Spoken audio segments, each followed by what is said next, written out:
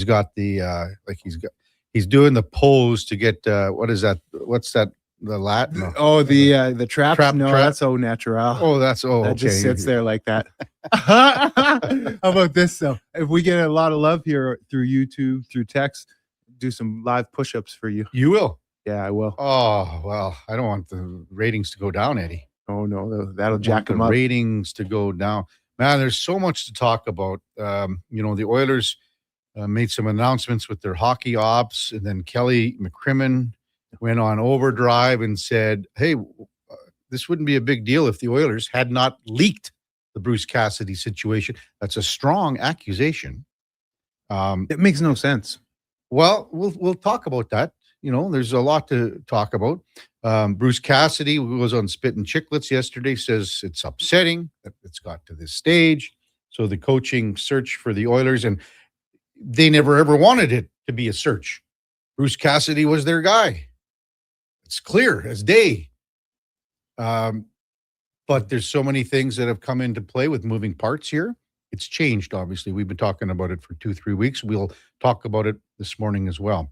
Tonight at Clark, it's the final preseason game. Stamps and Elks. So I went down to the practice on Wednesday. So they were still practicing by the time you made it down? No. You got out of here early? Or? No. They on Wednesday. So when I got down there, they just finished. And they finished 15 minutes earlier. I can, like, the practice was supposed to end at 12.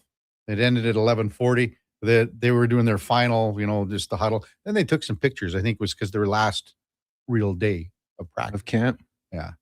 Because yesterday would just be a walkthrough, right? You got to take your own advice, which you tell Duke with the fantasy frenzy. Duke, just let Connor take the last segment. You can get out of there. You got to do the same. Yeah. Go get down there, KK. But anyway, it was good. And did a few interviews. I took Sammy the dog down there too. Oh, nice. Yeah. So the guys were pretty happy to see him. Whatever. They let the pup out. Yeah. So, but anyway, then yesterday we started talking about it, and the game, as of yesterday, wasn't sold out, which to me makes absolutely no sense. So there's a few ways to look at this. The season ticket base is around 9,900. Okay. The seating capacity tonight is 6,000. You'd think you should have it sold out immediately.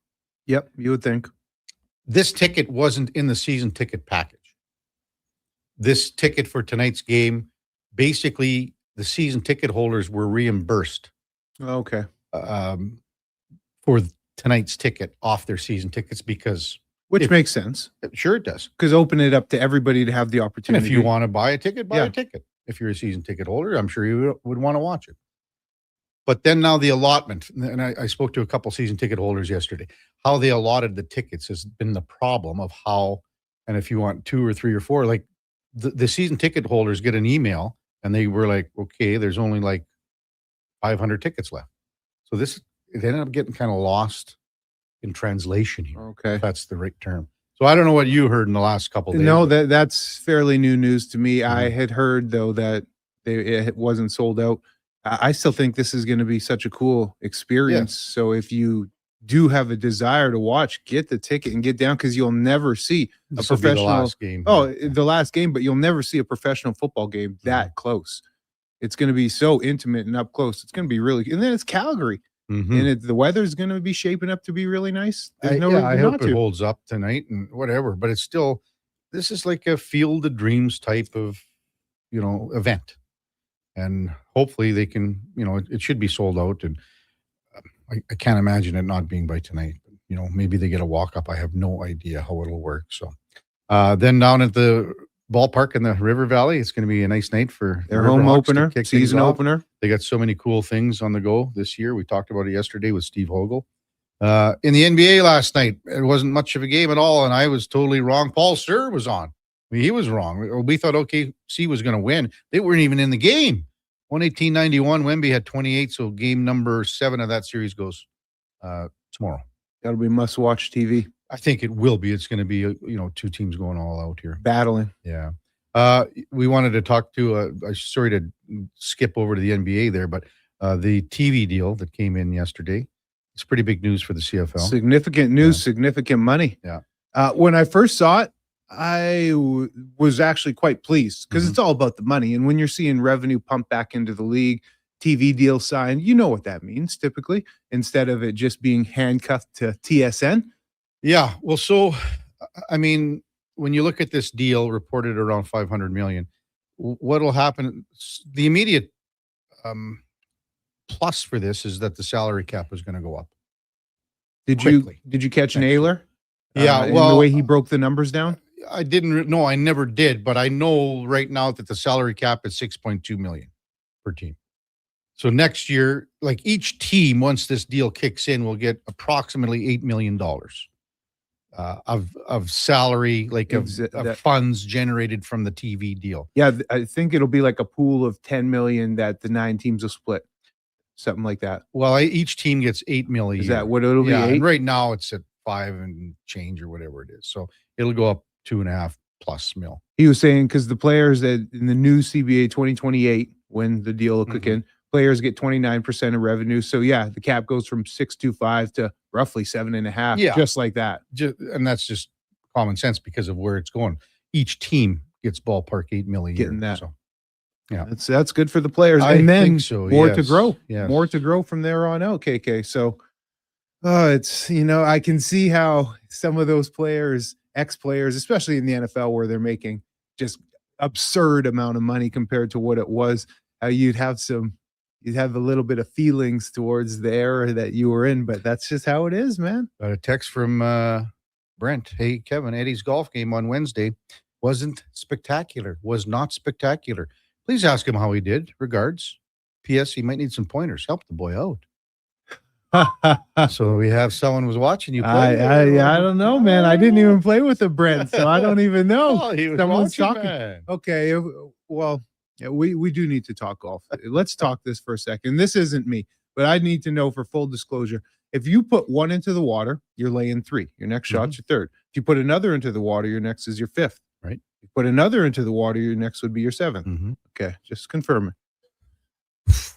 Well, already you got a high number. We haven't even. No, that's not for me. What was your final score? That's not for me. That's not. I'm just confirming. I'm just confirming with the boys. Just first confirming. of all, wow. That's not for me. Let's welcome in the Duke of Delburne, who could not contain his laughter.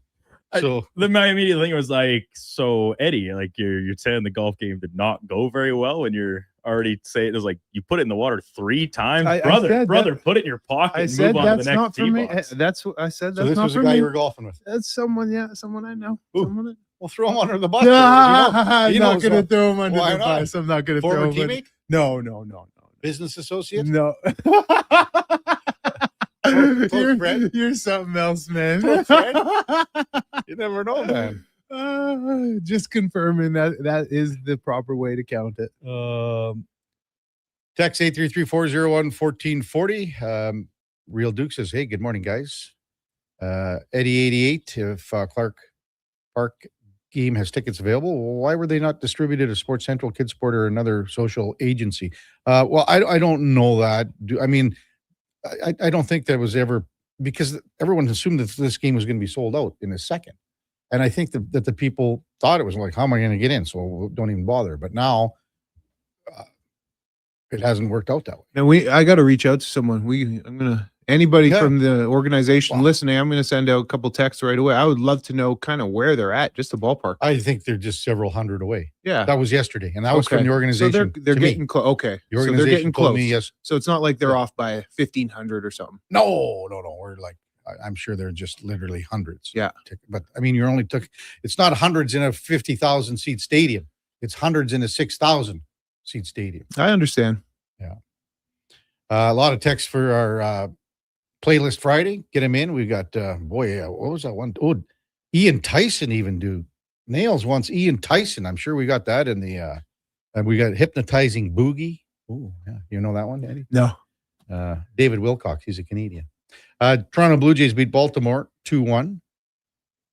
That's a good start in this series against the Orioles. It was a good pitching matchup with 2 old farts on the hill, and Patrick Corbin and Chris Bassett, the former Blue Jay. So we got a jam-packed show on a Friday. It usually is on a Friday because we're heading into the weekend and we're getting things ready to roll. Cordell Jackson's going to be with us.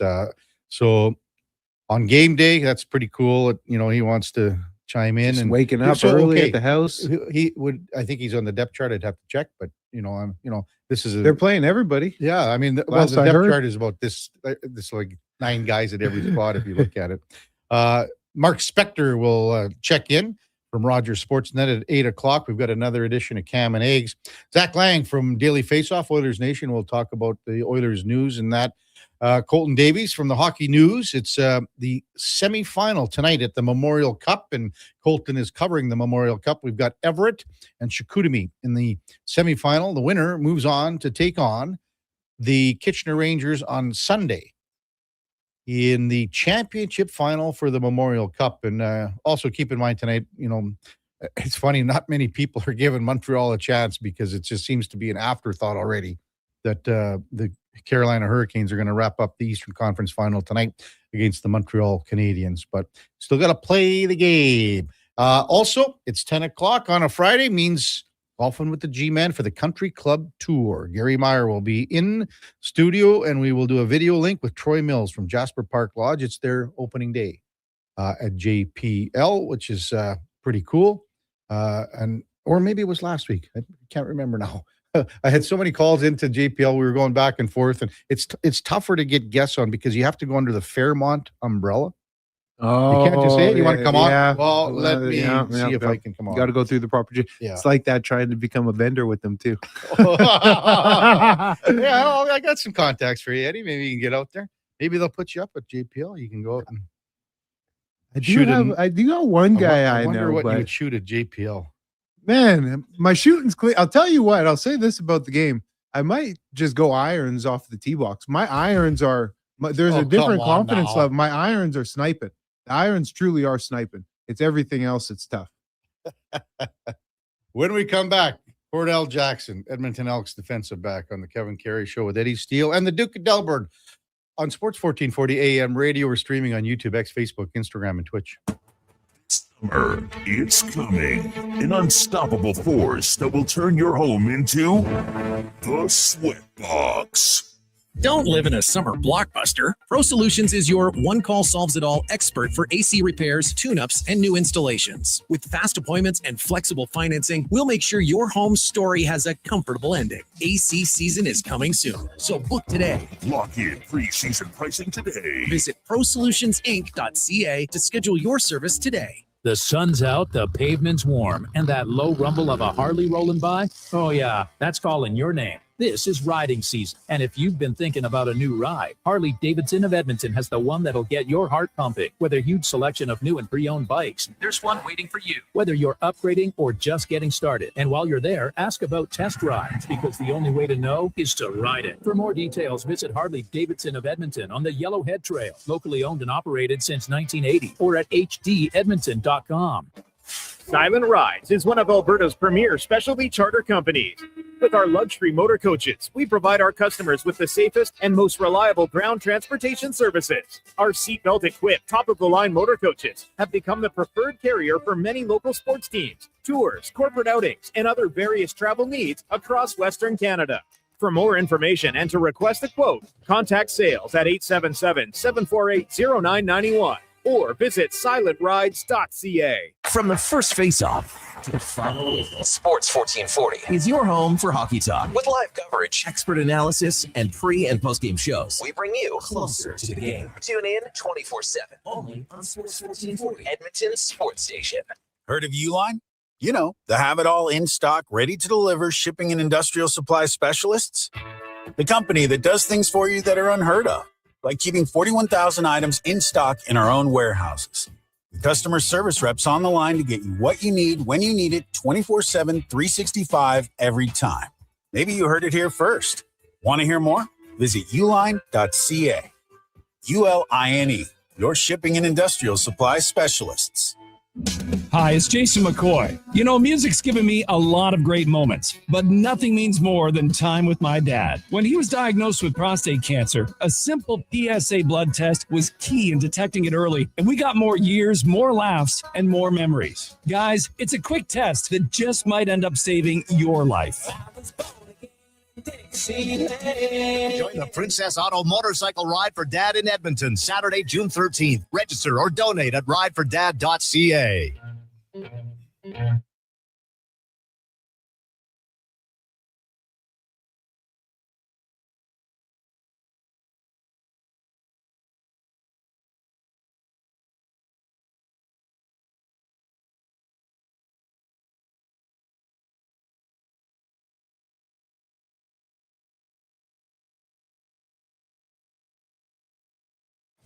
Stories, guests, and insights. This is Sports 1440 and the Kevin Karius Show.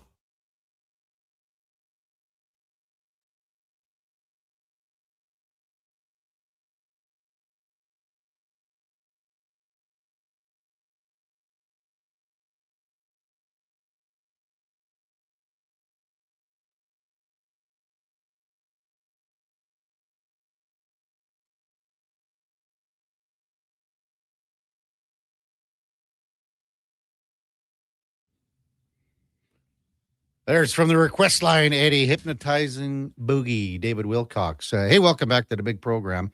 7:20 in Edmonton. Time now for the headliner of the day, brought to you by Mr. Rooter Plumbing, because your pipes take a beating on game day 2. Ready for overtime even when your plumbing is not. MrRooter.ca. As we welcome back Cordell Jackson, Edmonton Elks defensive back, to the big program. Good morning, Cordell. You're with Kevin Karius and the Grey Cup champion with the Edmonton Eskimos back in 2015, Eddie Steele. Thanks for jumping on Sports 1440 early for you on a game day. Really appreciate it. Yeah, anytime, man. Thank you for having me. How does a game day work for you? Obviously, up and at 'em quick. You want to sort of get the juices flowing, but how does a game day work for you? Maybe just run us through your process. Game day is pretty lazy for me. I don't really like to do too much. Probably get up, depending on the game, but get up, eat some breakfast, then I'm just kicking it. You know, probably foam roll, do a little stretching, get in the boot for a minute until I head to the stadium. Then once I get to the stadium, same thing, just probably hop in the cold tub, get a quick plunge. You know, shock the body, wake the body up, wake the nervous system up. Even you were getting Eddie's juices flowing going in the studio here, Cordell. Only on a game day. I know he missed you for sure. Nah, he doesn't miss me. I'm just kidding. What about your mental preparation? At what point do you start to kick it in there? Probably around, so today we play at 7, so probably around 3 o'clock. I mentally click it in 2 probably. It just depends. Yeah. Would it be in the first game back in a little minute? Probably 2 o'clock to make sure I'm really sharp. Right. What time do you like to show up to the stadium? Normally, I guess the latest, if it's a 7 o'clock, they'd have you in-house by 4:30 to 5 p.m. at the latest. When do you like to arrive? Probably 3 o'clock. Get a quick pump in, get the show just warmed up, ready to hit somebody. I like that. Another thing I wanted to ask, you know, we're speaking with a pro athlete here, so talk to the listeners about what you're going to eat for brekkie on a game day. Are you going to go get some McDonald's sandwiches? You're going to make something at home? What are you going to do for breakfast? Breakfast probably pretty light. Do probably a light omelet. Put some veggies in there. If not that, then I like to go to Tiramisu as well. Tiramisu got some good breakfast that I like. Nothing too heavy though. I like to have a good heavy lunch / dinner. So I'll probably eat around 3 o'clock and probably get some salmon, rice, broccoli, something healthy that doesn't sit on your stomach too long. Right. Cordell Jackson, Edmonton Elks defensive back with us. Kevin Karius, Eddie Steele with you here on Sports 1440. So the final preseason game tonight, as a player, what are your goals personally going into a game like this to make sure that you're ready for the season opener when things get underway in Ottawa? Number one, just be healthy, be smart. But number two, get into a game flow, you know, because everybody understands that when you play football, there's a certain flow that you get into. And I want to get into that flow, just flying around, make sure I'm in game shape, just executing, making sure we're playing well together as a unit. Definitely on defense, because we got to start fast, and we didn't really do a good job of that last year. So just making sure everybody's on the same page, we're starting fast, communicate, and having fun, most importantly, man, because it's a blessing to play the game. Eddie? Cordell, you're playing boundary half. Now, I would say that's probably the hardest, outside of quarterback, the hardest position to play in pro football. You have these insane athletes playing in the slot at the receiver position, running downhill at you with the waggle. It's extremely hard to do, hard to backpedal, hard to cover them with that speed coming at you. Now, have you been practicing? I know you can rotate around, and having conversations with you, I know you can play everywhere back there in the secondary. Have you been practicing exclusively at the boundary half throughout training camp, or have you been at free safety? Have you been down in the box playing some Sam? I love the recognition of how hard it is to play boundary half to start. It's the hardest, man. That's the hardest position in pro football. You have the best athletes on offense running downhill full speed at you. Definitely. But yeah, I've been a little at free, a little at corner, just to make sure, versatility. Just also being able to step in because we had some people go down and some of the rookies go down. So just trying to make sure we're stepping in and everybody can play different positions just in case because we know it's a long season. So it was not been exclusively at boundary half, but I have been playing some other positions as well. Mm-hmm. Cordell Jackson with us on Sports 1440. The Elks take on the Calgary Stampeders tonight, 7 o'clock kickoff at Clark Stadium. What do you think it's going to be like playing in like an intimate atmosphere with about 6,000 fans tonight, Cordell? I'm excited, man. Like I said, I remember they played back there in the day, and just having an atmosphere where it's close and confined, like you said, very intimate. I like that atmosphere. I hope there's a lot of fans there and they show out and be loud, man, and have a good time. I talked to Malik Carney on Wednesday following your practice there to close out the week, and one of the questions I asked him, Cordell, was about team identity. And he said, man, I am big on team identity, and especially on defense. Are you in the same boat there? And what do you want, or what do you think this identity on defense will be this year? Brotherhood, violent, fast, holding each other accountable. Just making sure that we're physical as well. And with that being said, we are all, as a defense, big on our identity just because when you buy into that, it starts to take over who you guys are and how you guys play. And anytime you don't have an identity, anything can get slipped through. So we're big on identity, big on playing fast, violent, and just being accountable to each other because that's how you get better as a unit. You talk about brotherhood, you use that term. How close is this locker room? Because we hear about it in interviews with coaches, management, but as a player, do you truly feel the love in this room? I honestly do. I think this is probably one of the, definitely being professional football. This is probably one of the closest locker rooms that we have. It's not really divided. We really go out and just spend time with each other, no matter what it is we're doing. No matter if it's eating, watching film, going to lunch together, especially that DB unit, man. I think that DB unit really is gelling really well together. But it's everybody involved, but I love that DB unit especially, man. Cordell, we had your offensive coordinator, Coach Maximic, on earlier in the week, and I asked him the question, how has the defense been looking? Because he gets to practice and not scheme up specifically to beat you guys in camp, but, he still has to prepare his unit to play you guys. I want to ask you the question vice versa. How has the offense looked? Because you saw the performance they came out and put up 450 yards of well-rounded offense week 1 of preseason. Oh, that was not a surprise at all, man. We got some great receivers that we brought in and some great guys coming back. And even the running back position, man, is anybody can hit an explosive at any time, as you guys can see. And it's all just about continue to gel and find that flow and that rhythm with each other, continue to get reps. But it wasn't a surprise at all, man. That unit is very explosive, and we can see it at practice. They make us better and we make them better. Like it always says, iron sharpens iron. So I love that unit, man. It helps you get better. It helps you grow as an athlete, as a player as well. And as a DB, do you see the nastiness in the O-line? Like, do you really see it? This unit is some down and dirty guys. Oh yeah, DBs. We got a love-hate relationship with the O-line, man. We see them in space, and we know to get out their way for sure. But no, I love the group of O-line as well, man. They're, like you said, they're a tight unit as well. They're always doing things together, and you could tell when they play because they gel. And if anybody, they're the first ones to get the quarterback up, first ones down the field to get the running backs up, get out of bounds. They're the enforcers, So you really do need that as an O-line position, and I do see the nastiness. I think we're going to see it more and more as the season progresses. Cordell Jackson with this Edmonton Elks defensive back. The Elks take on Calgary tonight, 7 o'clock at Clark.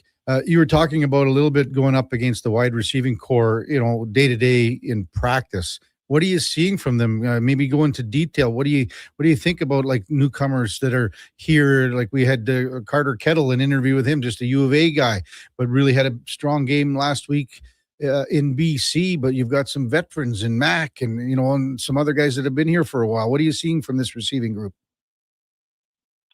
A selfless unit is what I see. Not afraid to block, with Justin Rankin being in the backfield. Know we're going to run the ball. So they're very selfless as far as blocking and making sure that they're doing their assignments. And they're pretty versatile as well, to keep lining up in different positions.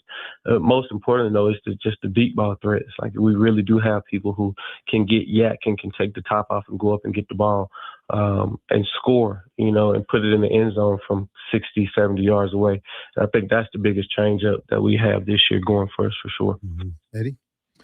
Yeah, man, that's pretty much all I had for Cordell, to be honest, KK. I mean, this is a game here tonight where you still want to set the tone.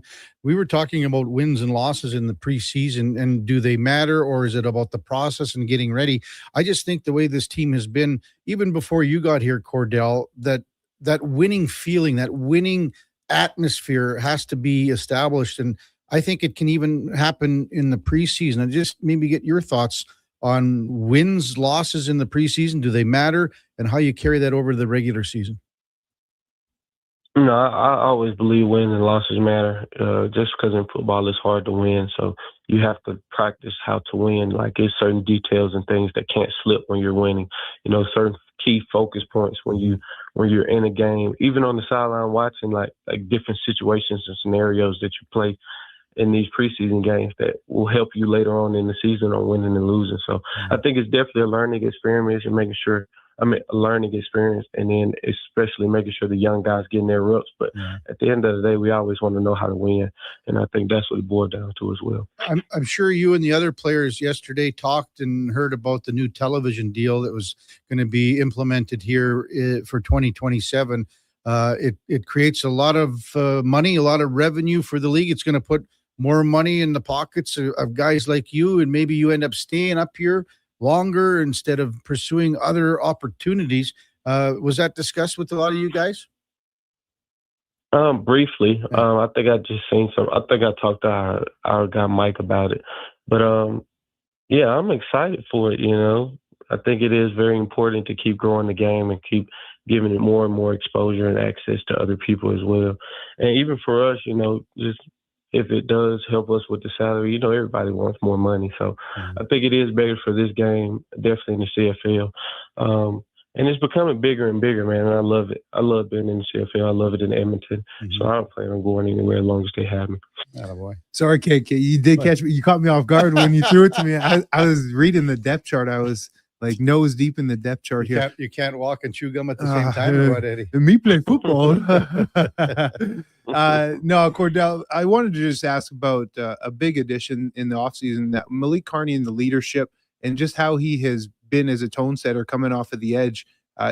With the unit, the D-line unit, there is no sugarcoating. They struggled a bit last year. They didn't generate the pressure that was needed. So has Malik Carney come and established that force that needs to be there? Yeah, definitely. I think his style of play also is a big reason to why, we got him in the offseason. And he's definitely a big part of what we're going to do this year. And just because, with the big name like that and the ability like that, he's going to draw plenty of attention. And so it's going to also help opportunities for other guys, to step up and make plays and one-on-ones and possibly even be set free, And I think that's what he was brought here for sure. And he's very dominant. He's very physical. He loves the game. He has fun with the game. That's what people, I don't think, know much about him. He does love the game. He has a lot of fun. He always wants to celebrate with the team. Big team guy, man. And he's a good acquisition for us for sure. Hey, Cordell, thanks so much for coming on early in the morning. I know you're getting ready for your big breakfast. And like Eddie brings in, you should see what he brings into the studio here. Well, I wish he could share some of this top quality breakfast food with you, because boy, it's like spinach and Popeye with him. Oh man, you got to eat clean. You got to feed the body, Cordell. Oatmeal and eggs, baby. Yeah, definitely. Okay, Cordell, have a great game tonight, and we'll talk to you soon. And good luck this evening and over the course of the year. Best of luck. Thanks for coming on. All right, thank you guys, man. Anytime. Cordell Jackson, Edmonton Elks defensive back. Yeah, we had him on about 6 weeks ago. Not quite, about somewhere in there a month. Had him on the pod as well. Yeah. I mean, he's just a solid guy. Really nice guy. He was the defensive player of the year. We discussed that at length the last time. I didn't want to go into detail again on that. He's versatile. He can do everything back there, man. Yeah, I mean, and they have him. Like I said, I gave him the recognition. He's playing the hardest position on defense. So, how do you like as a player when you got to move around? Like, how much does that not weigh on? Is the wrong term here, but you got to make sure that your assignments. Right? That's it. It's mental. Yeah, the physical is nothing. We're playing ball out here. We're running and we're tackling. It's the mental because. Say even, for example, you're playing on a different side of the field, and I know the field swaps and whatnot, but some guys will stay to the right only or stay to the left. Yeah. And you have to just totally know the playbook inside and out, different positions, the blitzes, because there's so many different blitz packages. Guys are coming from different angles and different layers in the defense, and you got to know where the defensive linemen are going to go. If you're playing on one side, it can be quite confusing. So it's more shows the mental fortitude of a player when they can move around like that. It shows that they're a very smart, intelligent person. Yeah. You know where he played his college ball? It's a tough one. And I'm going to get Duke in on this one right away. He played his college ball. Give me a hint. Just one hint. Small school. I knew it was. I knew it was small. I knew it was small, Kevin. It is. Here's what I'm gonna do. I'm gonna give you the name of the school, Duke, and don't be Googling stuff, Duke, right now. Look at Duke. As soon as I said Duke, I'm gonna bring you any. Oh, this is no fair. So he went to Austin P State University. Now, can you tell me where Austin P State University is? Texas. Eddie? No, I thought for sure it was Texas. No. Where's that? Duke, did you know before you Googled it? Well, I didn't look where it was. I just looked at because I already had Cordell's page up, and because I knew he was from Alabama, but I wasn't sure if he went to one of the small schools down there. But no, it's Austin P. It's in Tennessee. Yeah, wrong. Okay, do you know what city it's in? That I don't. Okay, do you? Yes. Okay. Well, did you or did you? No, I knew before when we did the interview. Okay, now tell us why. Because when I did the research, like 5 weeks ago when we had him on, because we talked about Austin. Okay. I'm seeing. So what city? Clarksville, Tennessee. Well, that's where you took the last train. Do you know what their the team name is? No, I don't. The Governors. Oh boy, Austin P Governors football. That's a unique one, man. Holy. No Tigers or Wildcats or something in there. Governor. The governors. Text 833-401-1440. Schwackhammer says, morning, guys. I think he's saying that the field for Commonwealth is being replaced with natural grass for the soccer game. Is the grass going to be left in for the season? I hope so, as it's a real waste of money just for one game. If they going to turf, LOL, I'd love to redo my backyard. Well, I'll tell you what. I was discussing this yesterday, and I don't know what they're going to do with the turf. This soccer turf grass is going in, it's in for the one game Monday night against Uzbekistan. Coming out. It is coming out. I have heard no sniff of any football being played on natural grass. Oh, no. They're going back. She coming out. Yeah, and they're putting in and out. They're putting the turf. Wow. A new Who turf puts back the up. bill? Is that all FIFA? Who puts this bill?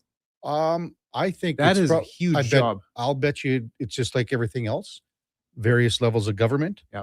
The World Cup is $1 billion from levels of government across our country. $1 billion. But most of that's Toronto and Vancouver. So for something like this, I am assuming that the city of Edmonton had to put out some dough. I'm assuming the province put out some dough. FIFA, every level, and whatever else. Every to have level. This game. Every level. But basically, Commonwealth. The Elks haven't practiced here all year yet. That is a big job. Yeah, so, but we were talking about it yesterday. I would love a little of this grass because now first of all, this grass has had to been in for a while to get it. You're not going to have these soccer players on Monday blowing out knees with crap grass. Oh, for sure not. No, it's in there. It's been seeded up nicely. So the next question is, what do you think they do with this grass, KK? I know we got to bounce to a break here, but honestly, does this grass just get wasted?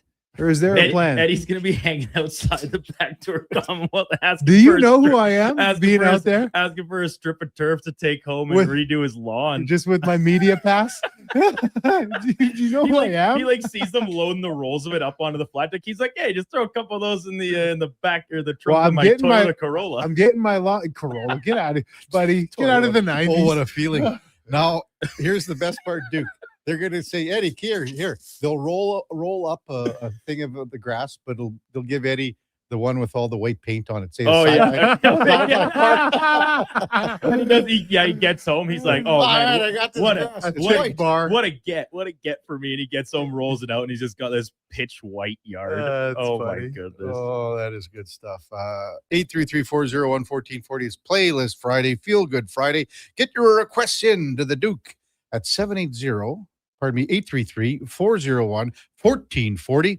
The Duke will get them on if you get him in. I don't understand. Matt LeDuc's giving you a cut here about your questions. Offensive coordinator Eddie, how about that D-line coach? Corner Eddie, how about that D-line? No, I didn't ask about D-line coach. I did ask about the O. I asked about how the O's looking. You know, He's giving you the gear. Yeah, I get it. I'm just trying to generalize it for everybody. I'm trying to make it football friendly for everybody. Oh, I could nerd out and just talk straight technique about how a halfback plays with a receiver coming out of the slot, but I think I would lose some people. I'm going to have to send out a birthday wish. Apparently, it's Ryan Rashog's 50th birthday today. Ooh, the big 50. 50 years old, man. He looks like he's about 65. What is it, the thin in hair? Everything. Just, it's the stress. It's everything, Happy birthday, Shogger, you old Happy birthday, Shogger. When we come back, we'll get to more of your texts. Top of the hour, Mark Spector from Rogers Sportsnet. It's Kevin Karius Show with Eddie Steele and the Duke of Delburne. We might as well say it now. No Josh Fenwick, MIA, Duke, because he responded to your text. He has. And he's on his way. He's going to make his way in, to use his quote. I bet he's got breakfast sandwiches. Oh, there's something for that walk of shame. That's for sure. I hate when guys don't show.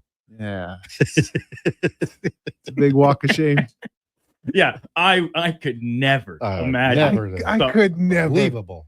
We've all been there. It's unfathomable. We have all been there, just not 6, 7, 8 times.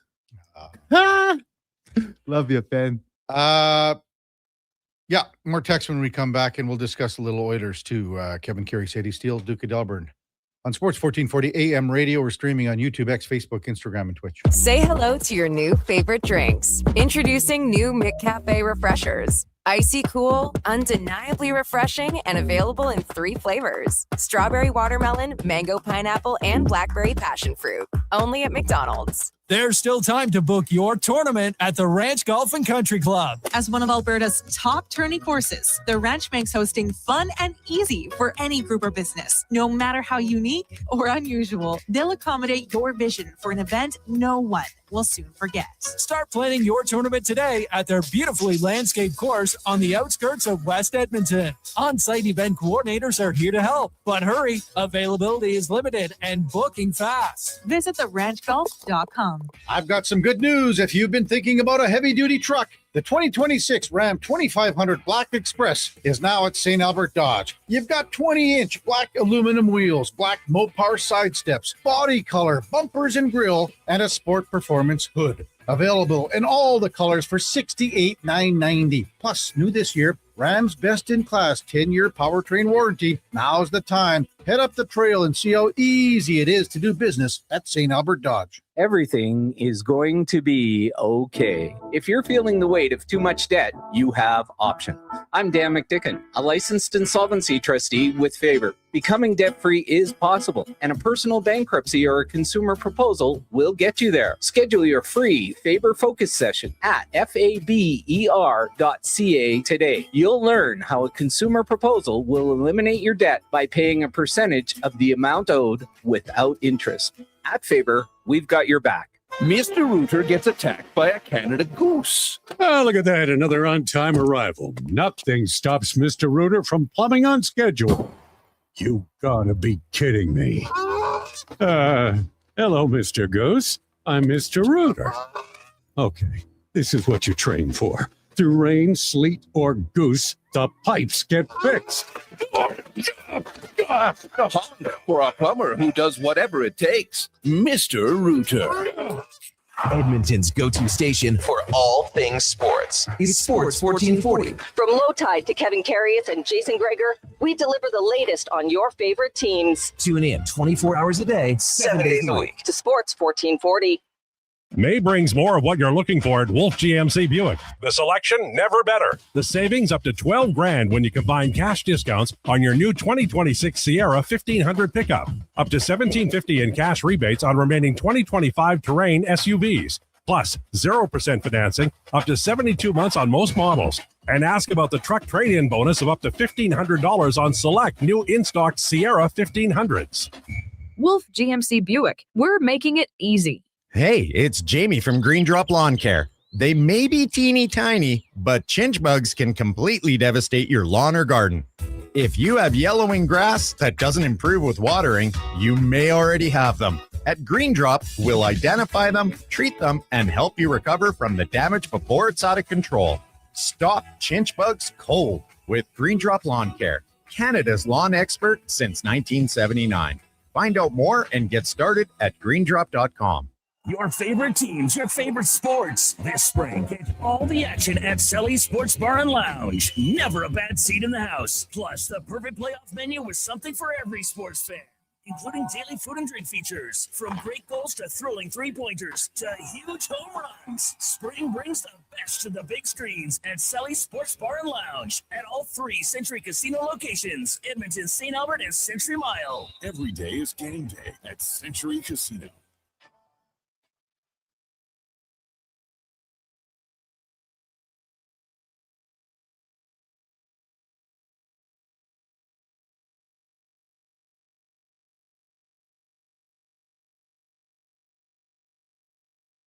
The Kevin Karius Show, breaking down Edmonton's favorite teams, even though his favorite Junior A hockey team is the Yorkton Terriers. Thanks for checking in with Sports 1440.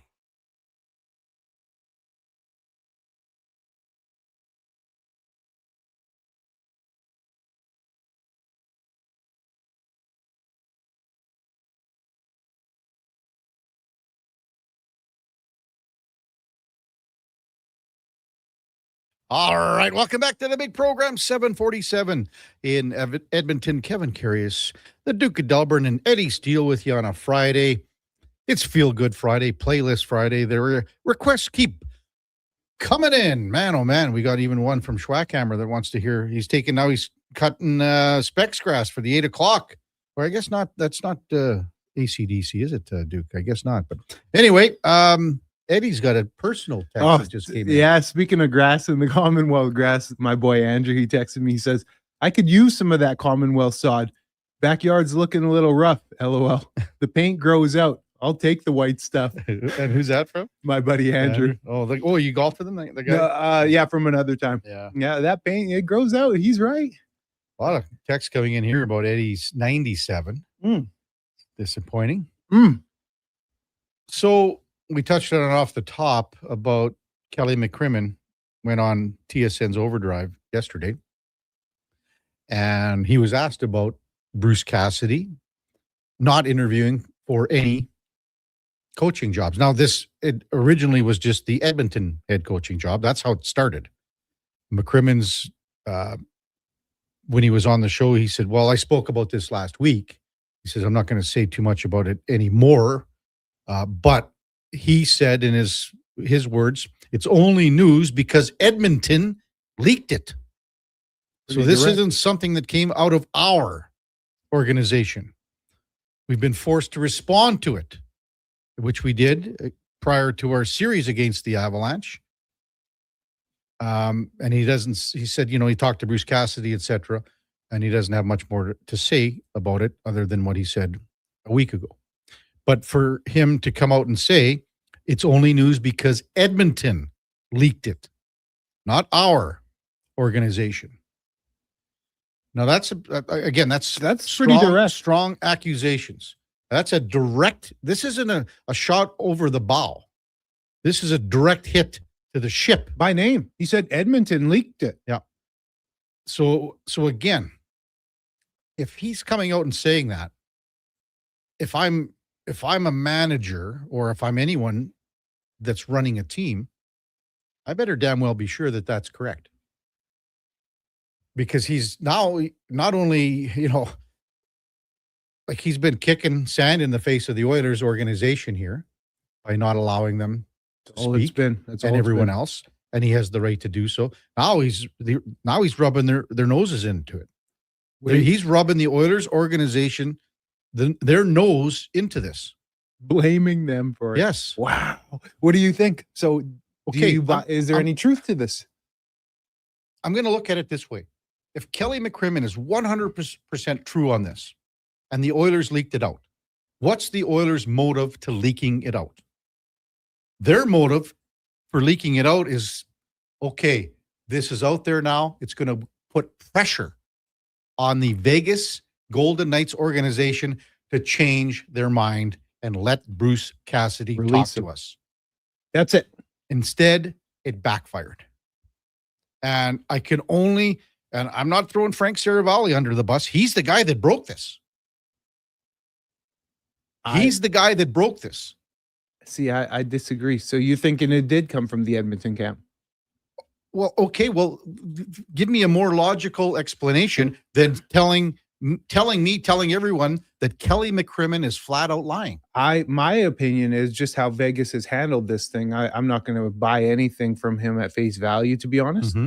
From that is Kelly McCrimmon. But Edmonton is the last party in all this that would want this leaked out. Let's not forget about how it happened with Chris Knobloch. They didn't want this to come out and have to do Knobloch the way they did him. They wanted to be secretive. They didn't want this to get leaked. That's what I'm saying. This has blown up in their face. But I don't think they wanted this to get out. They wanted to be secretive. And had Bruce Cassidy, had they been granted access and they could have talked to Cassidy without anybody knowing, they would have fired Knobloch and Cassidy would have been moved right in. Instead, it's a storm.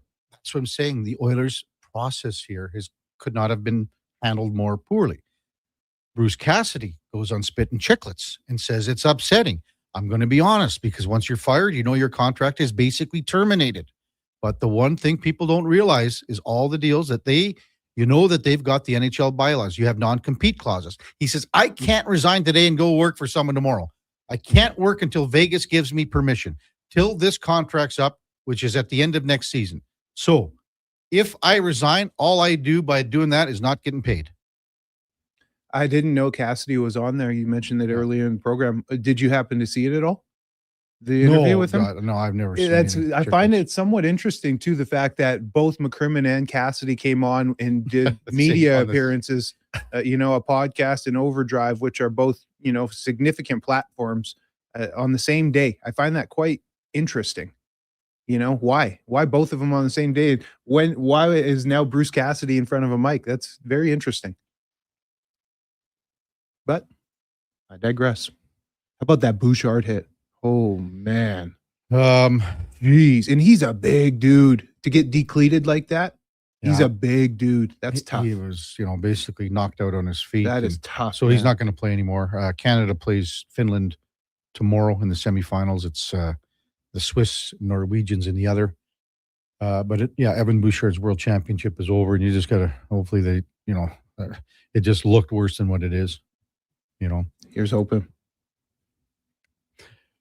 Text 833-401-1440.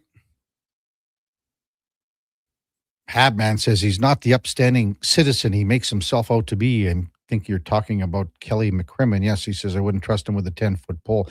But again, that's such a strong accusation. Strong. Noel Rinsky says, you tell him Eddie KK's wrong. What am I wrong about? What am I wrong about, Noel Rinsky? I just think that, again, I think that the Oilers, this didn't come from the Oilers. They wanted to be they wanted to be as sneaky as possible and do this all in the nighttime, and they would have fired and hired Cassidy, fired Knobloch without anybody knowing. This blew up, and they had a bunch of egg on their face because it did get out. Why would they release that to get them screwed? Jason says Bruce Cassidy's team leaked it. It benefits him. Well, how does it benefit Bruce Cassidy to leak it? He knows that he can't go anywhere. AK says, gents, I heard from a source that went down with what went down with Cassidy was that Bowman called McCrimmon to ask about interviewing him. McCrimmon asked Bowman if he had fired his coach yet in Knobloch, to which Bowman replied no. So McCrimmon declined the permission because of that. Edmonton then leaked the info and McCrimmon got mad, so he's going to make them wait. Well, I don't know what your source is, AK, but let me know. Let me know. Mm-hmm. It's all around sloppy. And just imagine a world where Edmonton has to, in reality, check down and potentially doesn't get Cassidy, the guy that all this happened for. 833-401-1440. I mean, there's nothing like Oiler controversy that gets our text line blowing up. It's the blood boiling. Let's see what Mark Spector has to say about that when we come back on the Kevin Karius Show. Before that, time now for a Sports 1440 update brought to you by All-Star Construction. They shape and build Edmonton communities, specializing in underground utilities like power, gas, telecommunications, and street lighting. That's All-Star Construction. Here is the Duke. This is a Sports 1440 update.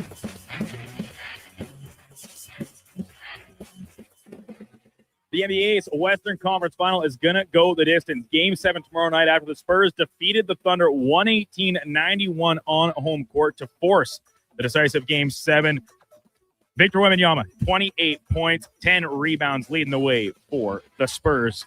In the majors yesterday, light day on the schedule. The Blue Jays pick up a win in their opener down in Baltimore. Andres Jimenez homered, leading the Jays to a 2-1 victory over the Orioles. Elsewhere, Angels beat the Tigers 7-1. White Sox top the Twins 6-2. Braves over the Red Sox 10-2. Pirates fall to the Cubbies 7-2. And Houston beats cross-state rivals Texas Rangers 5-1. Coming up in hour 2 of the Kevin Karius Show, we'll be joined by Sportsnet's Mark Spector, and we'll check in with a new edition of In or Out. I'm Brandon Douglas at your Sports 1440 update. Sports 1440 in West Edmonton Mall and Wetaskiwin. CKJR is a Stingray radio station. Download the free radio player app and listen wherever you go. When thirst strikes and your energy begins to fade, one hero rises above the rest. Introducing the Superpower Smoothie from Booster Juice. A bright sun-charged burst of mangoes, bananas, and blue spirulina. An out-of-this-world smoothie, just in time for the new Supergirl movie. Discover your power and channel your inner superhero.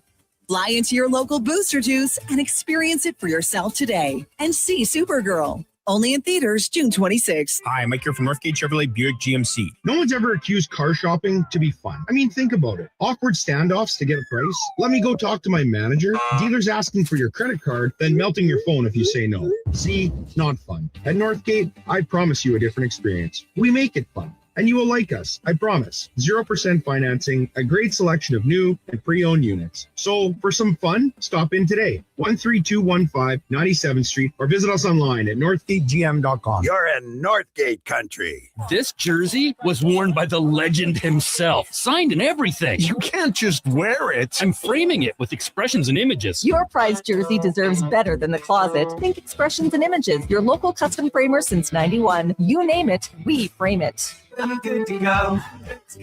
With Mortgages to Go, you'll be good to go. MortgagesToGo.ca says yes when the banks say no. That's why Alberta has trusted Mortgages to Go for over 23 years. If you need cash and have equity in your home, you're approved instantly, guaranteed. Call 1-888-888-5998. That's 1-888-888-5998. With Mortgages to Go, you'll say, I'm good to go.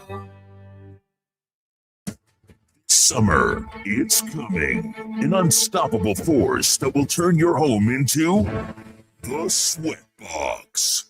Don't live in a summer blockbuster. Pro Solutions is your one-call solves-it-all expert for AC repairs, tune-ups, and new installations. With fast appointments and flexible financing, we'll make sure your home story has a comfortable ending. AC season is coming soon, so book today. Lock in pre-season pricing today. Visit prosolutionsinc.ca to schedule your service today. Ride for Dad is back. Join Sports 1440 as we help raise funds and awareness for the fight against prostate cancer. The ride starts Saturday, June 13th at Blackjack's Roadhouse. Register online at ridefordad.ca and find more info at sports1440.com. For over 60 years, the folks at Diablo Boots have been selling the best Canadian-made boots. Handcrafted in Winnipeg, Canada West makes the best quality cowboy, biker, and work boots for Diablo Boots with replaceable soles and heels. Why buy cheaper quality like Ariat, Justin, and Red Wing made in China when Canadian-made is better? Support Canada's workers and Diablo Boots for the best boots. So save on boots by Save On Foods. That's Diablo Boots, 3340 Gateway Boulevard on the east side of Save On Foods. Canada West and Diablo Boots, the two best names in the boots business. Hi, it's Jason McCoy. You know, music's given me a lot of great moments, but nothing means more than time with my dad. When he was diagnosed with prostate cancer, a simple PSA blood test was key in detecting it early, and we got more years, more laughs, and more memories. Guys, it's a quick test that just might end up saving your life. Join the Princess Auto Motorcycle Ride for Dad in Edmonton, Saturday, June 13th. Register or donate at ridefordad.ca.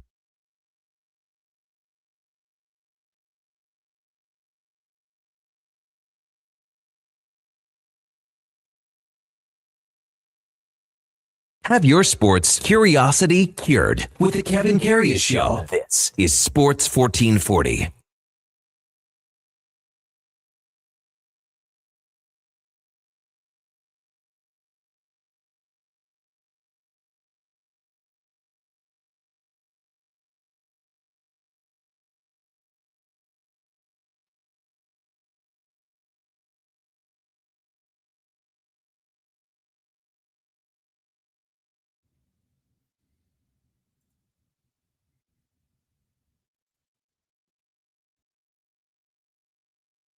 All right, welcome back to the big program, 801 in Edmonton. Kevin Karius, Eddie Steele, Duke of Delburne with you on a Friday morning, Feel Good Friday, Playlist Friday. And it's 8 o'clock, which means it's time for On the Mark, brought to you by Northgate Chevrolet Buick GMC. Right now, you can get 0% financing on heavy-duty trucks, finally, and 0% financing as well on all half-ton trucks, too. See more at northgategm.com as we welcome in Mark Spector from Rogers Sportsnet. Good morning, Spec. Eddie, you got to adjust that chair. There you go. Sit up straight, son. Holy cow, you look a foot shorter than Kevin out there. Never mind, Spec. Like he had the guns out. He was posing here. He wants to do push-ups in studio. When in Rome. Yeah. Well, you look like you got a little work done at the cottage there yesterday. I can't see him. Yeah, I actually had kept a little bit of an eye on that basketball game you were talking about last night. Wasn't worth watching. Sorry? It wasn't worth watching, was it, really? Well, I know. It seemed like San Antonio got ahead and stayed ahead, but kind of like we've been watching from Carolina. They get ahead and stay ahead. So, yeah, I was expecting. You going to that football game tonight, Eddie? Might. He's only going, Spec, if they give him a parking pass because he doesn't want to walk more than 2 blocks to the stadium. You really like to sell a fella out, huh? Good night. How come the biggest muscle guys are always the laziest, eh? Yeah. No. Come for a workout with me. Don't use lazy. In the gym, they're awesome. And then in real life, it's like 3 blocks. I can't walk 3 blocks. You're exactly right, Spec. Yep. You guys. But I'm going tonight, Spec. Are you coming into town for it, or? I don't think so. Is it on the DAZN or YouTube? No. Well played. You'll be listening to it on with Morley and Dave on Ched tonight, maybe. Oh, okay. Yeah, I might do that. Well, you know what? I love sitting. I like listening to the games on radio when I'm, camping. There's a time and a place. Like Absolutely. There's a time and place. You pour yourself a big rum, Spec, sit around the fire tonight, and Yeah, I enjoy a ball game when I'm driving, for sure. I've been listening to a lot of different major league games. John Miller calling San Francisco Giants games is a real treat, right? I'm not a big Giants guy, whatever. I'm not Jack Cooks in here, but Johnny Miller's call is awesome. I was listening to a Cubs game the other day. I listened to the Blue Jays in the car on 1440. We at 6 o'clock we tune in. So yeah, it's good sports in the car around the fire for sure, man. Yeah, Johnny Miller, his one line, and he was so good doing games with Joe Morgan, but he would when there was a play at the plate, he would go safe. Just the way he shouted it out. How he had, the tone. Yeah, he was really good, really good. You know what, Spec? We got so many texts again. When we talk about the Oilers and the coaching situation, our text line blows up. So I want to get your thoughts. I know you're on with Gregor yesterday, and Kelly McCrimmon saying that the Oilers leaked it. That's what he said yesterday on Overdrive. The Oilers leaked it. Those are strong. That's a strong accusation. What do you make of that? Well, it is spec. Or do you not think it's a big deal or not? No. You don't think it's a big deal? And do you buy it? Well, first of all, who cares who leaked it? Because it's going to leak. You can't think you're going to block this guy out, the most popular unemployed coach in the game at this moment. You can't think you're going to stand in his way from interviewing with anybody and it's not getting out somewhere. Like, who cares who leaks it? It was going to leak if it wasn't, the school of thought that is that Vegas leaked it because it made the Oilers look dumb because they hadn't fired Knobloch yet. And that's true. What about Cassidy's agent, right? He probably wants it out there that his guy's getting mistreated. Someone in Vegas would tell some other person. I mean, who cares who leaked it? It's getting out. It's not, if Kelly thinks that it would have been a secret to this moment, like he's living in a dream world. So personally, who leaked it? I don't care who leaked it, man. Doesn't make a difference to me. See, okay, here's what I said earlier in the show, Spec. If it's true and the Oilers leaked it, they leaked it because they felt it would be helping them to pursue and get a conversation going and an interview with Bruce Cassidy. Okay. And it backfired on them. And now they don't look very, they look inept as an organization because it all backfired on them. Well, I guess if we're sure that it was the Oilers that leaked it, if that was their plan and it happened the way you described, then you're right. Then that's exactly what happened. But I don't know who leaked it, frankly. So, I mean, what really matters in this? What really matters is Kelly McCrimmon holds all the cards. He's got them all, man. He's the one that decides if anyone gets to talk to Bruce Cassidy. He's the guy. So does it matter what Cassidy's camp does or what the Oilers do or what the Kings or Leafs do? No, it doesn't matter.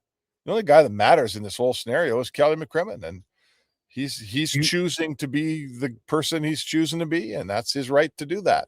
And you're correct in saying he has all the cards for sure. The Oilers, if you want to use the poker analogy, the Oilers called it, and they called his hand, and they felt that he was going to lay his cards down, and he didn't. Well, so do you think he would have laid his cards down if the Oilers wouldn't have done anything? I don't know, but that's if he's being 100% truthful here, that's the first thing. And if he's not, then I'm pissed off as an Oilers organization because now he's throwing and kicking sand in our faces. Mm-hmm. I mean, this is a bunch of he said, she said here. I'm not trying to impugn Kelly, but what's he going to say? We leaked it? He's not going to say that.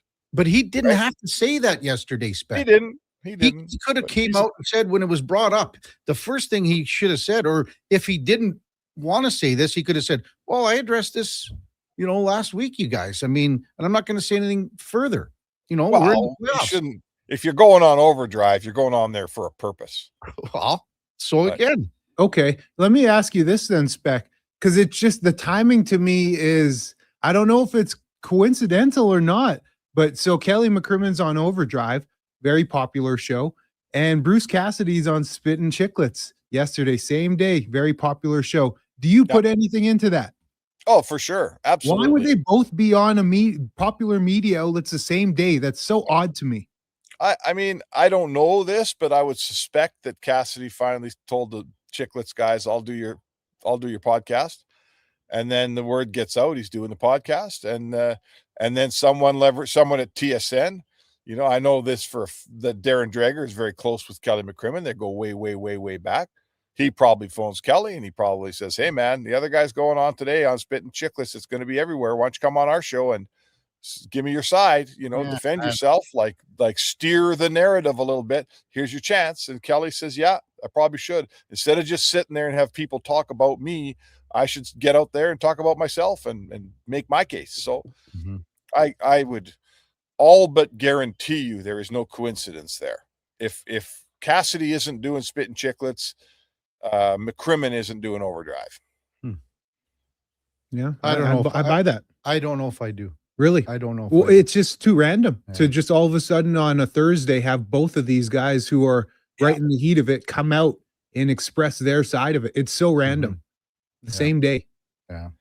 There are no coincidences, boys. That's right. Okay.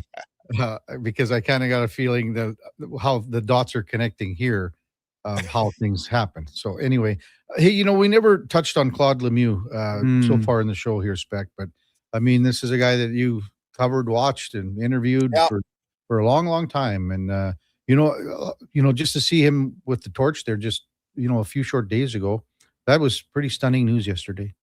Oh, I know. I mean, I did. I got to know Pepe a little bit just as a player reporter situation. I never dealt with him when he was an agent. I don't think I did.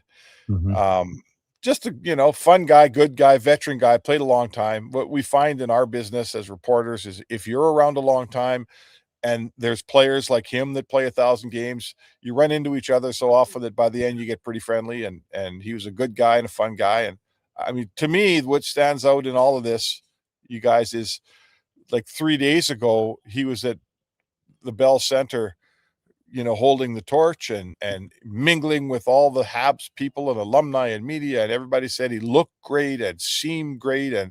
And then 2 days later, the news comes of his suicide, and I've talked to some people in Montreal yesterday. Everybody there is completely floored, like just had no idea. So, that's how it can happen, I guess, is my point. There isn't always overt signs. There isn't always, you can't look at a guy in a situation and go, oh, I don't like the way that guy looks. I mean, everyone loved him. Everyone said he looked fit and trim and positive and happy, and boom. So, I'm not a crisis counselor here, but it's crazy to me that how something like that can happen. Those two events can happen 2 days apart like that. That just seems crazy. It's like, the duck on the water, on the pond, right? Looks all calm up top, but underneath, you don't know. I guess. You don't know. Yeah, really sad. Pepe was a good guy, fun guy, great player, clutch player, got in everyone's face, liked to dive once in a while. I mean, he did it all, man. He made the game. He made, as a person who went to a game looking to write something interesting, if Claude Lemieux was playing, you had a lot better chance of writing a good column than a bad one. That's for sure.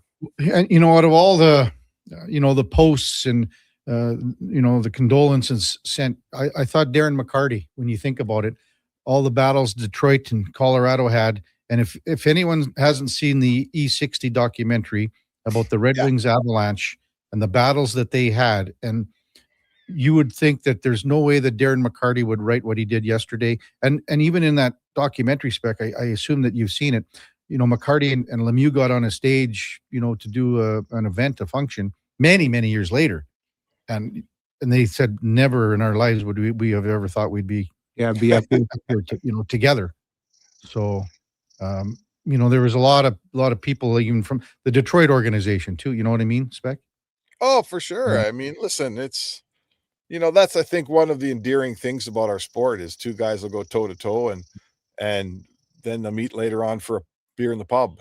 Two guys who played junior together will fight if it happens, and no one hates each other's guts when it's over. I think that's what, it's really a way to, like, I'm grown up in sports, man. I played sports as a kid, not very good at any of them. My entire adult life has been spent in dressing rooms and around teams. And so almost everything I do and know, I've learned through the Claire Drakes and the Craig McTavishes and all the people out there that taught me stuff. And one of the things that sports and certainly hockey's taught me is when you have a run in with somebody, if you don't agree, if you have an argument or whatever happens, you know what? Go to bed, wake up and start fresh the next day. There's no need carrying grudges. There is no positive about that. Hating someone beyond the moment that you had a little run in with them. I'll make it short. I remember one time I got into it with Teddy Green because he was coaching the team and they were terrible. And I wrote some stuff and he thought I was a real, what, and he got into it with me in a scrum and we were, I don't know, whatever, I was big terrible Teddy, he scared the crap right out of everybody. Yeah. So I was a little sheepish. So the next day I'm standing in the room and I'm looking one direction. I'm just standing there and I get a good hard shove on the shoulder, like makes me kind of, stumble a little bit. And I look over and it's Teddy Green, doesn't say a word, right? He shoves me and I look and it's Teddy Green. He's got this ugly scowl on his face and I look up and he's looking at me and then he breaks into a huge smile. And then he just walks away. He never said a damn word. Yeah. And the point was, sure, we had a run in yesterday, but it's a new day. You're a good guy. I'm a good guy. Let's live our lives here. And I'll never forget that moment from Teddy. And I'll it's tell a you that new right day. now. It's a new day. That's so well said, Spec. It Yeah. just brings me back to so many memories of, bad moments in football, bad encounters, bad relationships, but it's all Heat of the moment. Heat of the moment stuff. Mhm. But it's all forgotten about the next day, even in a game, right? When you're battling the competition. I hated Calgary players. I absolutely did. That's a real thing. I respect the organization, but playing them in between those 60 minutes, I really despised them because they were good. They were a challenge. After the whistle's done, you come and you guys are hugging at center field. It's all love because you respect each other. Yeah. Yeah. No, for sure. Life's too short, boys. Yeah. I mean, and let's go full circle. When something like Claude Lemieux dies at 60, right? 60 years old, man. I'm 60. Man. Life's too short to waste a bunch of days, Yeah, man. in having a fight with your family or not talking to your brother or some garbage like that. Like, get over it and live your life because you never know how long it's going to last. Yes, Spec. That's so well said, Mark. I just wanted to circle back one more, just a comment from you, what you thought about the Oilers, the hockey operations. They changed some titles, moved some pieces around a little bit, but what you thought of that announcement yesterday afternoon? Good people who've earned their stripes. They're not guys coming in from outside, which tells me that, the current management has had a couple of years with the guys like a Mike Parcati or a Kelly Larson, right? A Toby Salmelainen. Like, those guys have done work here at a certain level for a couple of years. Management likes the job they've done. Certainly, I can't speak to the analytics because it's so private. I assume they obviously like Parcati's work, but guys like Callie Larson and Sam Alain, the Oilers have had success bringing in free agent guys here, finding young players that are decent and can help that aren't in the draft. So to me, they've done a good job and they deserve a promotion. And I like an organization that promotes from within, I think I like Stan Bowman's work there. I got no problem with it. The two guys that I'm most happy for, and if the Oilers wouldn't have done something with Kurt Hill, another NHL team would have. And soon. So Kurt Hill, there you go. I think Kurt Hill making the step from the Oil Kings to what he's going to do with the Oilers is a smart move. And again, some NHL team would have grabbed him here and quick. And Mike Chan, I think, has been slugging it out with the Oil Kings for a long time, and he gets a promotion. And the Oil Kings are a well-run organization because guys like him were working for it. So good for Bowman and Jackson and all those guys for recognizing the people they have are good people. Now, that's the second guy that I was going to mention is Michael Chan. So he takes over Kurt Hill's job. And that's a guy, Eddie, that's, for the last 10 years, he started out in the video room and been grinding, working his way up. You're working 18 hours a day, man. And now it's fine. Those usually end up being some of the best people in organizations, know it through and through. Yeah. Good stuff, Spec. Enjoy the weekend. Listen to that game tonight. Pour yourself a nice smash this afternoon or whenever. You probably start around 11 on a Friday, don't you? Not me, man. Work, church, and home, baby. You know me. Tell them, hey, Karius, you lie to your friends? You lie to your friends. A lot of mine, Spec, but let's not BS each other. All right, boys. Have a great weekend. You too, Spec. Mark Spector, Rogers Sportsnet on the Mark, brought to you by Northgate Chevrolet Buick GMC. This truck's for you. Check them out at northgategm.com. Well, Spec had like talking about Claude Lemieux there, and then Ted Green, some great stories with Ted. I mean, Ted Green did so much stuff in our city behind the scenes that nobody knew. Well, the people that mattered to him knew, right? But he didn't do it for public accolades. He didn't go to, he did so much work with the mustard seed and the kids and, in the hospitals and all the he did so many things. Good heart intentions. And everyone was like, well, what do you mean he did? Well, he just did it behind the scenes. Never wanted any personal, like you said, an accolade or, a pat on a public pat on the back. He Totally. just did it because it made him feel good and it made everyone else feel And it good. made a difference. Yeah, absolutely. When we come back, we'll get to some of your texts, 833-401-1440. It's a Kevin Karius show with the Duke of Delburne and Josh Fenwick on Sports 1440 AM radio. We're streaming on YouTube, X, Facebook, Instagram, and Twitch. Home ice advantage is real at the rink and on your windows. Novo Blinds is Edmonton's own custom manufacturer, trusted by customers around the city. Factory direct pricing with the fastest turnaround around. Book a free in-home consultation at novoblinds.ca. Are new McCafe crafted sodas just drinks or something more? Like Sprite Berry Bliss, Creamy Strawberry Coke, and Orange Dream. All swirled with fizzy flavor and topped with silky cold foam. Only at McDonald's. At participating McDonald's restaurants in Canada.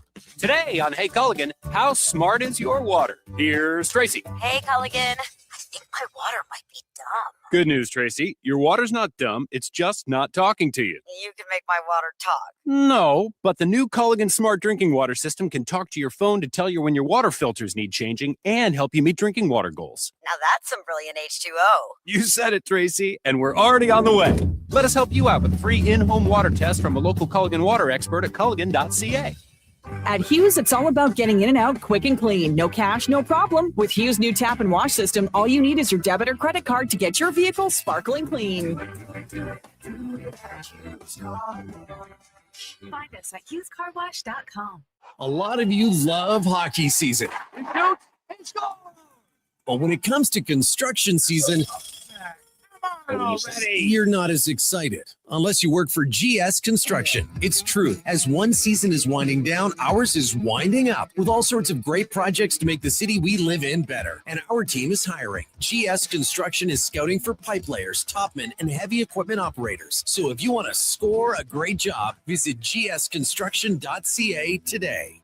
From the locker room to your radio, Sports 1440 is Edmonton's sports leader. Real talk, big personalities, and your texts. It's interactive. It's fun. It's where Edmonton talks sports. Sports 1440.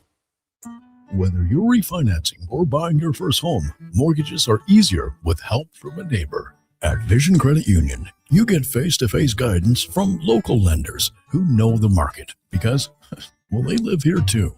They'll look at your whole financial picture with practical advice for payments, renewals, refinancing, and what makes sense long-term.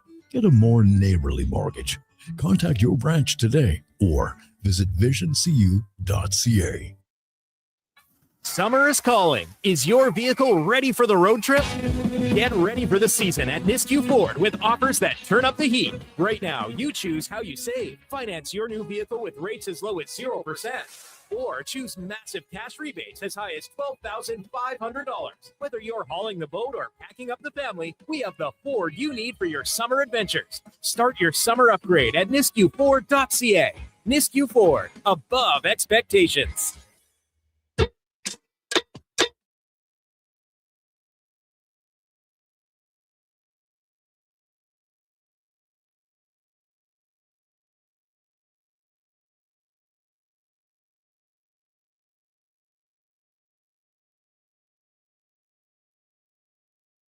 Sports 1440. All sports, all day. On YouTube, Facebook, and X. Thanks for listening to Edmonton's sports leader.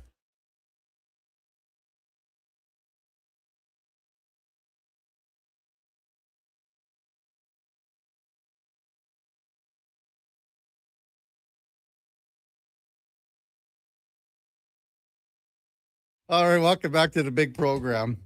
8:23 in Edmonton. Kevin Karius, Eddie Steele, Duke of Delburne, Josh Fenwick with you here in our Sports 1440 studios at West Edmonton Mall. I love when you can go through the text line and you see previous texts. And so I had to take, I had a double take here. This one came in from a texter called Esky, and it came in at 8:16 today, May 29th. But then the previous text is May 30th. But 2025. Okay. So almost a year ago to the day. So Esky texts in today and says, did I hear Eddie shot 97? No chance beating G. Shaw this year. A year ago, the text read, "Hey guys, great win last night. Just wanted to see the real deal's thoughts on his golf game yesterday with the G Shaw. I saw the scorecard. It was an epic match from Esky." So whoever's texting this in, obviously they know you and Shaw. Yeah, Grant me and Shaw, we play. Yeah, but this is almost a year ago to the day. Man, I'm telling you, Shaw's a stick, and we Yeah. have competitive matches. You know,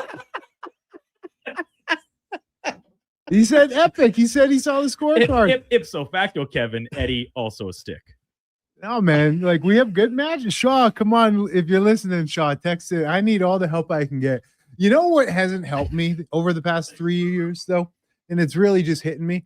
I'm the only person in the city of Edmonton whose golf game gets publicly ridiculed, and I think that just doesn't help a guy's confidence. If everybody else's game got talked about and mocked the way mine does, I think everybody would start to falter off a little bit. But no, Kevin and I talk about our games very openly. No, we you just guys don't don't. set such lofty goals. I don't know what's that happening. are unattainable. No, it is attainable. Set reachable goals, Eddie. yes. It wouldn't be such a big I've deal. been doing it though, guys. What, 85? Yes. I don't know what's going on. Is, like, you cannot be more bang on with an assessment of goal setting. Set realistic goals. What do they say? Shoot for the moon, land on the stars. Come on. Who says Dude, that? I heard him in the hallway laughing. No. Like, okay, for me, Eddie, I mean, I've cracked 80 a couple times, twice. So I've had 279s, and it hasn't happened in several years. But for me to go out and say I want to crack 80, well, that's a big goal. You got to put the work in, man. You got to get to the range. You got to go to the practice green. Yeah, you do. You got to get lessons. You got, like, I mean, I'm not saying you. I'm saying me, a person, everybody. a fella. Yeah, I got my punch card to the range. My 10 bucket punch card. I'm 4 buckets in. But Kevin, this is reality. This is what I want to shoot. What I expect to shoot. What I have shot since I've retired. Fairly consistently. This year is a little bit of a struggle off the tee box, but 42 to 45 on my nines. If I'm shooting a 42 to 45 on my nines, that's what I truly do expect. So if I'm doing 42, 42, that's super tight. That's clean. That's hard to do. Okay. But 42 to 45 is what I look to do.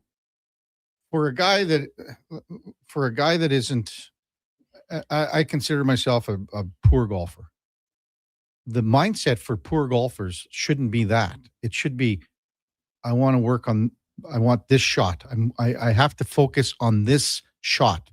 It leads me to my next shot. Then you stack up a few shots. The next thing you know, you've got a few holes. And you're managing the if course. If you have a bad hole or a bad shot, don't compound. You can't have the blow up holes. So I think the process is what you should be in your goal setting. Not, I want to shoot 85 this year.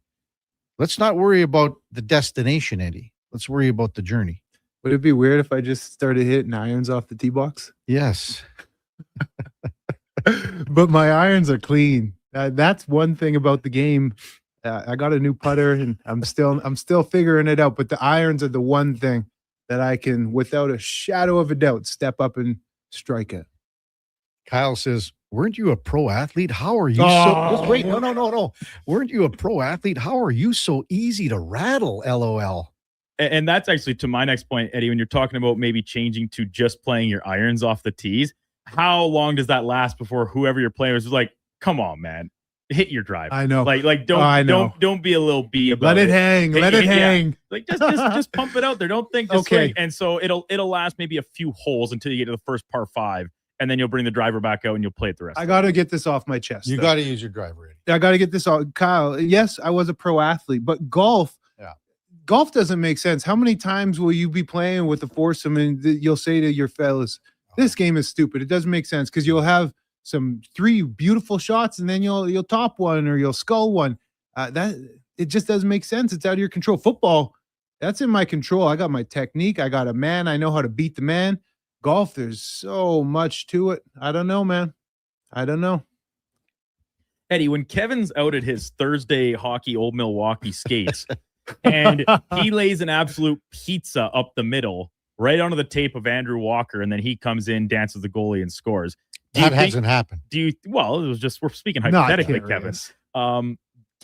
Do you have things that deter you in the middle of a game? Like it's not exclusive to golf. That's sport.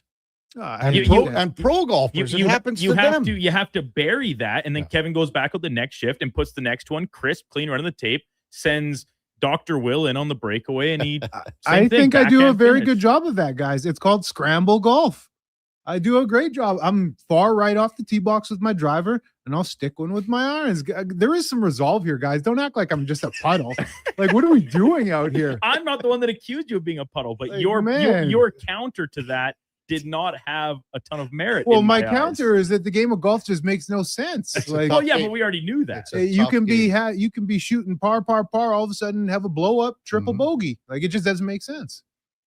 KP says, Eddie, if you're like me, you struggle at chipping and hitting wiener missiles over the green, get the Odyssey chipper. It works. Actually, and you fellas can attest, my hands are pretty soft around the green. Yeah, you're good. That's not an issue. It's really, for me, it's off the box. I don't help myself. I'm playing scramble golf every hole, essentially. Yeah, Eddie needs the miracle tree bounce to somehow keep himself, in play off the tee box. Because when I do put a decent drive out there, all of a sudden, hey, you're putting for bird, you're putting for par. But when you're scramble golf, you're just trying to hit a big putt to save a bogey. That's kind of the name of it. Hammer says, I agree with Eddie. Irons off the tee box all day long. Someone said, do you have a 2-iron? No, I don't. But what's your lowest iron? Oh, my 5. How far can you hit it? Oh, I could bang it 200, 190 to 200 consistently. So if you're putting that straight, Josh hits a 7. I know that's Josh's. Well, Kyle comes back. It says, what matters is what happens after you triple bogey. Do you continue to melt or do you lock in, Eddie? I usually lock in. My catchphrase is flush it on to the next. Flush it on to the next. Yeah. Blake says, get a driving iron. The other thing too, I don't know if it was the line from Lee Trevino, but a 1-iron or a 2-iron, because back in the day there were 1-irons, but a lot of them had 2-irons, the pros. And I can't remember if the line was a 2-iron or whatever, but I think it was Lee Trevino said, if you're golfing and it's like lightning out, just go in the middle of the fairway and hold up your 2-iron as high as you can. And the guy said, why? He says, because even God can't hit a 2-iron. That's funny. Yeah, you hit that sucker out of the fairway. You're a genius. Oh, it's just like, it's almost such a flat. It's like the driving iron, but just flat. Yeah, it's just weird, complete flat. Yeah. Text 833-401 1440. I got the itch, Kevin. Yeah, I got the you're itch. ready to go. A serious one here, not serious, but HVAC Nick says, hey, is Jackson Pisani Fernando's son that's playing in the Memorial Cup? You bet he is. And we had Fernando Pisani on when they were playing game number 5, I guess it was, the Friday night in Prince Albert. We had Fernando on. He was driving out. Yeah, he was heading out for that. And he's in Kelowna right now. So he was interviewed the other night, I guess it was. And looking good. Fernie's he's got the Gene Principe hair and tan, the whole bit. Yeah, but he's a proud aging father nicely right now, man. He's a proud papa. That's the first thought that came to my mind. And Jackson scored his first goal. That's so cool. That's special. Goal. And he's a youngster, isn't he? Yeah, Jackson. He's a 17-year-old player. He's a 17-year-old? Yeah, just turned 17. Team Dean says, hey, Eddie, hit a hybrid. My 13-year-old can't hit his driver, but he's decent with a hybrid. I always say leave the driver in the bag. Well, honestly, give up a little. If I'm going 200 and straight, Eddie, when we played at Leduc, your driver was okay. There's some holes when it's okay. Yeah. Some, but it's not consistent. I don't have confidence the way I do with an iron. That's the thing, is confidence. Yeah. Stand over it with hoping to, keep it straight. That's not right. There's that word, hope. What? Inside joke? Well, no, it's like the last word that you want in your head when you're swinging a golf club. Oh, I hope this goes well. Yeah, that's it. That's not it. Do you know what they say about hope? It's a good thing. Maybe the best of things. Hope and is all good things never die. I have this written down. It was from one of my favorite TV shows. And it's just I love it. Hope is pouting in advance. Hope is face richer, bitchier sister. Hope is the deformed, attic-bound, incest mother, monster offspring of entitlement and fear. That's hope. Hold on, Duke. You said you have that written down. You just walk around with that, or what? Yeah, it's just in one of my notes because like when things come up, I want to be able to quote it properly. So I have it written down because I think it's great. That's in your phone? You just quickly you heard just hope and you just one of my notes app. Wow. As soon as Kevin said, like, you know what they say about hope. And that's from Shawshank Redemption. Mhm. Hope is a good thing, maybe the best of things. And all good things never die. Is that how it goes, I think? Victory! We got to get to in or out right after the break. And more of your texts. Remember, it's Playlist Friday, Feel Good Friday. If you got a song, get it in, and the Duke will get it on as a walk-up or an intro song. Also coming up on the big program, we'll check in with another edition of Cam and Eggs at the top of the hour. We've got Zach Lang from the Daily Faceoff and Oilers Nation at 9:20. At 9:40, we'll preview the Memorial Cup semifinal with Everett and the Chicoutimi Saguenay. Tonight in Kelowna, the winner goes on to Sunday's final against the Kitchener Rangers. So we'll have Colton Davies from the Hockey News talking about that. It's 10 o'clock on a Friday, which means one thing and one thing only. The G-Man, Gary Meyer, golfing with the G-Man. We'll slide in. We've got Troy Mills from Jasper Park Lodge, one of the most beautiful layouts, courses that you can ever play. And after, the fire a couple of years ago, they're starting to get things back on track. Man, oh man, I can't believe the amount of work that would have had to go to get that course going, and the lodge and Jasper, a lot of work, and everything. But they're close to getting things where I think they want them to be. So that's coming up in the 10 o'clock hour. When we come back, in or out with Eddie Steele.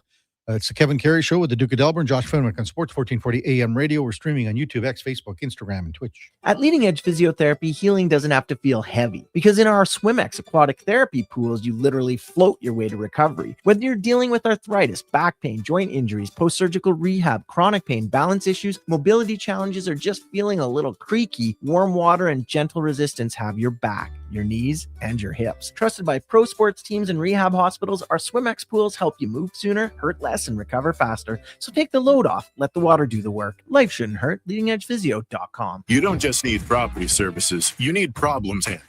HireGood provides cleanup, debris removal, site monitoring, and safety attendance across Edmonton. We reduce issues on your property, keep spaces safe, and take pressure off your team. We resolve real problems for businesses while creating real impact, because our team is built on second chances, and they show up every day ready to prove it. Visit hiregood.ca or call and mention Jason Gregor for a first-time discount. HireGood. Stable jobs create stable lives.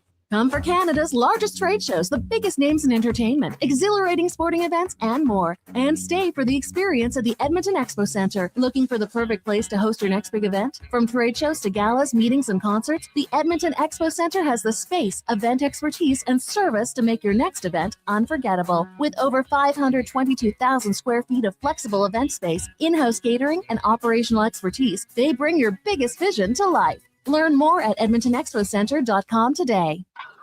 Summer in Alberta means baseball debates. Okay, best ballpark snack.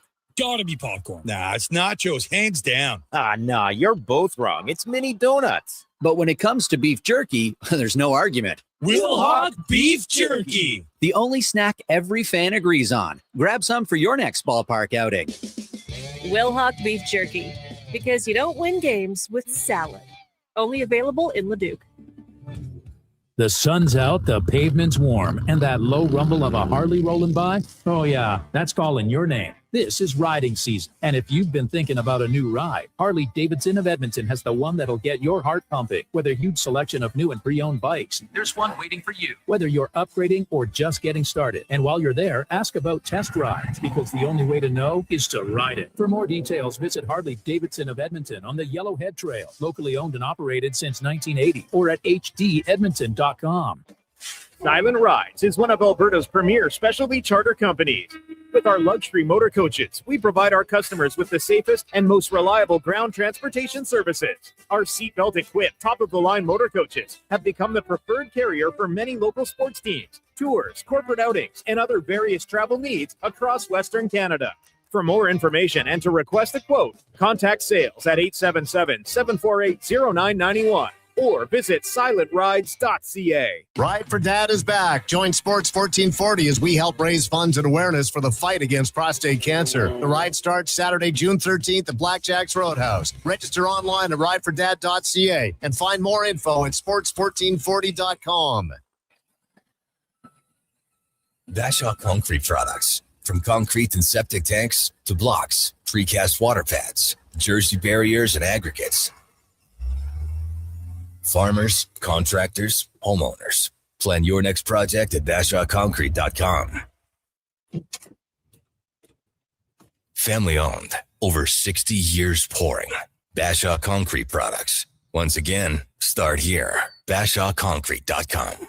At Wendy's, get a 10-piece nugget small combo for just $8.99. That's right, $8.99 for 100% Canadian chicken, plus fries and a drink. That's just good nuggenomics. Only until June 14th. In restaurant at participating Wendy's locations. Taxes extra.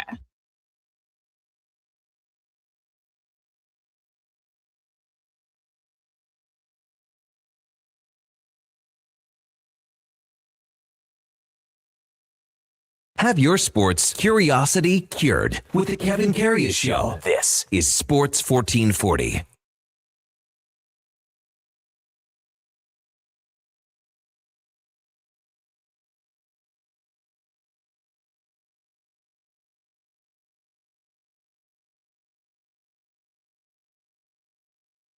This is Eddie's request. We might have to let it play for the next one here, Duke. This is a Bing Crosby. Wow.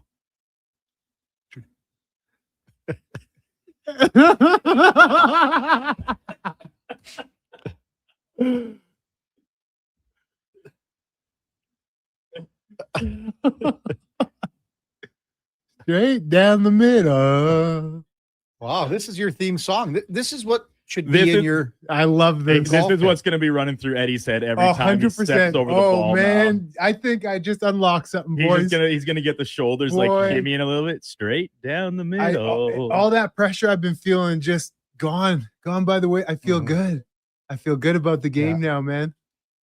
This helped. So this is what you need. It's a swing thought. It's something in your head. Before we get to in and out, I'll tell you a story, Eddie. That like 20 years ago, I was golfing with Jared Stoll, and we did some fishing trips and stuff together. We ended up kind of hanging out a bit here and there. Anyway, he was dating a certain someone at that time, and we were golfing. And I said, Stoll, you know what you're supposed to have in your swing thought? In your swing thought, you're supposed to think of a 2-syllable word in your backswing, just for tempo, and then when you come through, you say another 2-syllable word in your follow through. Yeah. And he goes, yeah, that makes sense.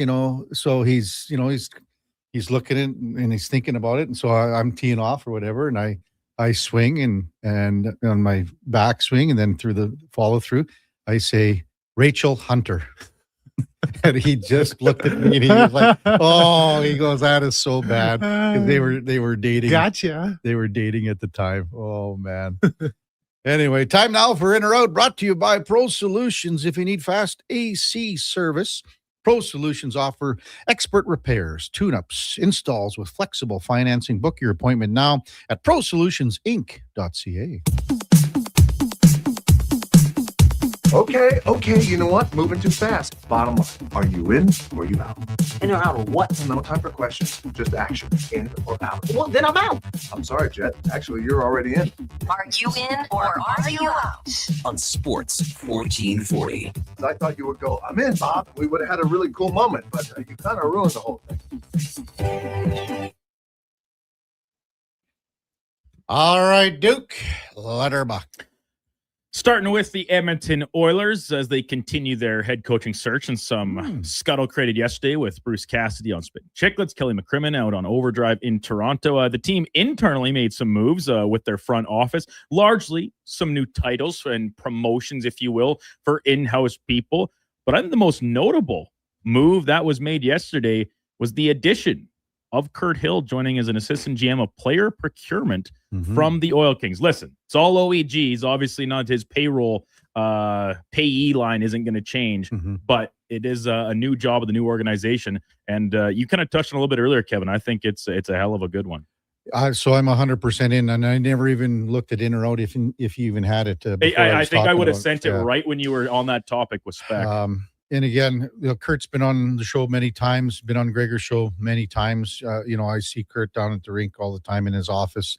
I've talked to him about some players, even actually a friend of mine whose son was actually drafted into the Western Hockey League here now. Yeah. But some team was going to scoop this guy up. And I think it was smart that the Oilers did this right now because the other thing too, junior hockey is a cyclical world. And we've talked about that, Eddie. And, this year the Oil Kings were sort of in the middle. You know what I mean? Like they weren't the all-in team, but they weren't where they bottom were, feeders, where they were the last couple of years. They had a couple, they had the great run, and COVID screwed up a lot of stuff there and things like that. But I think he's more than ready for this. And as I said, this is the fourth time now. Some other team would have scooped him up. I'm in on this absolutely, and you laid it out perfectly. So by title, what is his role now? It's assistant GM, and they call it's player procurement. Now, it's a title that, it's a fancy word for, finding players, scouting players, developing players, and everything. It's about nurturing and everything. All the above. It's a fancy word for a title. Yeah. When you think about it. But so assistant GM though. Yeah. So now they have several assistant GMs. How many? I was going to say, how many assistant GMs? Right, three more as of yesterday. Larson's one, and Salmelainen is one, probably the European part of it. And then, Keith Gretzky's still in that title too. There's a conversation to be had just about that in itself, but save that for another day. They always say, Eddie, and I think in all sports, you're always looking for another set of eyeballs. Now, the main thing here is that whoever's in charge, if that's Stan Bowman, you want to get your input from your people, but still you got to make the call, and you can't be swayed one way or the other. No, you can't. You're right. You want the sets of eyes, but there also is a thought, and you just look at the Toronto Maple Leafs. Are there ever sometimes too many cooks in the kitchen?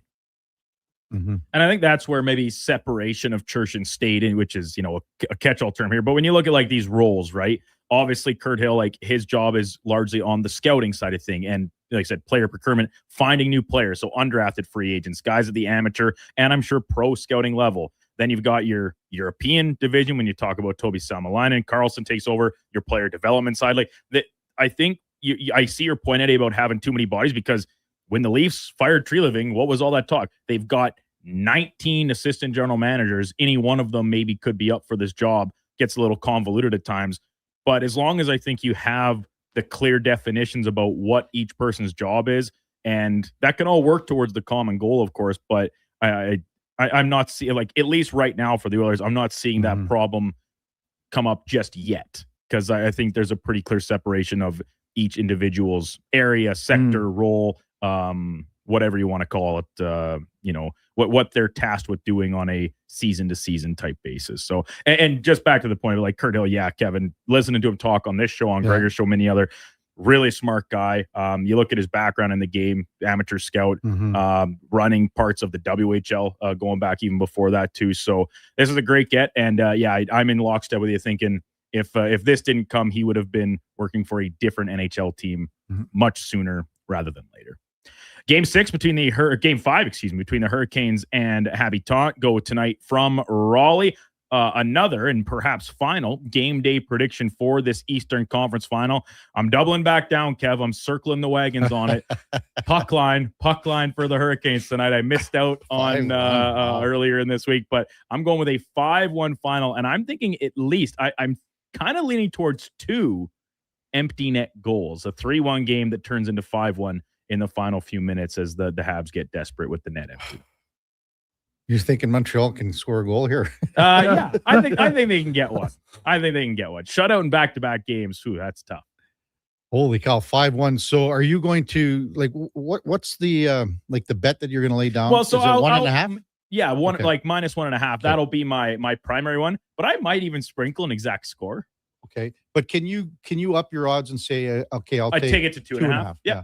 Yeah, I can. Here, let me see what Yeah, you why and Eddie don't you chat do here. I'll that, see what the Duke? price. Well, I might, but I Yeah. got to see the price. Do that, because every time you do this, the exact opposite happens. Yeah, I don't know. Well, no, they just won by 1. Yeah. After watching Montreal, it just, I mean, they're not even in the ball game here. They're not even in the park.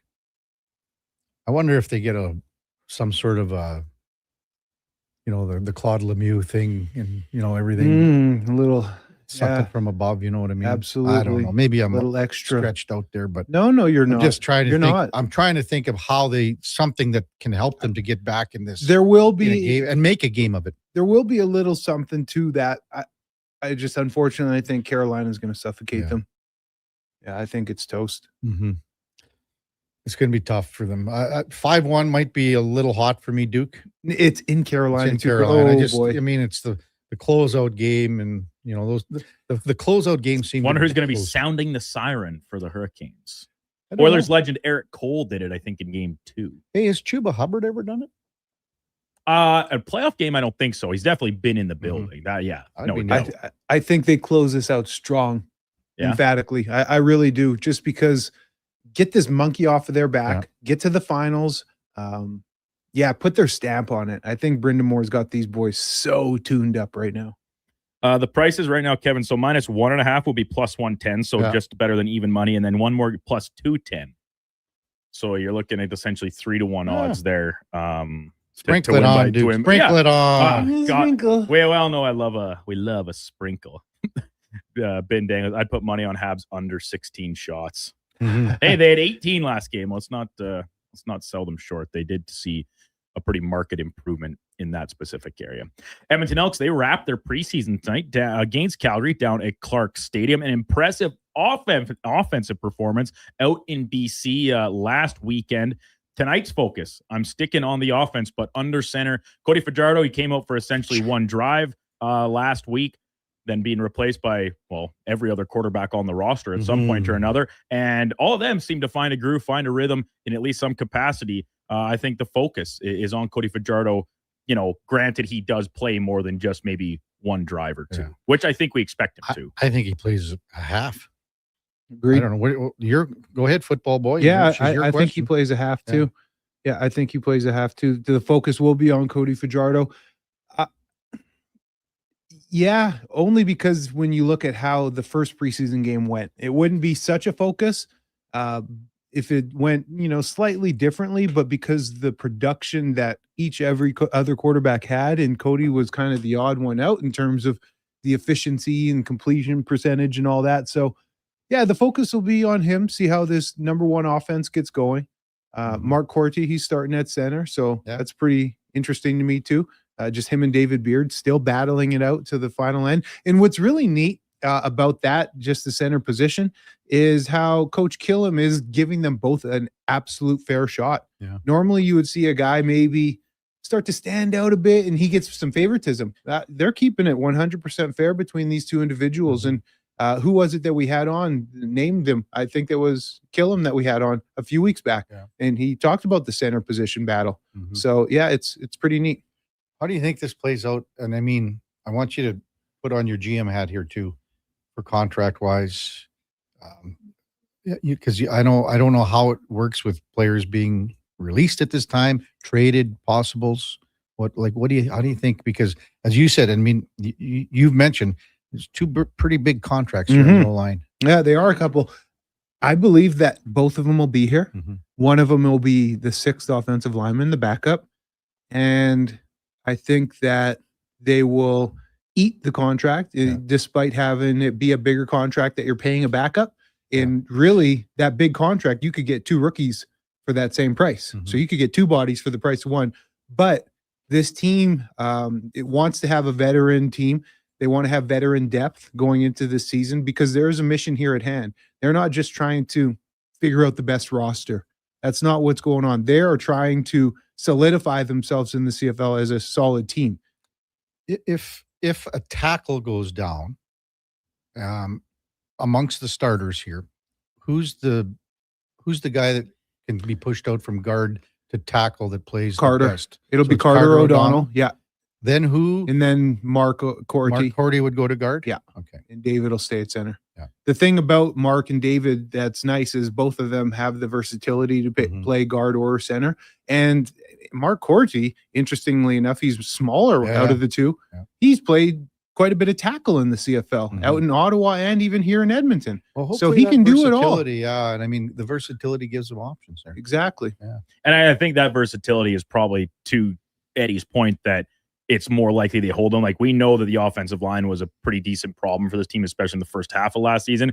If there's an injury or an underperformance elsewhere, even if Beard wins the job, or excuse me, if Corti wins the job at center and Beard's your extra lineman, it's easy to flip, Corti's versatility out to another position and just put Beard in at center as well. And one last little small tidbit when it comes to all of this, it's no different than hockey. With the salary cap going up, the contracts, it's more manageable to have a higher contract, right? You can eat that a little more efficiently. So that's the reality of the CFL. Back when I was playing, no way could you have a backup making $200K. Nowadays, times are different.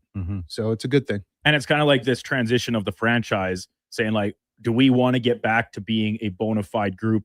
Guess what? That means having to pay guys a lot to maybe not play all the time. Like, this is the sign of a good organization when you've got depth and not just your frontline players making the big bucks. You've got some pretty high paid reserves waiting in the wings as well.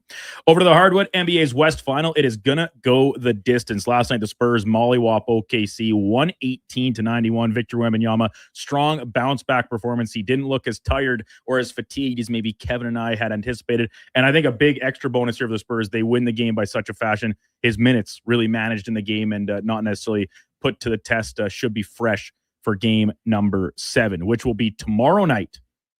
This spot, I'm thinking, is where the Thunder's experience and championship pedigree will shine through the most that we've seen so far in these playoffs. I'm going to be in. I just think they're going to rebound. Your phrase right there, championship pedigree, Duke. So I'm surprised. I mean, I said that OKC would win last night. Yeah. Paul Sir agreed with that. Well, I agreed with Paul, actually, is what it was. He knows 100 times more about basketball than I ever will. But I was surprised at OKC yesterday, how pitiful they were.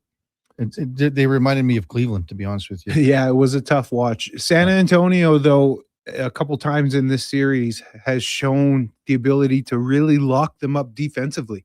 When San Antonio is on their game defensively, they can really hold OKC down. I'm a big San Antonio guy. I'm not a bandwagoner at all, but I like San Antonio going back to the Timmy D days and David Robinson. So I'm pulling for them. Yeah, I like SGA, but I'm pulling for San Antonio to do it in Game 7. Spurs' effectiveness from three-point land, that was the difference in the game last night, how they got ahead and stayed ahead. And every time, there was a couple points in the game where OKC looked like they were coming back, but Spurs just kept hammering and hammering. Which in a couple previous games was not the case, right? Yeah. Like it was a game 4 that the Spurs got out to like the 10-0 lead, like right off the hop of the game, and then the Thunder just chipped their way back into it. This time around, game 5, Josh pointed out to me, thank you, that happened. And this time around, the Spurs just kind of held it the whole way and didn't fade or wilt under that pressure from the Thunder trying to push back in the basketball game. And it was a pretty bad night for the Thunder, right? When you look at some of their usual reliable contributors from the bench and whatnot, it was an off night for pretty much everybody. The last time the Thunder, lost 2 games in a row was the final 2 games of the regular season, which I'm not going to open up the box scores. I don't know if they had everybody playing in those games. I have to think they were probably resting some guys, at least to some extent. And by the way, before those 2 losses in a row, they'd won 7 straight, and then parlayed that into 8 straight wins, obviously over the Suns and Lakers. So I'm with you, Kev. I think the Thunder win, but this is and this is kind of funny, right? We talked when the series started, and it hasn't quite lived up to the hype of Game 1 because while it's been back and forth and wildly entertaining, we've seen each star player kind of take their turn shining in the spotlight. Each individual game of 2 through 6 have been lopsided in terms of their final scores. Nothing really down the stretch of the game to keep you intrigued or enticed. After Game 1, it's largely been one way or the other, even if it will boil down to a decisive Game 7 to close it out. So listen, right hand up, not living up to the hype that I gave it as a potential all-timer best series in the NBA playoffs. Finally, the Edmonton Riverhawks. It's a great weekend of sports in the city with the Elks tonight. The Hawks also kick off their regular season, down at Remax Field. All with that, of course, coming another full slate of promotion nights. Last summer, it was all about the tall queens and short kings for Kevin. Oh, for you, man. Well, yeah, but you were more excited about it than I was. I wanted to see you there. Because it was a weekday night, which I just had a hard time envisioning me getting all the way into it. Listen, I'm not against it. Oh, why would you? It's more so them. I think most taller women have a hard time. Two-story Corey. Another great selection that Steve Hogel and group have put together of promo nights for this coming season. The one I've got circled that I'm going to peg as the best, July the 9th, Thursday night, Italian Plumber Night. Obviously, a riff on Mario without trying to infringe on any copyright infringements. It's 8-bit chaos at the ballpark. Think classic video game vibes. Everyone's favorite Italian plumber, hint, loves mushrooms, does not love turtles, and a certain princess who really likes peaches. They've got some, fun things at the giveaway. If you have a mustache at the box office, you get 50% off of your ticket. So this is a fun one. And I'll be wearing a fake. Yeah. So here's the thing. It says, yes, real mustaches only. We may or may not inspect. And then a mustache parade to follow. It's also Military Appreciation Night, just as a kind of compliment to that, which is great. The Thursdays weekly promotion. And I'll be honest, Kev, just scrolling down the list here, part of the reason I like this one so much. So with the little images they've got for each promo night is essentially like a Microsoft Paint little promo placard. And the one that they have for this is just hilarious. Their paint version of Mario and the mushroom is laugh out loud funny. So that's my, there's lots of great ones, but this is one I'm pegging as my favorite. I mean, I haven't done it yet because we were always golfing on Sunday, but the pause in the park is always cool to take the dog down there. For sure, little Sammy. Yeah. But would you get Sammy a hot dog or no? No. No, only. Oh, yeah. No, he would have a hot dog. Sammy only eats the best top sirloin. No. Yes. Come on. I know what you feed your dog. Eddie, come on. Wagyu. Wagyu. Absolutely. Wagyu for Sammy could do the 9 and 9 probably. Smash those dogs. Oh, yeah. Me and his dad. He has wieners. That's like a little treat for him. Okay. Yeah. I know you got him normally on a he has tenderloin or chicken breast. Yeah, grass-fed only. I'm going to be in Duke. I love the plumbers. The plumbers, my brother's 2 sons are plumbers, so my nephews are plumbers. They're needed. Howie the plumber in Meadow Lake. They're needed. His son's a plumber. Yep, they're needed. Yeah, they're needed. I'm out. You got a different one? I'm out. I got 2. First one, June 9th, strikeout cancer, because screw cancer. Yeah. So that one's my more personal one. Okay. But the number one night I'm looking forward to, June 27th. Yeehaw! Country night, baby. Because I can wear a tank top and tuck my jeans in my cowboy boots. That's a Saturday night game, Eddie. Catch me at the park. I would love to attend this game with you, and we can both go full cowboy. Catch me at the park. Let's go Tonkin. I think this would be a great one for a Sports 1440 night out, cowboy night at the ballpark. Let's do it. Now, the July 8th one, Duke, turning singles into doubles. Isn't that like the big, like the tall? Well, that was different. Those were 2 separate ones last year, I believe, the singles into doubles as opposed to the tall kings and short queens. Because the dating night one, it's about there's speed dating on the party pen patio and all that. Whereas the tall queens, short kings, like it was specifically half price entry for guys under, I think it was 5'8", and then women over 5'10" or 5'11". I can't remember specifically, but beautiful. So those are separate. What about July 25th, Duke? That one, I could see you going to that one alone. Wizards, wand, and magic. You're a little Harry Potter buff, aren't you? I am a fiend for some Harry Potter. Would you dress up and go? Dress up? No, I would go. I'll go to any game. Imagine just seeing Duke walking Kevin, alone. I'm shocked you didn't pick Margarita Beach Party. Oh, yeah. Margaritaville Beach Party, excuse me. Oh, yeah, no doubt, eh? And then they won't let you bring Crystal Light in. No, it'd be Dickorita. Yeah, Kevin shows up with the cooler. He's like, "Listen, I'll still pay for these, but I need you to make them very specifically my way." Here's my Crystal Light. The Dickorita formula. This is the low-key funny one. It's $5 university student night, but it's also Mr. Worldwide Takeover. So there's a Pitbull lookalike contest that goes with the I should so go that, that. That one should be should be pretty good too. Duke, you'll probably bring out your student card still and try to get $5 drinks. I definitely don't have my U of A student ID anymore. That's been long gone. I never went and picked up my Nate student ID. I never had it. Never had it. Oh, good stuff, Duke. That's In or Out, brought to you by Pro Solutions. Check them out at prosolutionsinc.ca. What's on the go? Eddie, you were trying to find a 9-hole game today somewhere. Just We'll because talk off air. Really? Why? You got something on the go? Like, Eddie's worried now that if he tells people where he's wearing when he's playing, that they're going to come and start heckling him on the tee box or something. Can you imagine the long telephoto lenses in the bush? Filming Eddie. Paparazzi out documenting Eddie's golf You game. want to play today? They've got the Bluetooth the boombox over their head playing Straight Down the Middle by Bing Crosby while he's trying to tee off. I got some times to throw at you after the break. Really? here. Okay.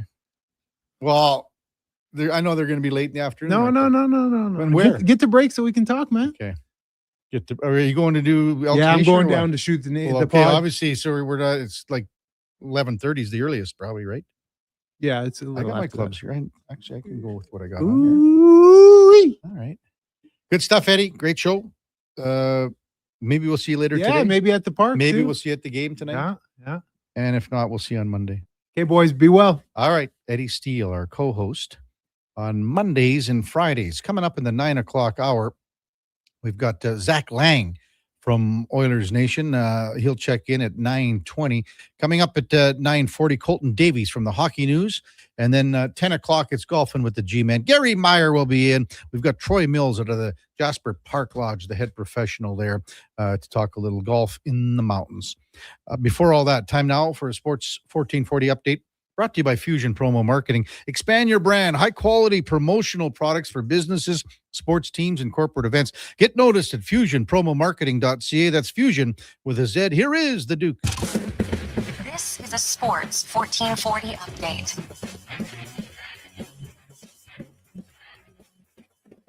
NBA's Western Conference Final will see a decisive Game 7 as last night the Spurs topped the Thunder 118-91. Victor Wembanyama, 28 points, 10 rebounds for the double-double, leading the way for the Spurs.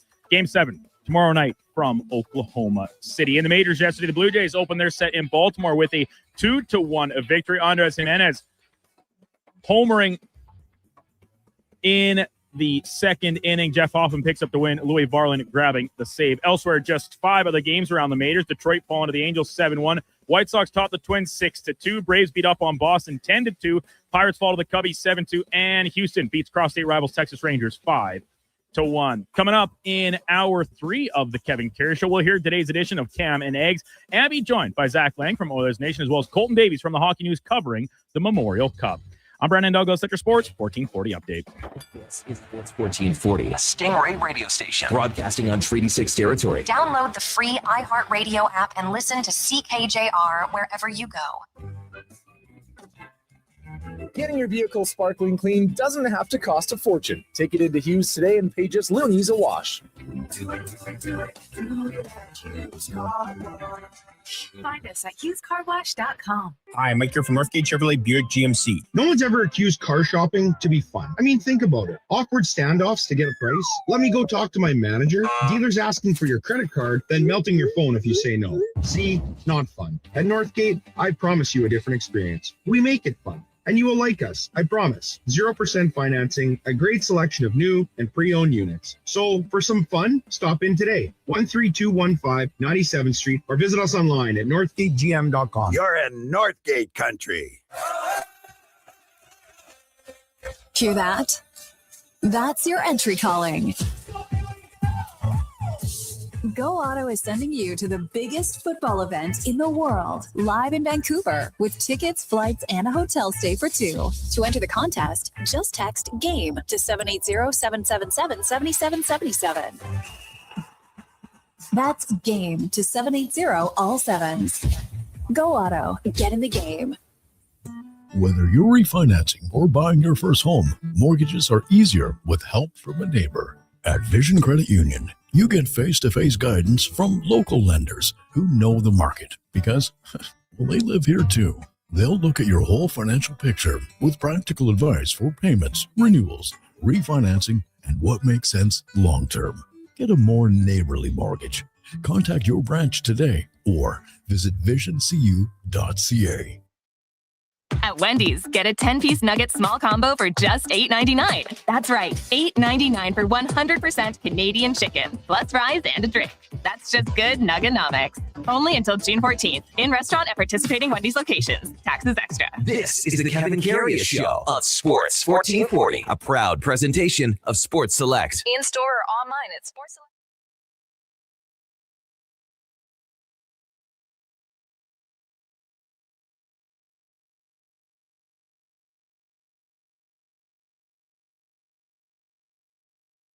Just in time for the morning skate. This is the Kevin Karius Show on Sports 1440.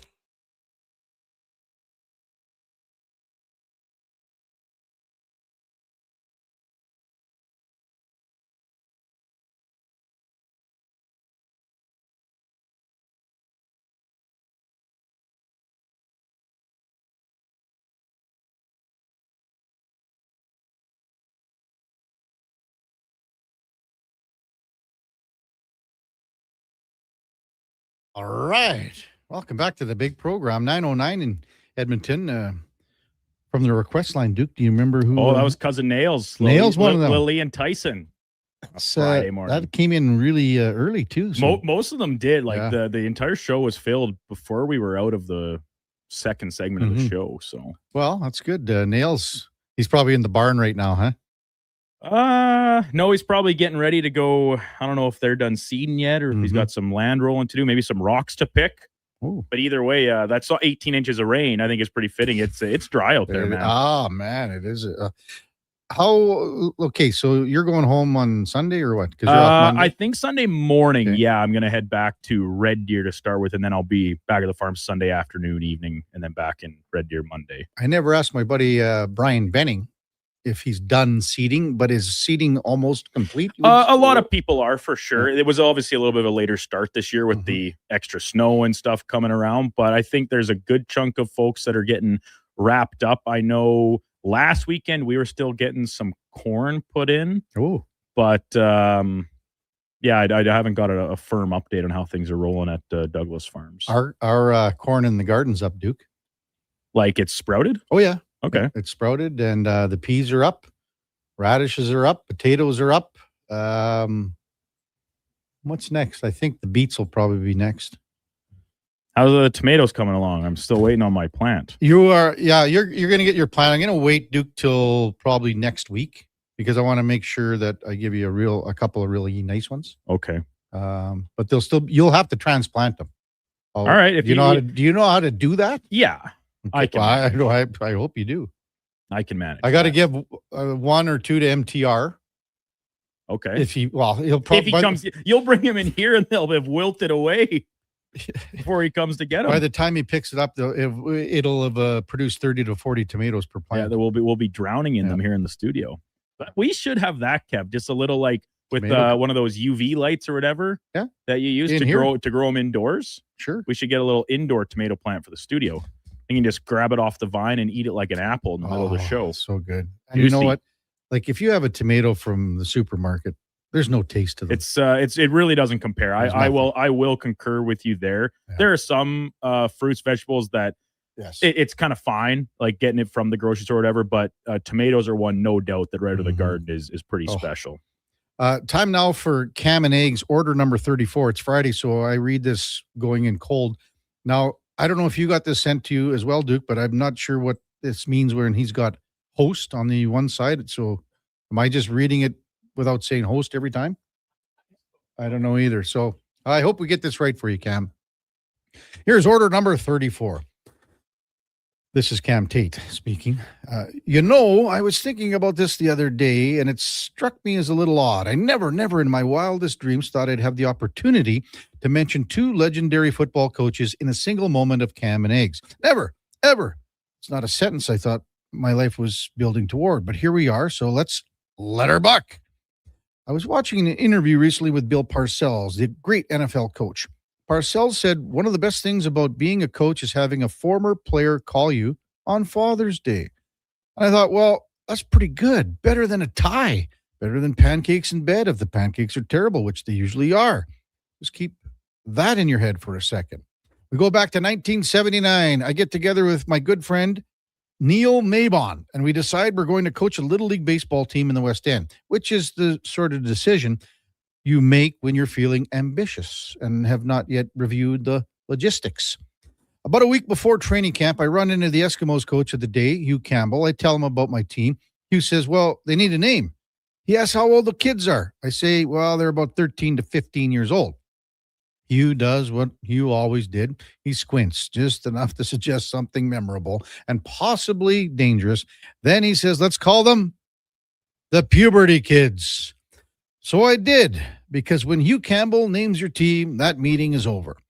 Now, I learned a lot about the game from coaches like George McAvoy, Hugh Barry, Brian Wilkes, and Cease Papke back when I was a mascot for their Little League teams. They taught me the game, or at least enough of it to become confidently helpful, which can be a risky level of knowledge.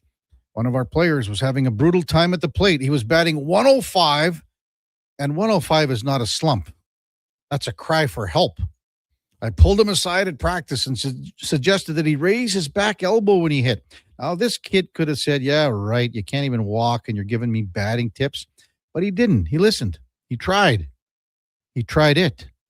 He ended the season hitting .375. And that, to me, was a Father's Day gift. Not because I turned into Casey Stengel for 10 seconds, but because a kid trusted me enough to try. From the Puberty Kids. That's Cam and Eggs, Sports, 1440, order number 34. Well, Duke, that wasn't too bad, was it? You got through it well. I wasn't sure whether the formatting was once again a little confusing to start with, but I think you were on the right track just reading it, essentially ignoring the cue, I guess. I was going to say, I thought there was he wanted if there was both. a little back and forth or something. That's what I thought. It looked like two of us reading it or something. Oh boy, let's hope we never get to that point. Mm-hmm. Matt and Leduc said, getting the corn in is always amazing. You give him an 8.2 out of 10 on that, Duke? Yeah, it's a pretty good one. Montana de Rice says, nice fresh tomatoes. Well, I mean, are you going to pick this one up this time, MTR? Because, I mean, it's going to sit here, and as Duke says, it's going to wilt because it's got to be getting the sun right. It's got to be getting the light. It's not going to sit in the Sports 1440 studios here, Duke, and do well. Figure it out, MTR. There's a quiz later. Coming up next on the big program, Zach Lang from the Daily Faceoff and Oilers Nation. Maybe we'll talk about tonight's game number 5 of the Eastern Conference Final, because we haven't really given it a whole lot of traction this morning. Then Colton Davies from the Hockey News. We've got the semifinal of the Memorial Cup in Kelowna between the Western Hockey League champions Everett Silvertips and the Quebec champs Chicoutimi Saguenayens. Straight ahead, it's Zach Lang from the Daily Faceoff and the Kevin Carey Show with the Duke of Delburne, Josh Fenwick on Sports 1440 AM radio. We're streaming on YouTube, X, Facebook, Instagram, and Twitch. Mr. Rooter gets attacked by a Canada goose. Oh, look at that. Another on-time arrival. Nothing stops Mr. Rooter from plumbing on schedule. You gotta be kidding me. Hello, Mr. Goose. I'm Mr. Rooter. Okay, this is what you train for. Through rain, sleet, or goose, the pipes get fixed. For a plumber who does whatever it takes, Mr. Rooter. Expand your brand with Fusion Promo Marketing. Fusion is your trusted partner for all things branded merch and apparel. Thousands of products perfect for businesses, sports teams, and corporate events. Fusion with a Z. Promomarketing.ca.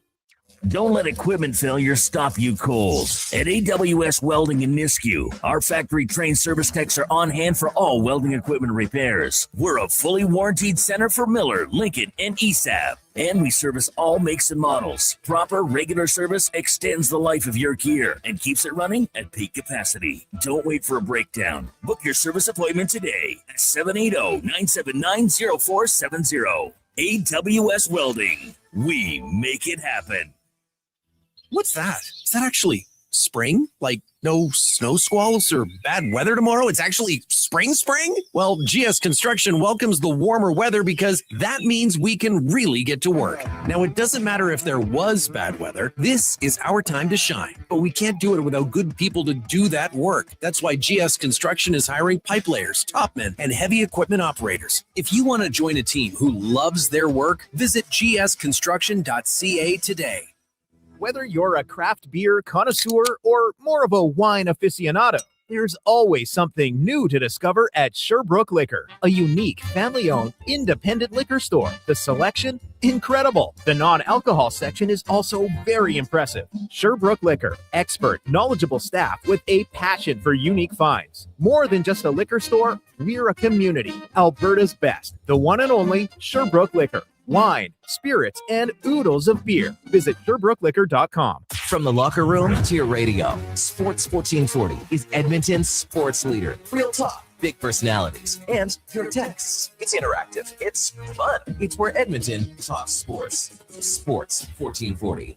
Everybody loves a beautiful day in Edmonton. Hey, it's Jamie, and Green Drop Lawn Care is giving you one more reason to love the nice weather. Next nice day service. People always ask, how soon can Green Drop get here? Well, when you sign up with Next Nice Day service, we'll be there by tomorrow. Assuming Mother Nature cooperates, we'll be fertilizing and treating your weeds by the very next day. We'll even include drought fighter at no additional cost. Just another reason we have been Canada's lawn expert since 1979. Easy online signups only at greendrop.com. Hi, Edmonton. Fuel prices are climbing, and Subaru fights back with the all-new, all-electric 2026 Trail Seeker. With up to 444 kilometers of range, fast charging, legendary Subaru symmetrical full-time all-wheel drive, the Trail Seeker is built to help you go further. And when summer adventure calls, it's ready with towing capacity of 1,587 kilograms. Test drive the all-new Trail Seeker. Visit your local Subaru dealership today and seek every trail. Welcome to Uncommon.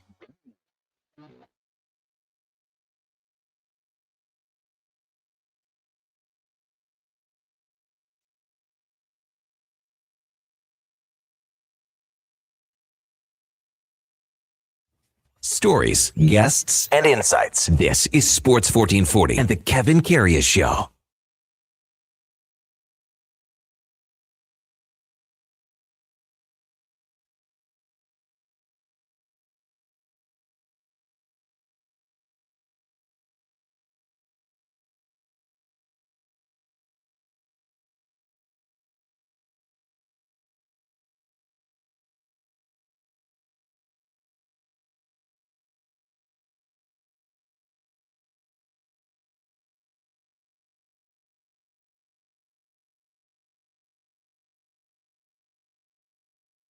Oh, all right. Welcome back to the big program. That's from the request line, man. That was cool to see those guys play Nickelback at the Heritage Classic there, Duke. The second one, what was 2-3 years ago already now, eh? 2 years ago, man. Time flies. Text 833-401-1440. I was telling MTR that he's got to pick up the tomato plant. Triple C in a truck comes back with the friendly rivalry and says MTR has to ask his mom for the keys to the car. And also, Brad Harrison just texted me, Oilers assistant equipment manager, and he says, hey, can you mention the Edmonton Miners Junior A lacrosse game tomorrow, 2 p.m. at Bill Hunter Arena? So the Miners Junior A lacrosse, and Harry's a big lacrosse guy, obviously. So Bill Hunter tomorrow, 2 p.m. if you want to go watch some lacrosse. I asked Harry who they're playing, and he's going to send me that, but we'll try to get that on. Thanks for the text, Harry. Time now for the Puck Report, brought to you by Fountain Tire. And at Fountain Tire, we focus on one thing, and it is your vehicle. From tires and wheels to oil changes and vehicle repairs, we got you covered. Visit fountaintire.com to book your appointment today as we welcome back Zach Lang from the Daily Faceoff at Oilers Nation to the show. Good morning, Zach. You're with Kevin Karius. Thanks, as always, for jumping on Sports 1440 this morning. Really appreciate it.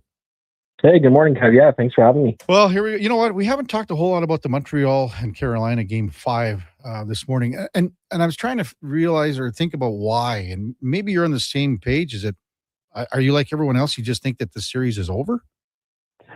Yeah, I think more or less. I mean, listen, this is a really good Carolina team, and they've played some really stingy hockey here against the Habs. the inability for the Habs to generate much shot volume in any of these last couple of games here has been, it's kind of crazy to see. Like, you just don't see teams get shut down like that, in the playoffs. But I think it just speaks to how good this Hurricanes team is and how efficient they are at, really limiting what other teams are able to do. And I think it kind of helps bail them out a little bit in terms of their goaltending a little bit as well.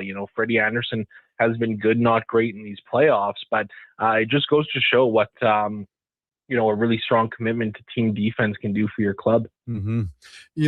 Watching the last 3 games, as I said yesterday, it's almost been like Groundhog Day, games 2, 3, and 4. Was this just a case after watching, especially the first period in game number 1 where, Carolina was off for 12 days and it just took them some time to get their footing, or is it a fact that Montreal's also just sort of running on fumes too? Oh, it's a good question. It could be a little bit of both, to be honest.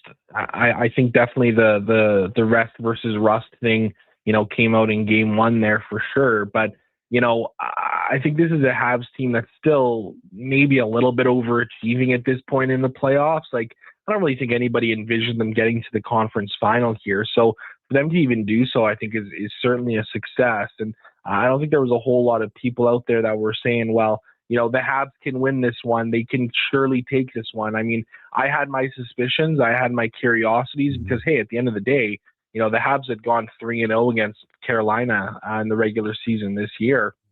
Played some really good hockey games against them. But playoffs evidently are a different animal, and this is still a young Habs team when it comes to playoff experience. Yeah. Zach Lang, our guest from Daily Faceoff, Oilers Nation, Kevin Karius, Duke of Delburne, Josh Fenwick with you here on Sports 1440. The Oilers announced some hockey operation updates. What did you make of some titles that, were added, maybe some personnel being added to the team? Just your overall thoughts on yesterday's announcement.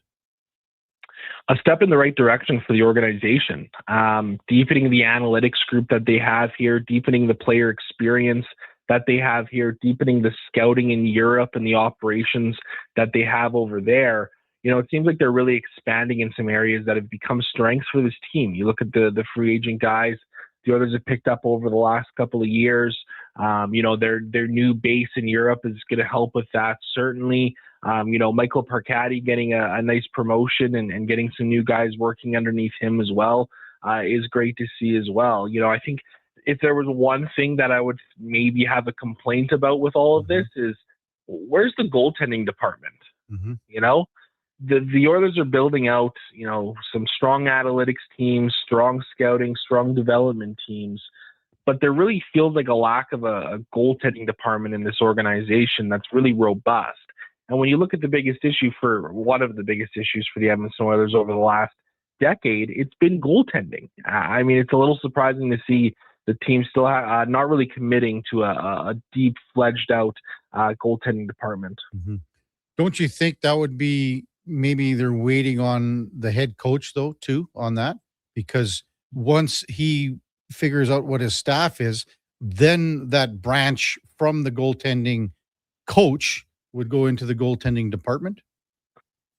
Certainly a possibility. Mm-hmm. And, at the end of the day, when Stan Bowman, had his press conference after Chris Knobloch was let go, he did make the note that, the new head coach of the Oilers would reassess the remainder of the coaching staff. So certainly a possibility there. But I think it's something that the team should really be taking seriously. And they could have maybe taken some steps behind the scenes organizationally with maybe, some hires for like the HL team or more of an emphasis on it within the development department or something like that as well. But hey, you make a good point there too, Kev. You never know what can happen moving forward. Yeah. And maybe they're just titles. When you look at the titles of the assistant GMs, because there's an addition to their title. But I don't know if there's another team in the league that has right now 5 assistant GMs. What do you think about that? I like it. And I think one thing that's interesting too is like they very much have their own independent roles. Like the Oilers were very specific in naming the roles that each assistant general manager was going to be having. So, do you worry maybe sometimes that there's too many chefs in the kitchen? Yeah, you could make that argument, but when you have it kind of laid out pretty plainly what each guy is doing and where their operations are, I'm fine with it. I mean, at the end of the day, the Oilers are trying to be the best organization they can be. The more people that they have there in that front office that they feel can help, the better. Mm-hmm. Zach Lang with us on the Kevin Karius Show. Yesterday, Brad McCrimmon was on TSN's Overdrive, and I'm sure you guys talked about it on Oilers Nation as well. Basically the line is the Edmonton Oilers leaked the Bruce Cassidy situation. They leaked the Oilers organization, the news. We had Mark Spector on earlier. He says he doesn't care who leaked it. But what were your thoughts when, Kelly McCrimmon made that accusation to the Oilers organization? I was shocked. I mean, that's a soundbite and a half right there. Mm-hmm. I mean, I don't understand what the Edmonton Oilers organization would have gained from leaking this information. Chris Knobloch was still under, contract as head coach of the Edmonton Oilers. The team evidently didn't want the news that they were trying to talk to Cassidy becoming public. I think it's just McCrimmon, lying out of his where. Mm-hmm. I think it's kind of pathetic as well, to be honest with you. Again, this is a guy that you didn't feel was good enough to coach your team, but now you're concerned about him coaching, one of your rivals and that sort of a thing. Bruce Cassidy had the comments yesterday on the Spit and Chicklets podcast too. He wants to get going. He wants to coach. He doesn't want to be sitting on the sidelines, right? And I also kind of thought that McCrimmon's comments kind of walked back the whole Brad understands thing that he said the other week, ahead of the Colorado series there. But hey, what can you do, right? I think one other thing too that is kind of noticeable about all of this was, this whole McCrimmon thing kind of happened early mid-afternoon, and a certain Edmonton Oilers general manager was on a certain radio show yesterday where he could have had the opportunity to respond to these comments and to kind of sit quiet on his hands and not say anything, not stand up for the organization like that. I didn't really like that from Stan Bowman. I thought he had the opportunity there to kind of, take a shot back here and kind of, make a little bit of noise about this, because I think there does need to be some noise made. Well, the Vegas organization, we said this all morning, they've been kicking sand in the Oilers' face here for a couple of weeks, and now they're rubbing the Oilers' noses in it. And you're right, Stan had the opportunity here to say, no, that's wrong. Or, Kelly McCrimmon he's lying here. I don't know where he's getting his information from. But again, this is another bad look. I think it's another bad look for the Oilers organization. And to your question, what do they gain from this? To me, if this is true, if Kelly McCrimmon is what he said yesterday on Overdrive is 100% true, the only thing that the Oilers had to gain on this is the fact that they felt and believed that leaking this information to Frank Saravalli, I would assume, who broke the story, by leaking the information would be the fact that they believed it would put pressure on the Vegas organization to say, all right, yeah, Bruce Cassidy, you're free. Go ahead and do whatever you want. That's the only thing. But then it backfired on them because Kelly McCrimmon says, I'm not putting my cards on the table yet. Exactly. And listen, if the Oilers did leak this and that was their stance and their belief, then why wouldn't they be more aggressive in the media the way that McCrimmon's been aggressive in the media on this matter, right? Like, if that's what the Oilers' MO was, you would think that they would, not just fire the first shot, but have a couple of follow-ups as well to try and up that pressure. I don't know who leaked it. I know there's been a lot of, rumors and rumblings about it, but to me, logically, it makes the most sense for it to have come from Bruce Cassidy's camp. I mean, listen, at the end of the day, he's got two teams who want to talk to him and want him to come coach their team next year, potentially. And he's not getting the opportunity to do that. So I've always kind of felt that it likely came from the Cassidy camp, but, we'll never know for certain. Zach Lang, Oilers Nation Daily Faceoff with us on the Kevin Karius Show. Man, when you were probably watching the World Hockey Championship yesterday and saw Canada beat the U.S. 4-0 in the quarterfinal, but what did you think when Evan Bouchard took that hit? That was brutal, man. Yeah. That was one of the more vicious hits I've seen in a really, really long time. Good on the IHF for for having their firm stance on headshots and Lindgren for getting kicked out of that game. Thankfully, it does sound like Bouchard is doing okay, relatively speaking. You got to imagine his tournament's probably over at this point. And it was a shame, too, because he was having a really good showing there. He had a goal and 6 points in 7 games played. He was a plus 14 in the round robin tournament. That led all skaters at the World Championship. He was playing on the power play, penalty kill. He was kind of doing his thing, and it was really good to see. So, hopefully on a personal note, Evan's okay and can get some time to kind of rest and recover here now and hopefully get healthy for next season. Yeah, well, we said yesterday that, just after taking that hit, there's no reason for him to play anymore. And then I think Bowman confirmed that as well yesterday, that his World Championship is over. Have you been watching a little bit of the Worlds here, Zach, or not?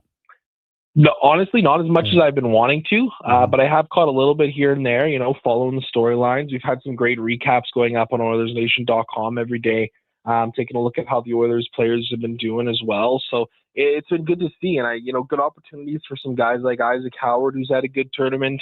Matthias Ekholm, his tournament's obviously wrapped up here. Darnell Nurse, got to imagine him taking on a bit of a bigger role now for Team Canada with Bush going down here. But yeah, there's been some good hockey for sure, and now's the time to kind of tune in because we're off to the semifinals here. I was trying to keep a closer eye on Ike Howard yesterday up against Canada, and I'll be honest, I didn't see a lot of him. He didn't stand out to me, and I don't know if that was something you were looking at as well. Yeah, I had a hard time noticing him a little bit too there, honestly. He's had a couple of good games and found some offense, but he's definitely kind of been more of a secondary player on that American squad. Hasn't really stood out a whole ton to me. But hey, at the end of the day, this is some good international experience for him. Yeah. What do you got cooking on DFO and the Nation? Oh, not much for DFO these days. Yeah. My fantasy show is more or less wrapped up there for the year and has been for a while. So just running the show over at Oilers Nation. Lots of stuff on the go. We've got a couple of interns working right now with us at the office. So Lane Golden's taking care of a bunch of good player review articles. Alicia Labine doing some news and notebooks.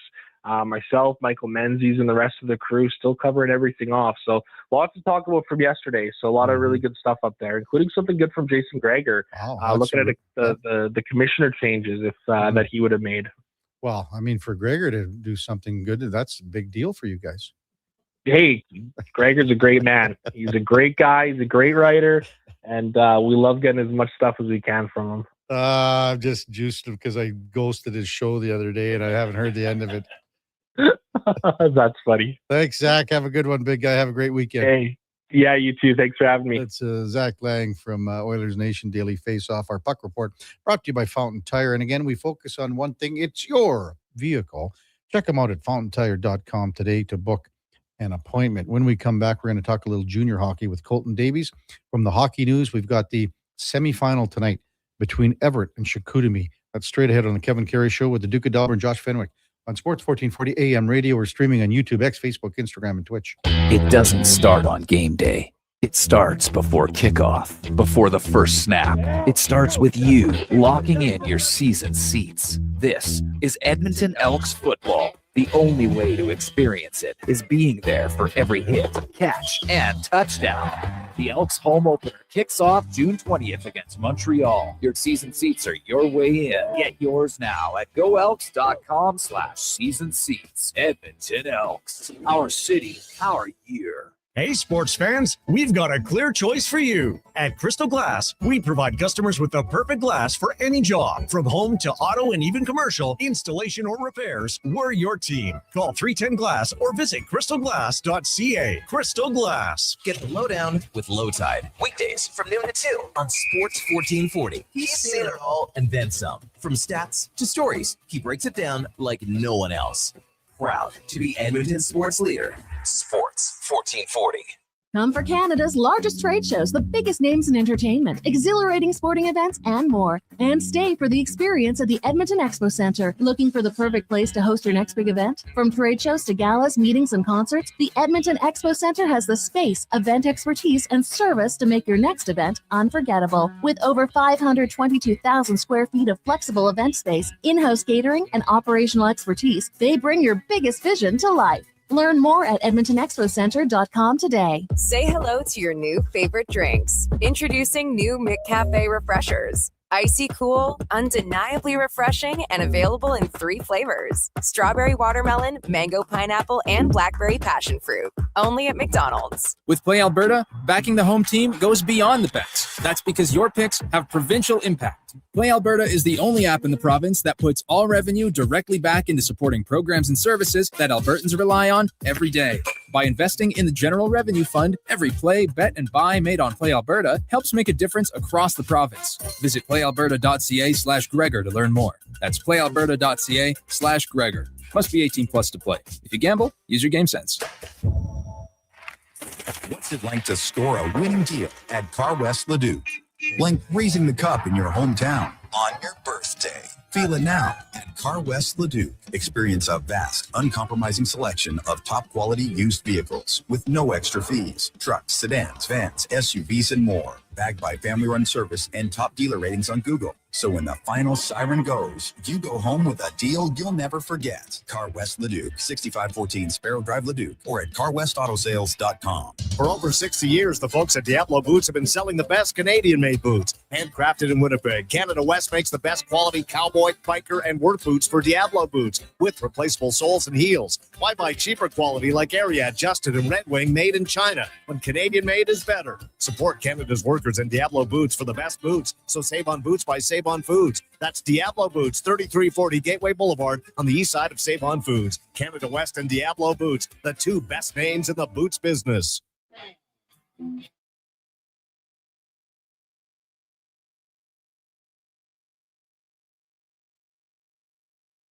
Just in time for the morning skate. This is the Kevin Karius Show on Sports 1440.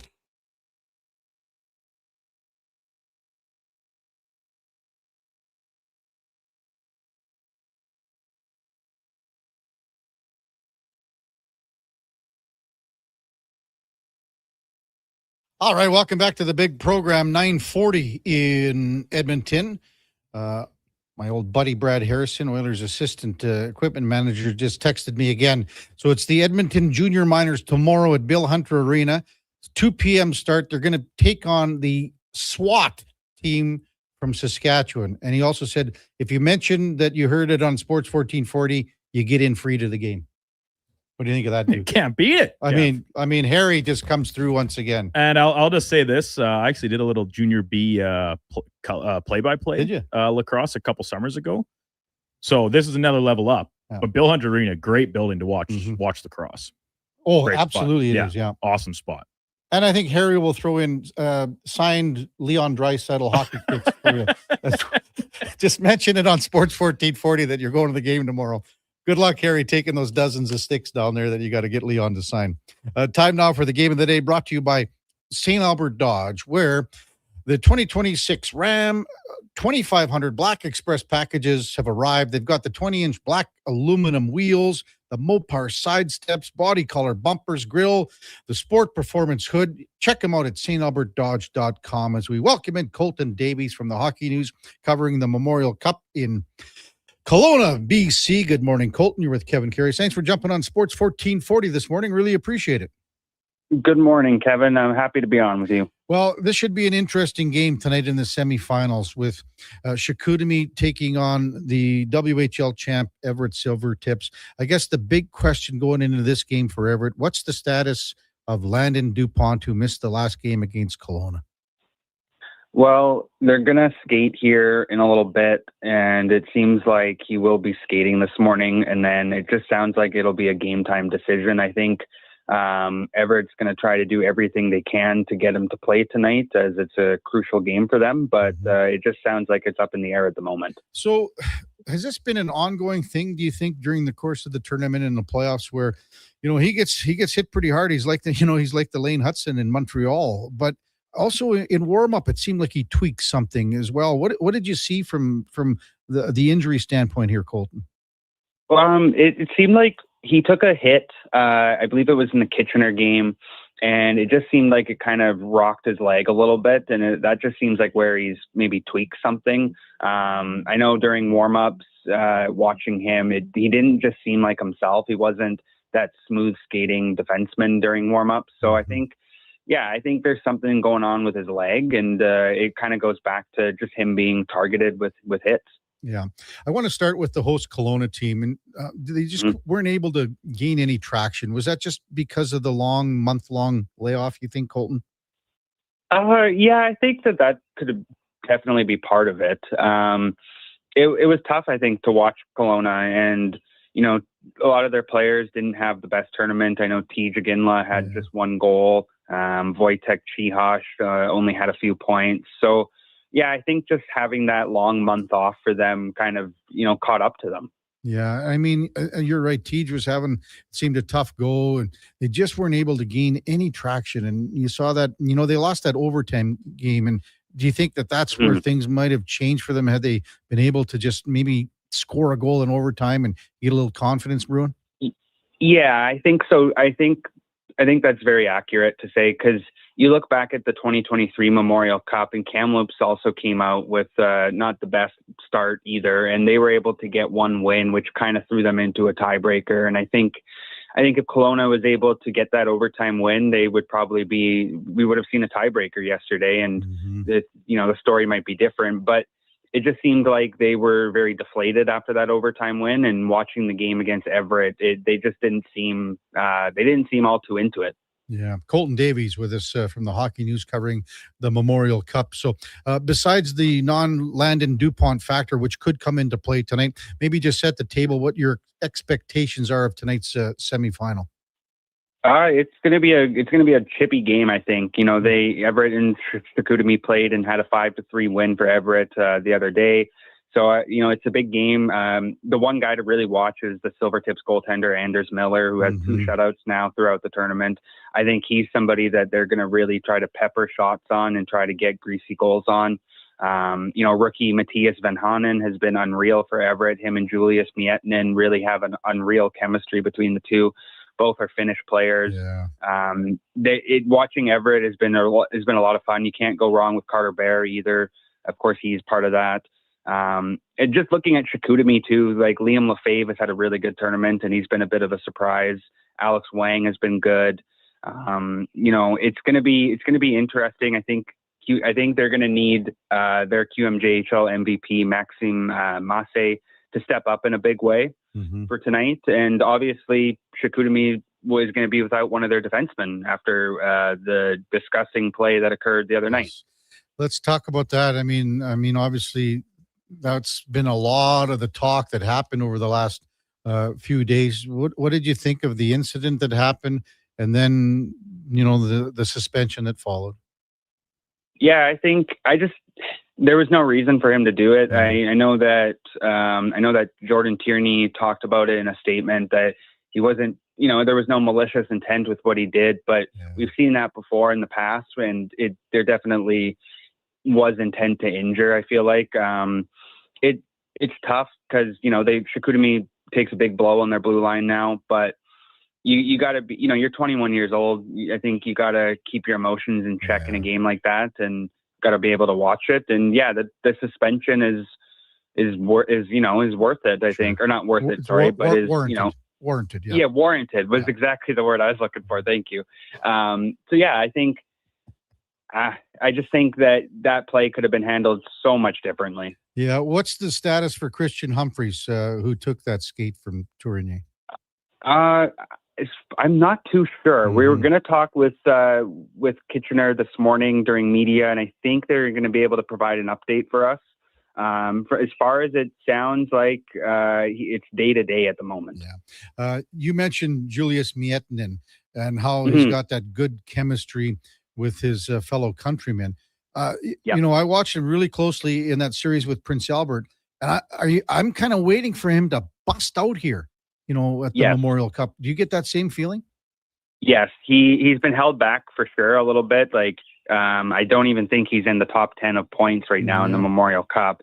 But he's been I don't know, like, he kind of seems like he's slowed down a little bit here in the Memorial Cup because he's played a lot of hockey over the course of the season. But I'm waiting for him to pop, and I think tonight is the night that he really has a big game and can help get Everett into the final. Right.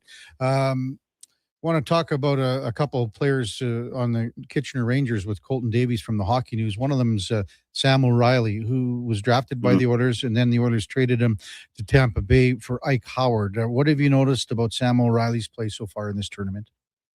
He's been phenomenal. Just 4 points in the few games that he's played, but he's been all over the ice. He's really just slowing the pace down. He's creating lots of offense as well. When he's out there, Kitchener, it seems like they're just a lot more confident when he's out there. And he's been one of the other than Jack Pridham, he's been one of the best players to watch, I think, in the tournament. Yeah, Pridham seems to really just be finding his stride right now. What's been the keys to his success?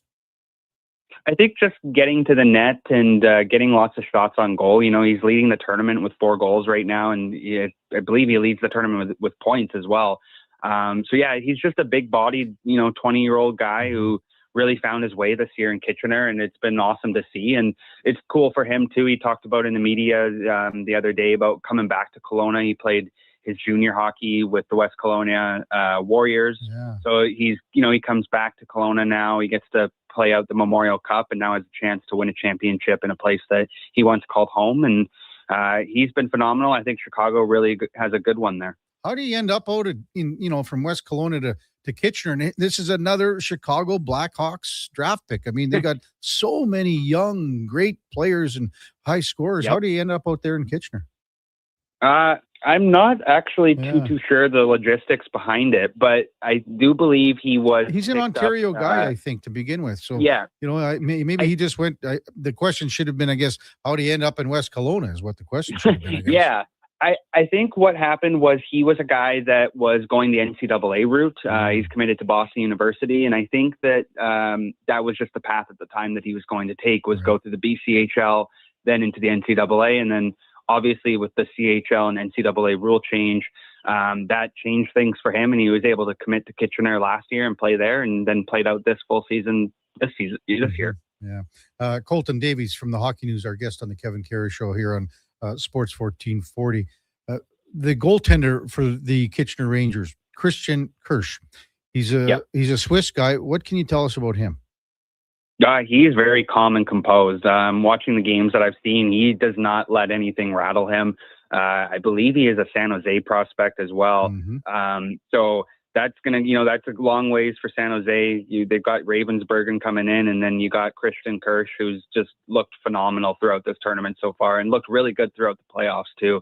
Was really the backbone of Kitchener, and I think that he's a guy that if he can stay locked in, they have no problem taking home the championship on Sunday. Yeah, we've seen him in the World Junior Championships for a couple of years, so he's been the goaltender for Swiss. You're right; he's a San Jose prospect, and he's not he's a 4th round draft pick in San Jose. But what kind of style do you think is he? And again, he's a bigger body, but what kind of style do you think he portrays in goal here? It's hard to say. I was talking with somebody the other day about him and trying to figure out if there was like a comparison in the NHL, and there just really wasn't.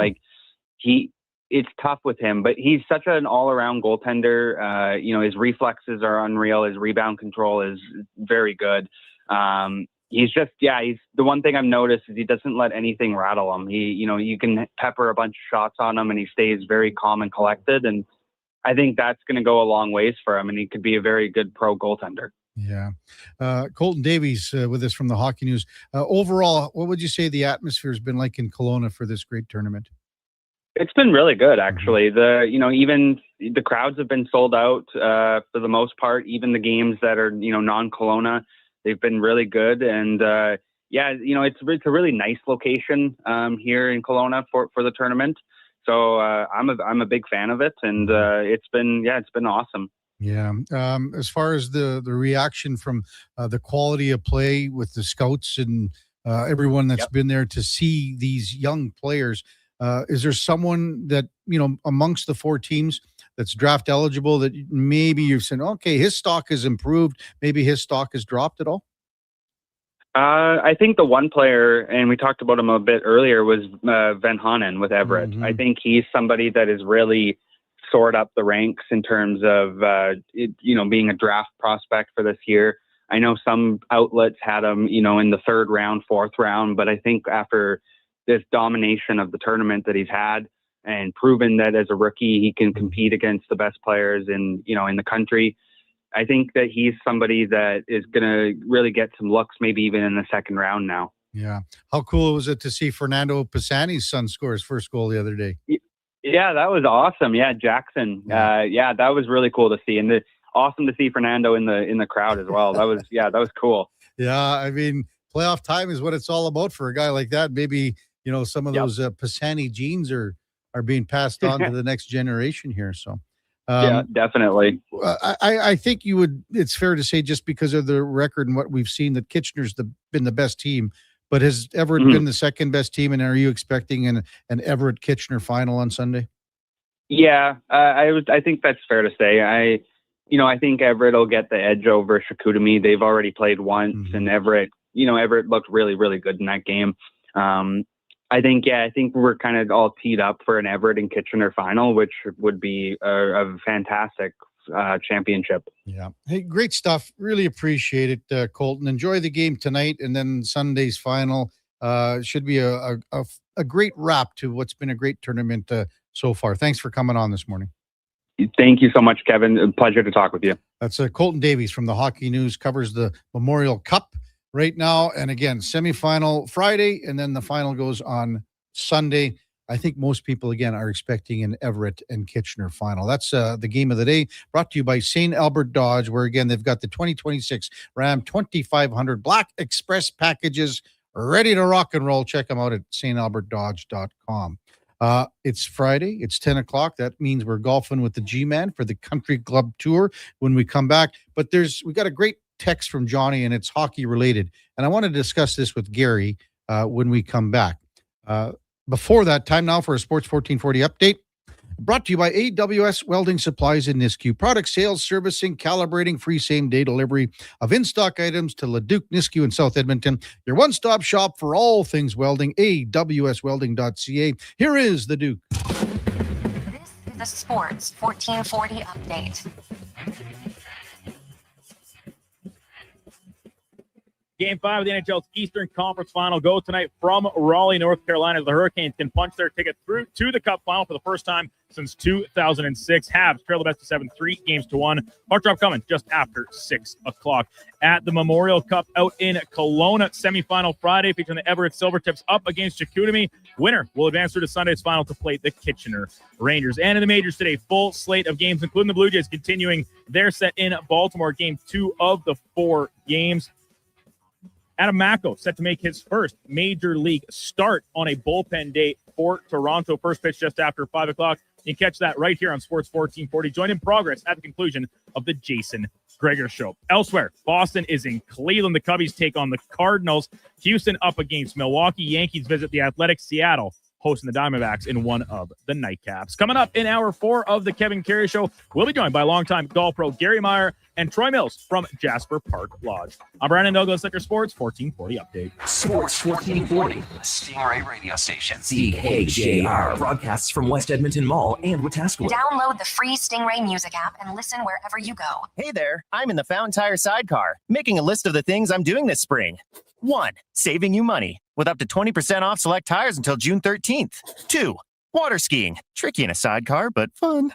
And 3. Saving you more money with mail-in rebates of up to $100 off a set of 4 select tires and $50 off a $150 service with the purchase of 4 select tires. Oh, that's 4 things. Oh well, restrictions apply. Book online at fountaintire.com. Fountain Tire. We're on this road together, Canada. The Edmonton Riverhawks return tonight. Join the best party in the River Valley with 27 theme nights like Paws in the Park, Star Wars, and Margaritaville. Don't miss opening weekend. Tickets start at $21 at tickets@gohawks.ca. Are new McCafe crafted sodas just drinks or something more? Like Sprite Berry Bliss, Creamy Strawberry Coke, and Orange Dream. All swirled with fizzy flavor and topped with silky cold foam. Only at McDonald's. At participating McDonald's restaurants in Canada. Big guests, bigger takes. Jason Gregor brings the names you know and the stories you don't. Weekdays, 2 to 6 on Sports 1440. Don't miss a minute of the action on Edmonton's sports leader, Sports 1440. When thirst strikes and your energy begins to fade, one hero rises above the rest. Introducing the Superpower Smoothie from Booster Juice. A bright sun-charged burst of mangoes, bananas, and blue spirulina. An out-of-this-world smoothie, just in time for the new Supergirl movie. Discover your power and channel your inner superhero. Fly into your local Booster Juice and experience it for yourself today. And see Supergirl. Only in theaters June 26th. Hey, it's Jamie from Green Drop Lawn Care. You've known and trusted us as Canada's lawn expert since 1979. In all that time, the only thing we've loved to watch grow and flourish more than your lawn is our community. You've given us so much over the years, and we love to give back. Our community events crew is on the streets, at the festivals, and helping grow great causes and charities across the city. We love knowing your lawn is taken care of, and we'll help take care of the community too. Visit greendrop.com, and we'll see you out there. Summer is calling. Is your vehicle ready for the road trip? Get ready for the season at Nisku Ford with offers that turn up the heat. Right now, you choose how you save. Finance your new vehicle with rates as low as 0%. Or choose massive cash rebates as high as $12,500. Whether you're hauling the boat or packing up the family, we have the Ford you need for your summer adventures. Start your summer upgrade at niskuford.ca. Nisku Ford, above expectations.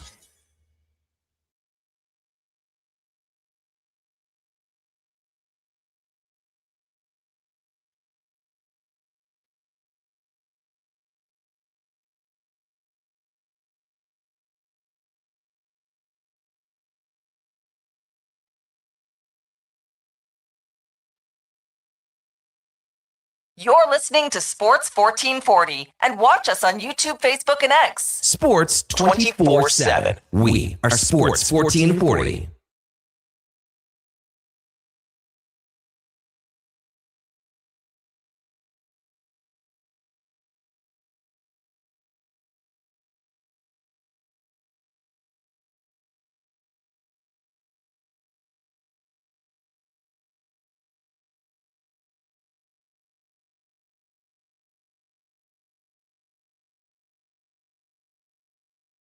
All right, welcome back to the big program.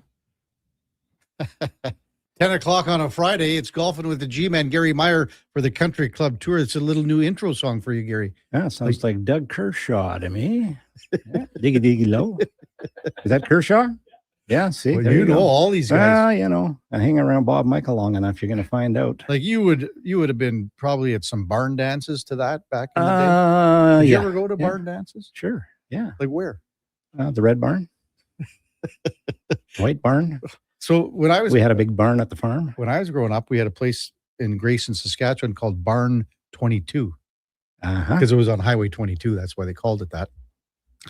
They brought in bands like you wouldn't believe back in the day. Oh, really? Yeah. And it turned in it went from like a barn dance country-ish to like the rock bands that came in. Oh, okay. Well, I mean, like Street Heart came and.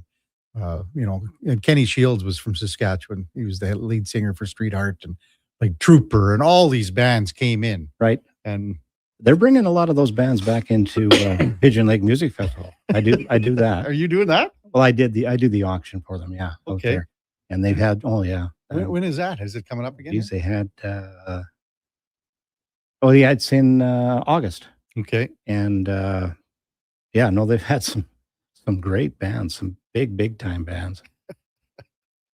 That's so cool. I mean, and people they camp, they go there and enjoy. Well, live music, hopefully it's gonna, making its way back. I know that, Bob was booked. He was doing a lot of shows, and he's off to Ireland. Really? Yeah, with his $7 jacket, sports jacket. Gary Meyer, Golfing with the G-Man for the Country Club Tour. Once again, you got the CCT membership cards. You can save up to 40% on golf courses, virtual golf rates, 50% on driving range rates, 15% off pro shop merchandise. The CCT membership card offers the best value for golf in the Edmonton region every year. Check them out at theCountryClubTour.com. What was the hockey thing you wanted to talk about? So the hockey thing I wanted to talk about before we get to golf and everything. Johnny from Millet texted in because we were talking about the Oilers. They introduced some hockey ops people yesterday. They shuffled some names around. Okay. More titles. Brought in Kurt Hill from the Oil Kings. Great move. Kurt's been the GM for the Oil Kings for many years. Now he's with the big club. So, someone would have scooped him up, and this guy's a young, bright mind. Good. He'll be a GM in the NHL someday. It might take him 10 years or something, maybe more, but he'll be a GM in the NHL someday. Anyway, but we talked about the goaltending. Okay. In as far as the Oilers go. Johnny pieced together in the last 15 years what the Oilers have been doing in the draft. Okay. For goaltending. So, but because that's the one thing that's lacking here. Well, not one thing. It's the major thing. Because drafting and developing goaltenders has to happen.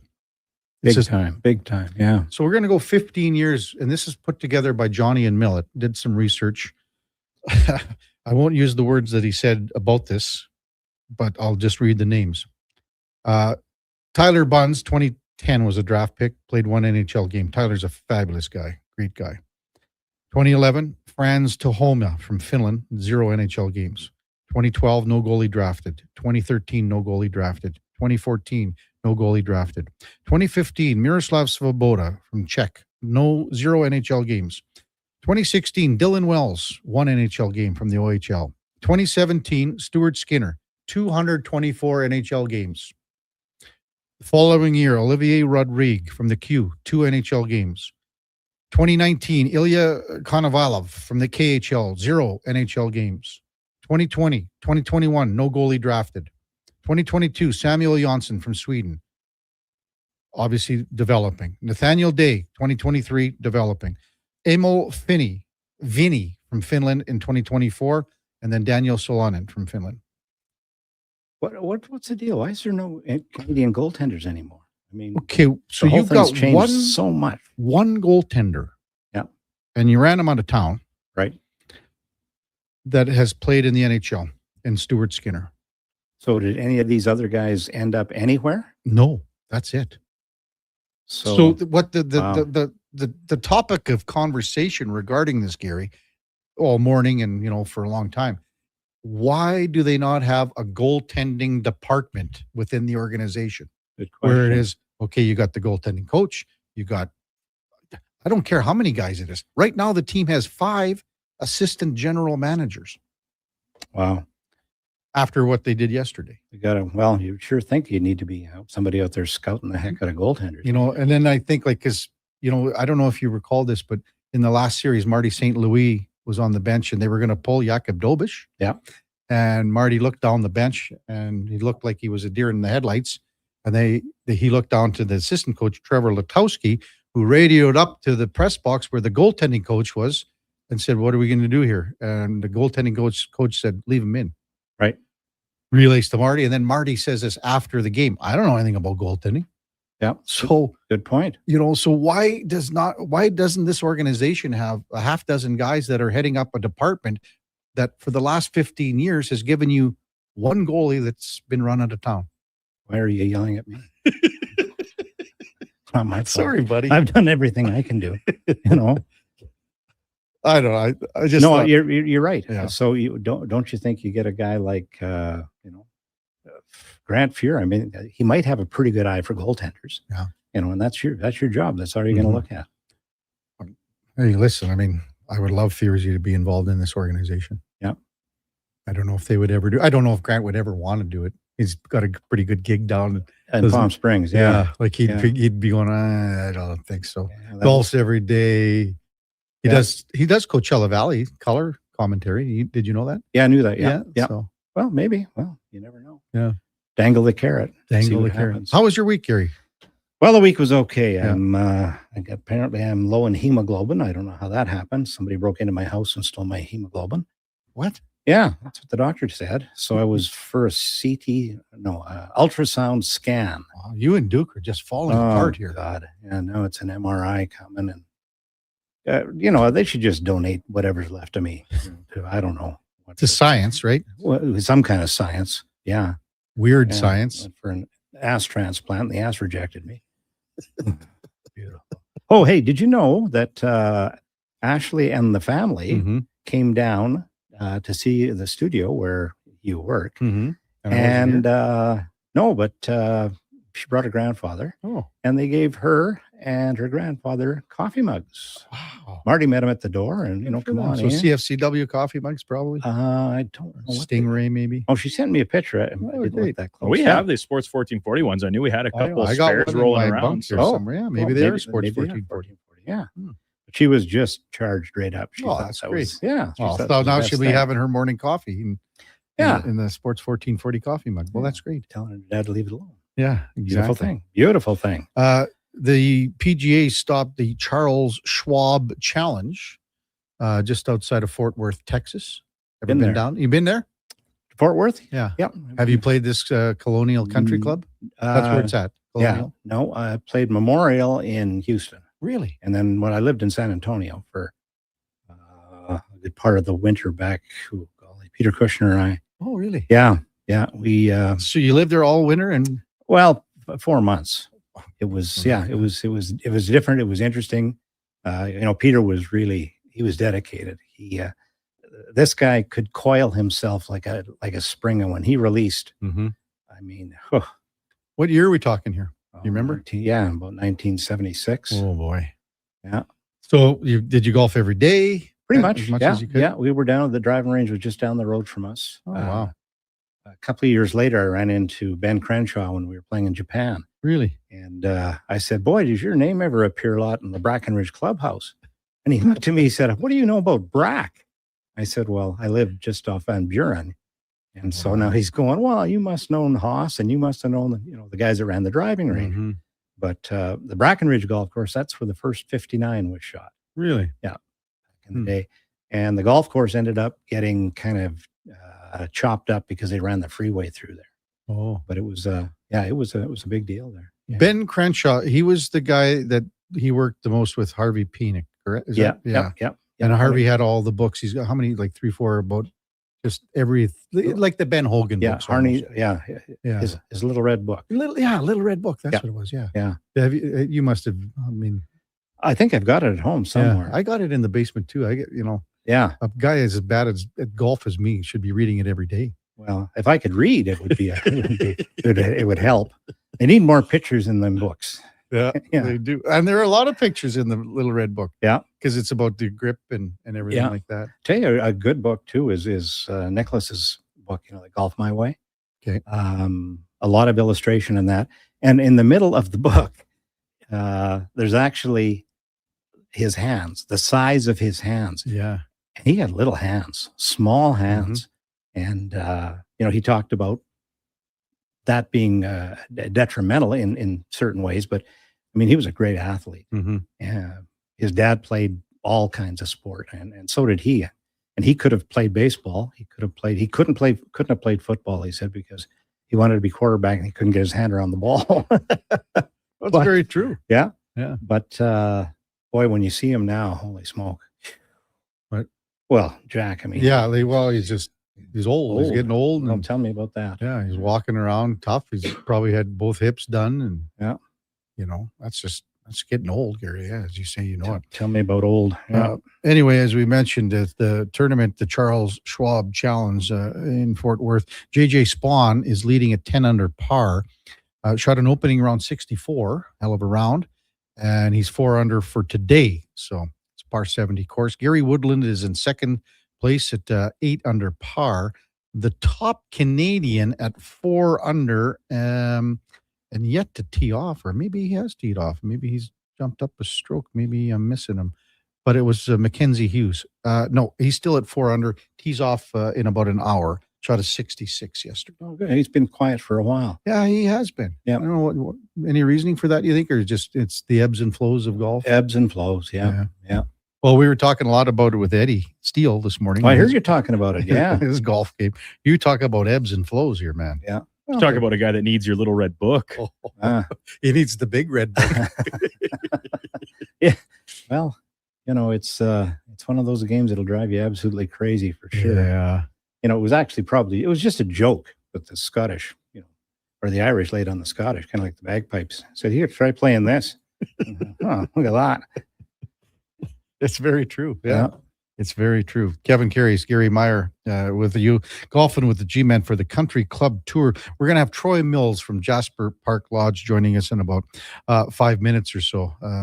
Still, I mean, I don't know how many times you've played JPL. Could you put a number on it? Yeah. There's the perfect answer. Yeah. Not enough. You can't go to Jasper enough, and we're 3 hours away. Go up there skiing. I can remember, jumping in the car with 3 other people and blasting up there in my Mustang, a 66 Mustang, to go skiing.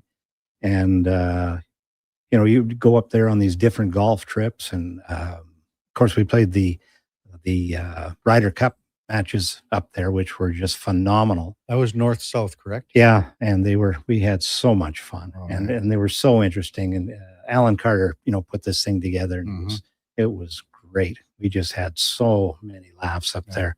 How many pros would be in total for the north-south? I think it was 12 aside. Okay. If I remember right. Seemed like. Anyway, yeah, so it would be, the team from the south versus the team from the north. And if you won, Mike Loftus had donated this huge trophy. And if you won, your name went on the front. Yeah. If you lost, your name went inside the trophy on a plaque. But I mean, we had the Olympics there one year.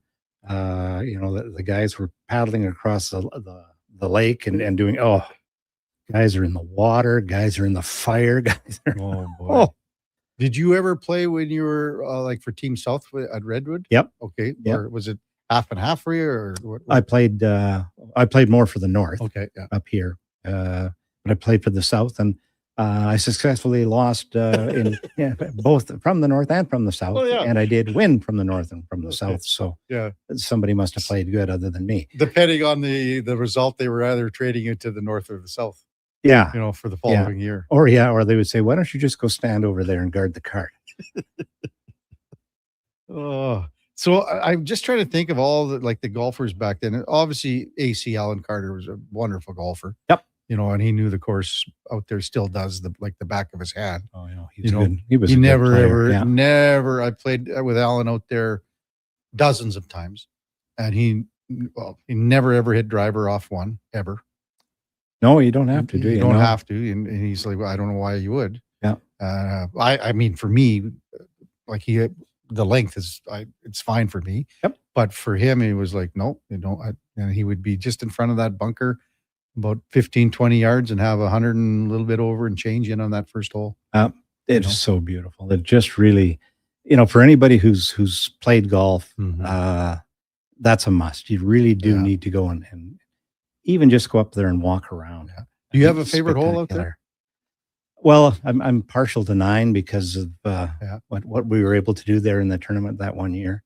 9 that's Cleopatra, the par 3 down the hill, right? You hit it left, you hit it right, you're going to make it 27, or right, you could spend the rest of your life there. But anyway, our first guy tees it up, he hits it in the trees. The next 3, Daryl Meyer, myself, and Bob Eberly, we all knock it on the green, and we all make our putts. 3 birdies on the 9th hole. Right? So yeah, I think the statue is going to be put up of Daryl and I high-fiving each other. I'm sure there will. Yeah. But that's such a spectacular. I mean, you can stand on any tee there and just everything changes. You only have to walk 20 feet and it's a whole different view. Yeah. To me, it's I like number 2, the Old Man, right? So for me, that's the long par 5, and you have the Indian chief lying on his back with the breastplate and the feathers coming down, depending on how much snow's left in the mountains and things like that. Well, it's called the chief and the old man of the mountain. So there you go. Kevin Karius, Gary Meyer, golfing with the G-Man for the Country Club Tour. When we come back, we'll get to all the details of what's going on at Jasper Park Lodge with Troy Mills, the head professional out there.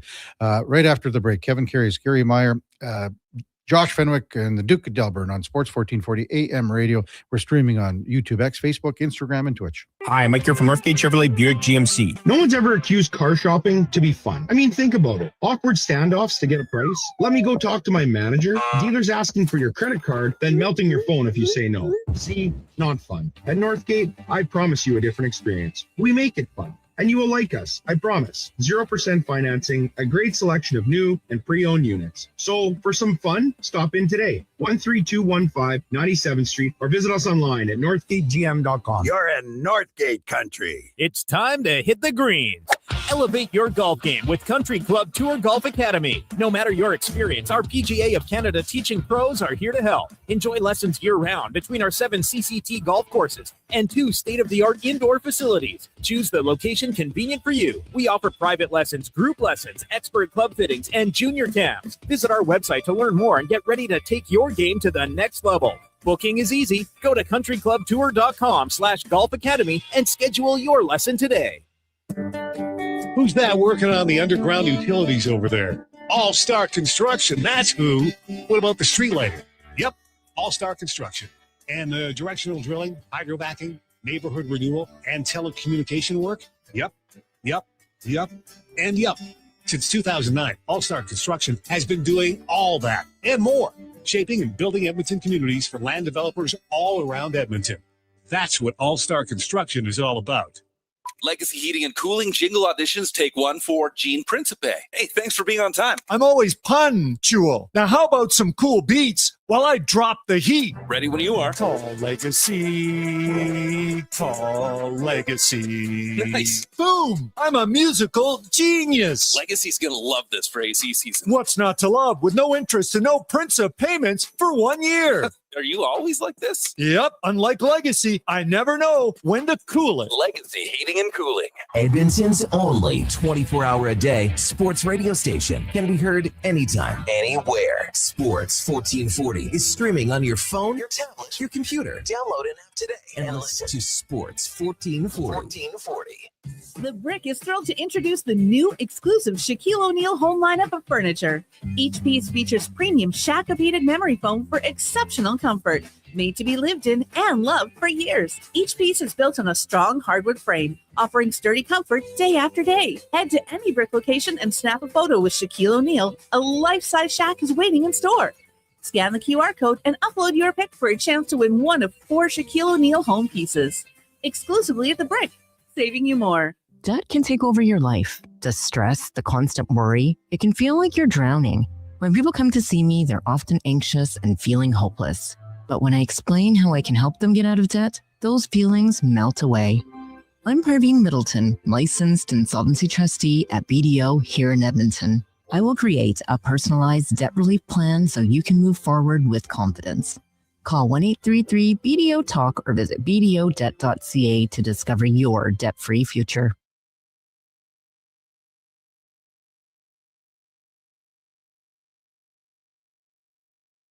Stories, guests, and insights. This is Sports 1440 and the Kevin Karius Show.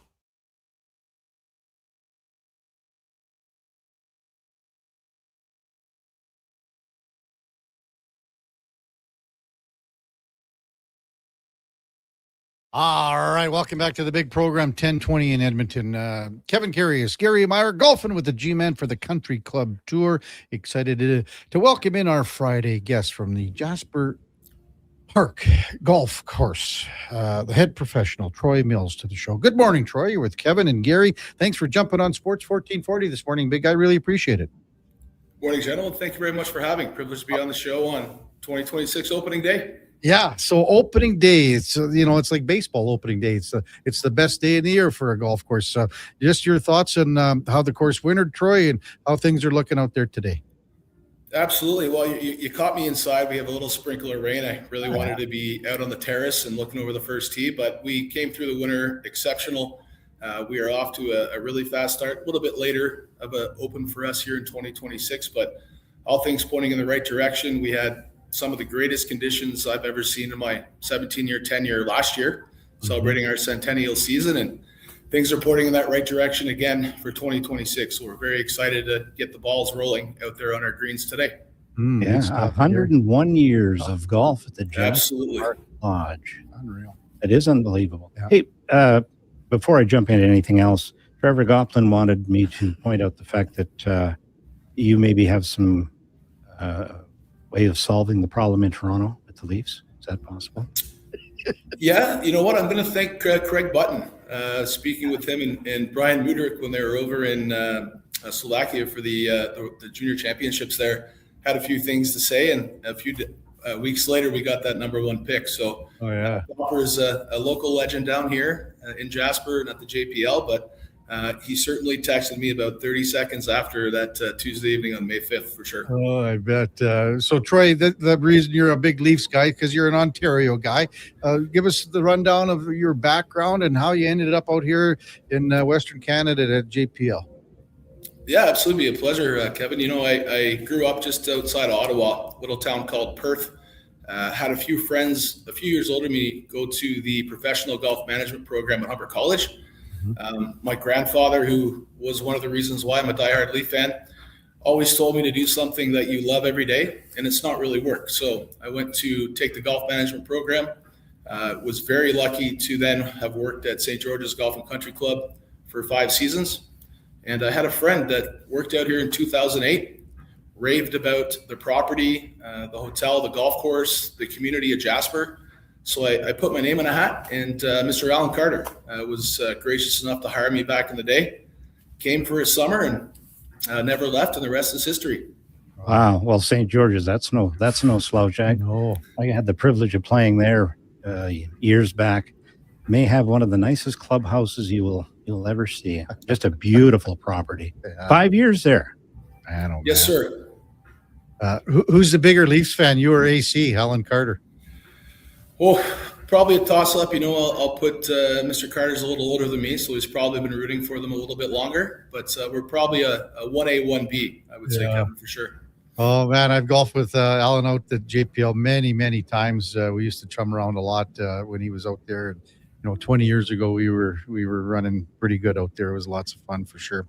Troy Mills with us, head professional at JPL with us, Kevin Karius, Gary Myers. So, you know, the last couple of years, I don't have to tell you or ask you how trying it has been after the fires in Jasper, not only at the lodge and the course, but just the entire community. Can you maybe give us a perspective of battling through everything here, Troy, to get where you are and still in the rebuilding stage for sure? Absolutely. And not only here, as you mentioned, at JPL, but the community. I'll use one word, and that is resilient. Everybody that is a part of Jasper and the community here is very resilient since July 2024, and things are moving along quite nicely, both here at Fairmont Jasper Park Lodge and within the community. And, you know, it's going to take some time, but it is still absolutely beautiful. The wildlife is still plentiful. We're starting to see just how Mother Nature can quickly recover, and the regrowth is outstanding. A lot of great colors. Not sure if we can see in the background, but everything's starting to be regrowing. So it's a very positive step forward over the last 18 months, and continue to look forward to see where we're going to set our golf course up for success for the next 100 years. Are they planting trees, Troy? Yeah, we are. We're going to be planting just over 250 mature trees, some spruce and lodgepole, probably about between the height of 8 to 10 feet. We had Ian Andrew out a few weeks ago going through the golf course and strategically placing areas where we're going to plant these mature trees. So that has started. They've started dropping off some of the trees on the golf course, and we planted over the next couple of weeks. So we'll do that mature tree planting, and then working with our close friends at Parks Canada, we're going to be doing a lot of dug fir seedlings, likely in 2027. Just wanted to see how much Mother Nature was going to bring some of those plants back and some of the trees before we started going out there. But there is a very great plan in place to really start help kind of expedite the process of getting some trees back out there and helping out our golf course. I'm sort of like, was that like, do you guys have like an agronomist, I think if that's the correct word, that's sort of taking the lead on this? How does that work for you? Correct. Yeah, we have a local agronomist that comes out here, an arborist. We work closely with Parks Canada, and then our head superintendent, Glenn Griffiths, as well. So there's a great relationship there, and ensuring that, you know, we're working with Parks closely so we can put the right places for these trees that are going in there. So a lot of great experts when it comes to that, and a really good plan in place here over the next 12 months. Yeah. Hey, Troy, I've often wondered, and the green fees, so you buy a green fee. Is the Jasper Park Lodge and the Jasper Park Golf Course, are they leased by Fairmont, or do they own them? what percentage of the green fees go to back to the park, and how does that all shake out? Oh, absolutely. So our ownership group is amazing between that. So the Fairmont Jasper Park Lodge and the Fairmont Jasper Park Lodge Golf Club work very closely together with our green fees, our Centennial Stay and Play package. The land is leased off Parks Canada, so there isn't a direct revenue from the green fee itself, essentially, but we lease the land that we have 750 acres of the property, but the Fairmont Jasper Park Lodge Resort and the golf club, they're linked together, Gary. Yeah. Okay. Troy Mills with us, head professional at Jasper Park Lodge. Kevin Karius, Gary Meyer with you on a Friday morning. Gary's big into history, so am I. And you mentioned now in year 101, and you think of how the course was, designed, built by Stanley Thompson a century ago. And then you look at it right now, 100 years later, Troy, and, there are some differences, but for the most point, the course has stood the test of time. Can you put your finger on why that is? Because there's so many courses that get redone, whatever, but this one has just stood the test of time. Absolutely. And I think one man is to thank for that. Very renowned, not only in Canada, but the world, but Mr. Stanley Thompson, as the story goes, came out here. He was brought in by CN back at the time when the hotels were being built and looking for activities for those guests that were on the train. So that's how the golf course kind of came to fruition. And as the story goes, a team of 200 men and 50 horses kind of scalped through our facility here at the Jasper Park Lodge. And, I think a testament to his work, he has 5 golf courses ranked inside the top 10 through Score Golf. He was a visionary, well ahead of his time. Dr. Alistair McKenzie, known to have worked with Bobby Jones in building Augusta, did a great report that I'm more than happy to share with you over the course of the summer here in 1929 and just raved about it. And then as we, progress 75 to 100 years later, being very lucky to have a man like Ian Andrew who studied Stanley Thompson's work. And he came out here in 94 when we went through our first restoration and worked very closely with us about probably a week after we got back on property in September of 2024. Ian was the first to call our director of golf, Talon Sweeney, and offered his services to come out. And we've been working very closely with him to ensure that the original blueprints of Stanley's design is at the forefront of everything we're doing in our kind of rebirth for the next 100 years, right? So 1925, there wasn't a lot of trees that were the height that they were. So some of those views that were back when, the Canadian Amateur was back here in the early 30s, you're seeing today, and some incredible new views. Going to get more sunlight, more wind flow. So, course conditions will also improve with that.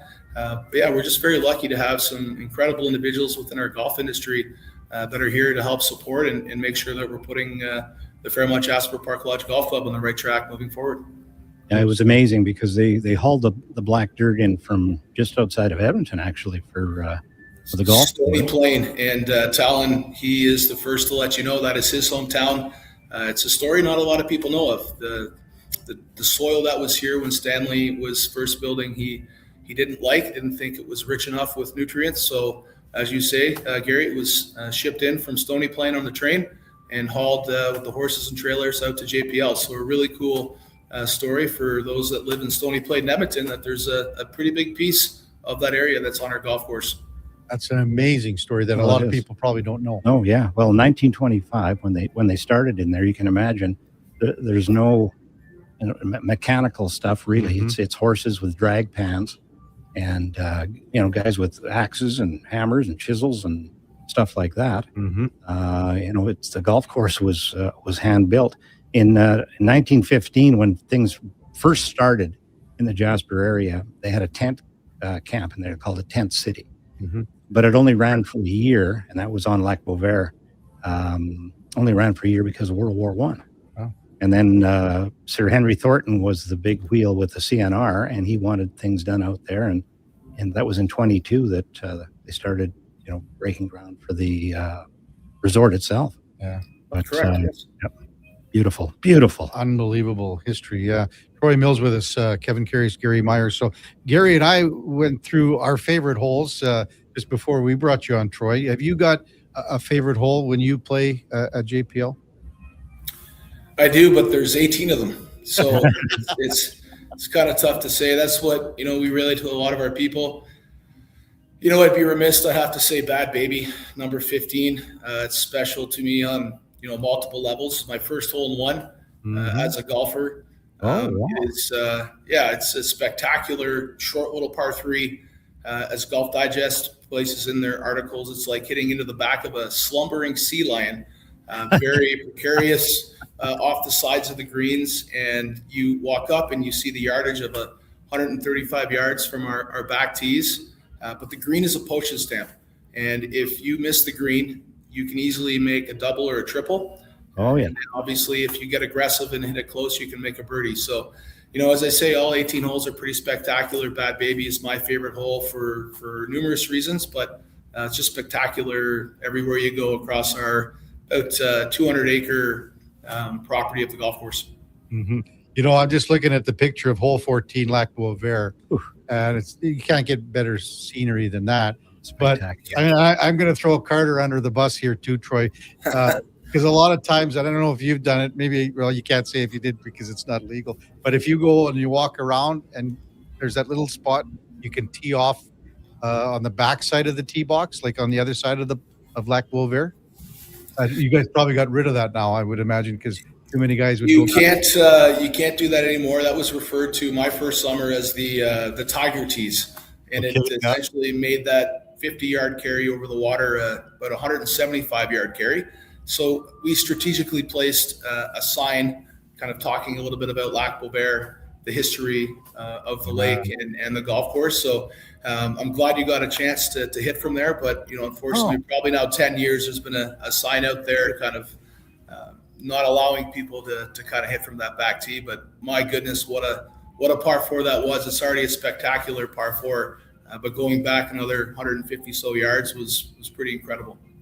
Yeah, no kidding. Well, that's where there's sort of a bike path kind of around there. But they open water dive in there too.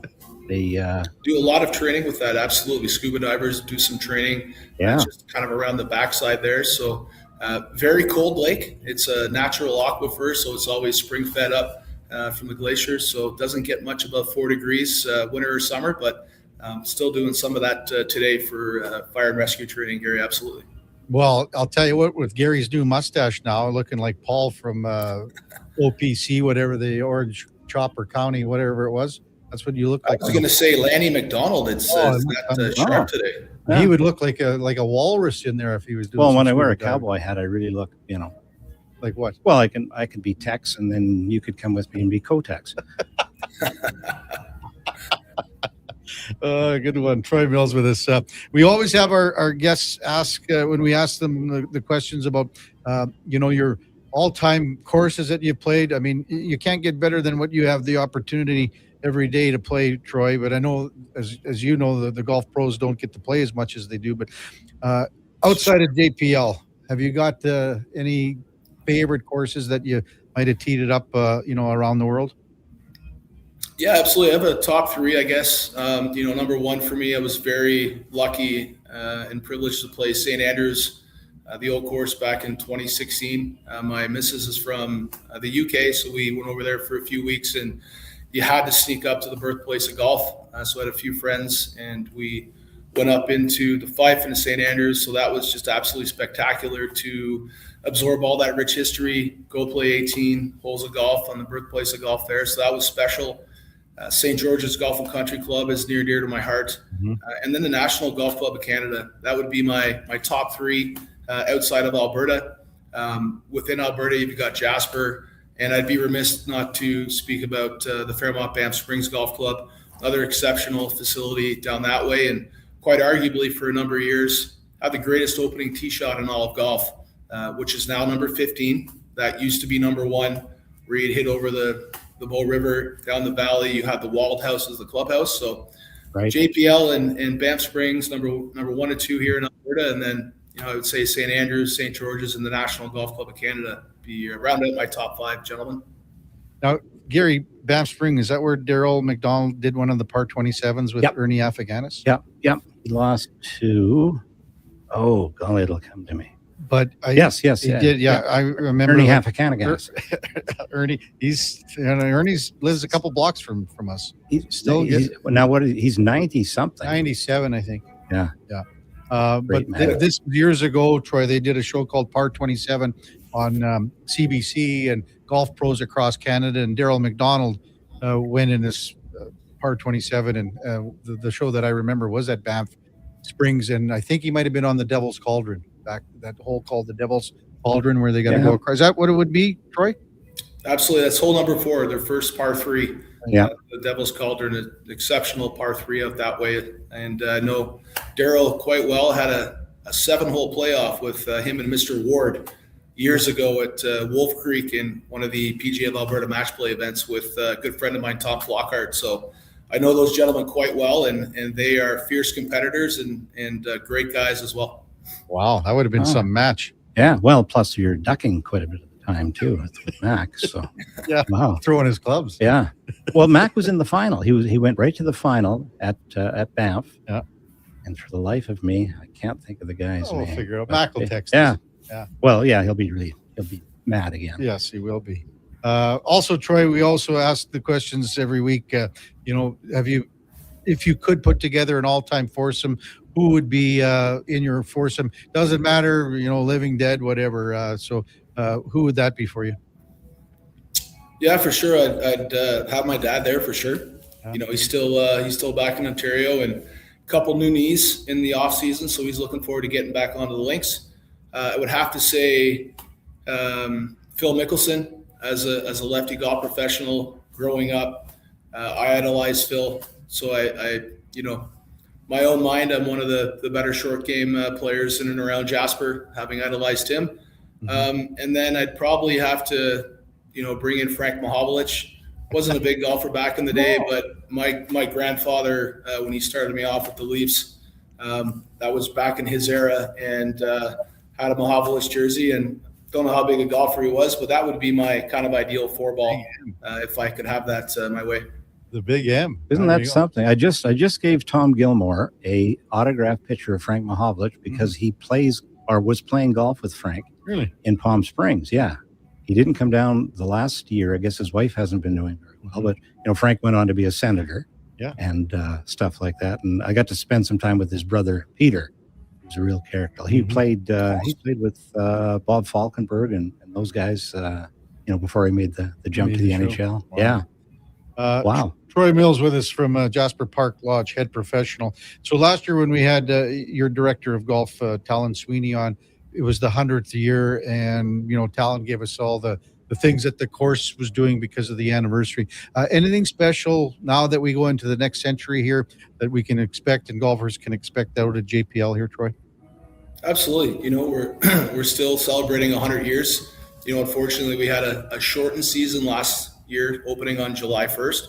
So we took that and we continued on to this season. So, we're celebrating 101 years of being open, but also celebrating 100 years of golf being played.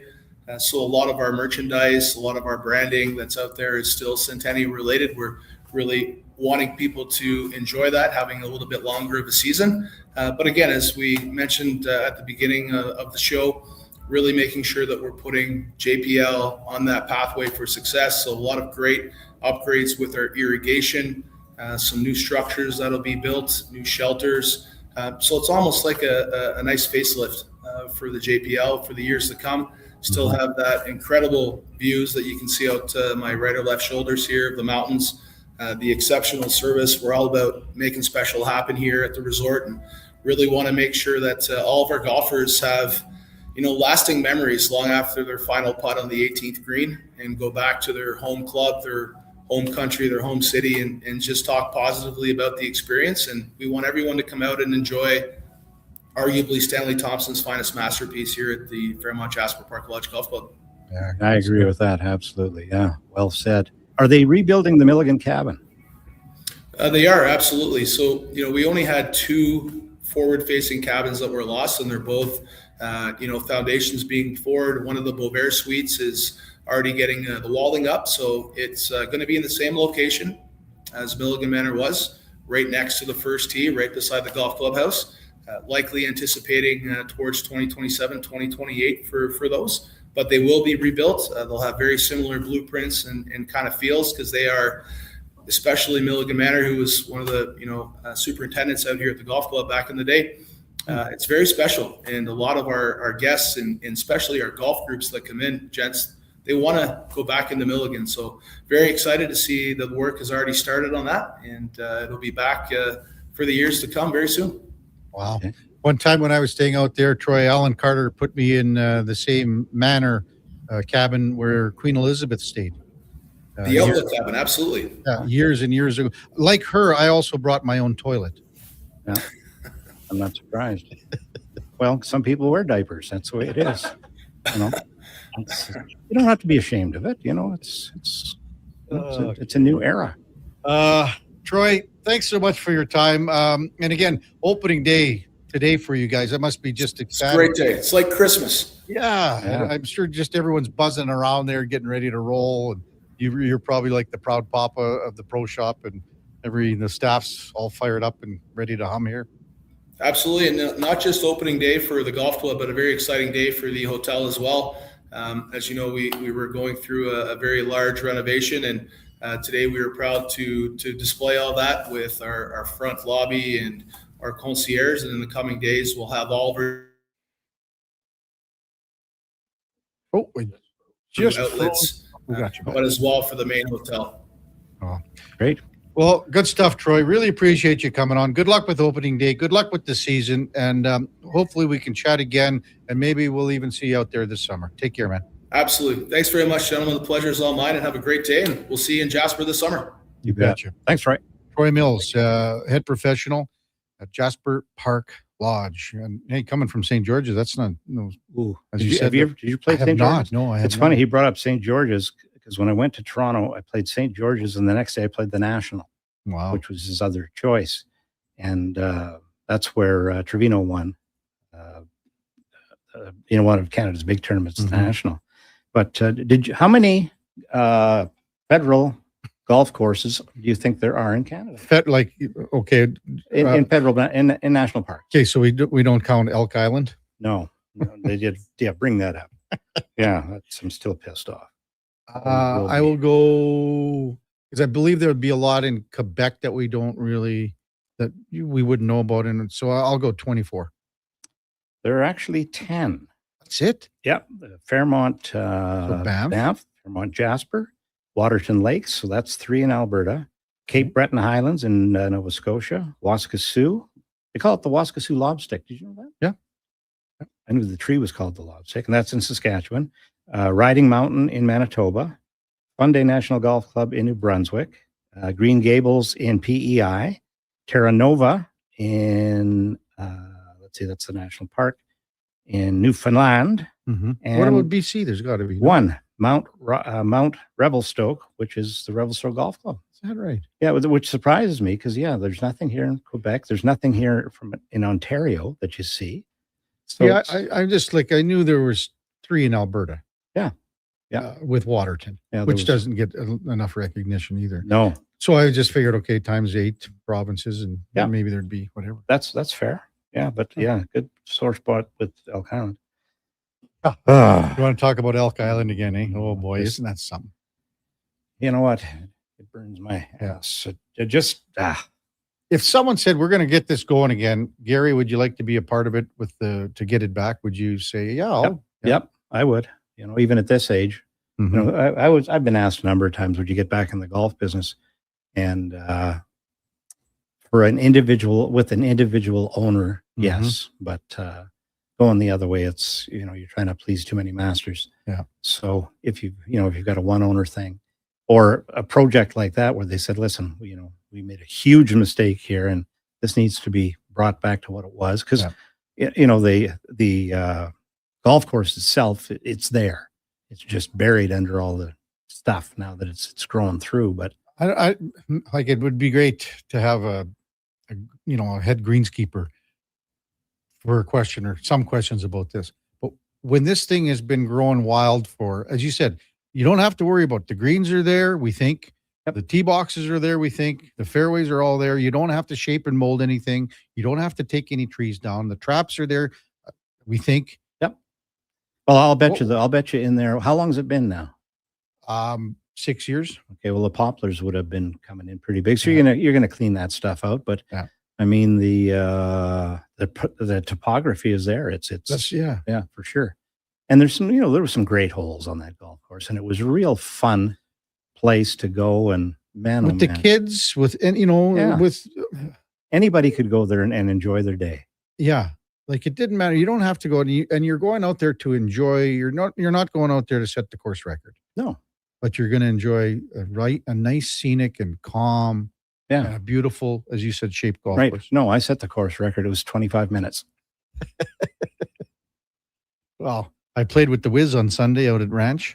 We played with the Wiz and Sean Piercy, Miriam McCourt. Yep. Every Sunday at 11. And the Wiz shot 30 on the front. No kidding. Yeah. 2 eagles and 2 birdies and a bogey. Slap his face when you see him. I'll see him on Sunday. Oh, there you go. When we come back, we'll wrap up the show. Kevin Karius, Gary Meyer golfing with the G-Men for the Country Club Tour. Josh Fenwick and the Duke of Delburne on a Friday morning on Sports 1440 AM radio. We're streaming on YouTube, X, Facebook, Instagram, and Twitch. Hear that? That's your entry calling. Go Auto is sending you to the biggest football event in the world, live in Vancouver, with tickets, flights, and a hotel stay for 2. To enter the contest, just text GAME to 780-777-7777. That's GAME to 780 all sevens. Go Auto, get in the game. Craving a dining experience that rises above the rest? Head to Summit Restaurant in the Silent Ice Center, just minutes from South Edmonton Common. Savor exceptional house-made pizza, delectable entrees, and expertly crafted cocktails in a stylish, modern atmosphere. Perfect for a casual meal or a special night out. Summit offers a refined experience where every bite and sip reflects our dedication to quality. Elevate your dining experience. Make Summit Restaurant your destination tonight. Local sports on weekends. Saturday mornings at 9. Check out the Saturday Sports Setup, where we'll tee up what's happening on the weekend sports scene. Tune in Saturday morning at 9 on Sports 1440. All the protection you want, none of the weight. Introducing Timberland Pro's Boondock Ultra Light Work Boots, the lightest Boondock yet, with the Timberland durability you expect. Conquer long shifts, move faster, and work safer with all-day comfort in a lightweight package. Find your Boondock Ultralights now at all 3 of our Edmonton job site workwear locations and online at jobsiteworkwear.ca. Job site workwear, tough for tough jobs. Bashaw Concrete Products. From concrete and septic tanks to blocks, precast water pads, Jersey barriers, and aggregates. Farmers, contractors, homeowners. Plan your next project at BashawConcrete.com. Family owned. Over 60 years pouring. Bashaw Concrete Products. Once again, start here. BashawConcrete.com. I'm Dr. Vance Elliott. The goal of every one of the thousands of hair restoration procedures I've performed is a full, natural-looking head of hair. I work directly with my patients for the consultation, the procedure, and the follow-up, so we can achieve the best results possible. When people see what we accomplish, I don't want them to think, "Wow, great hair transplant." I want them to think, "Wow, great hair." Go to drvanceelliott.com and contact us today.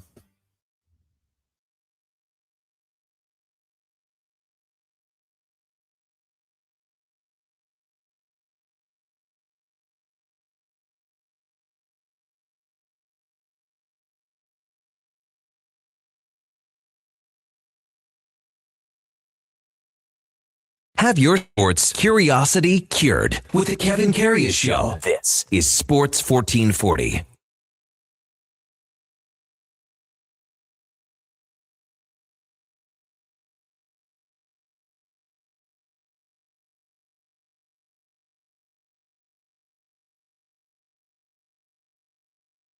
All right, welcome back to the big program, home stretch on a Friday.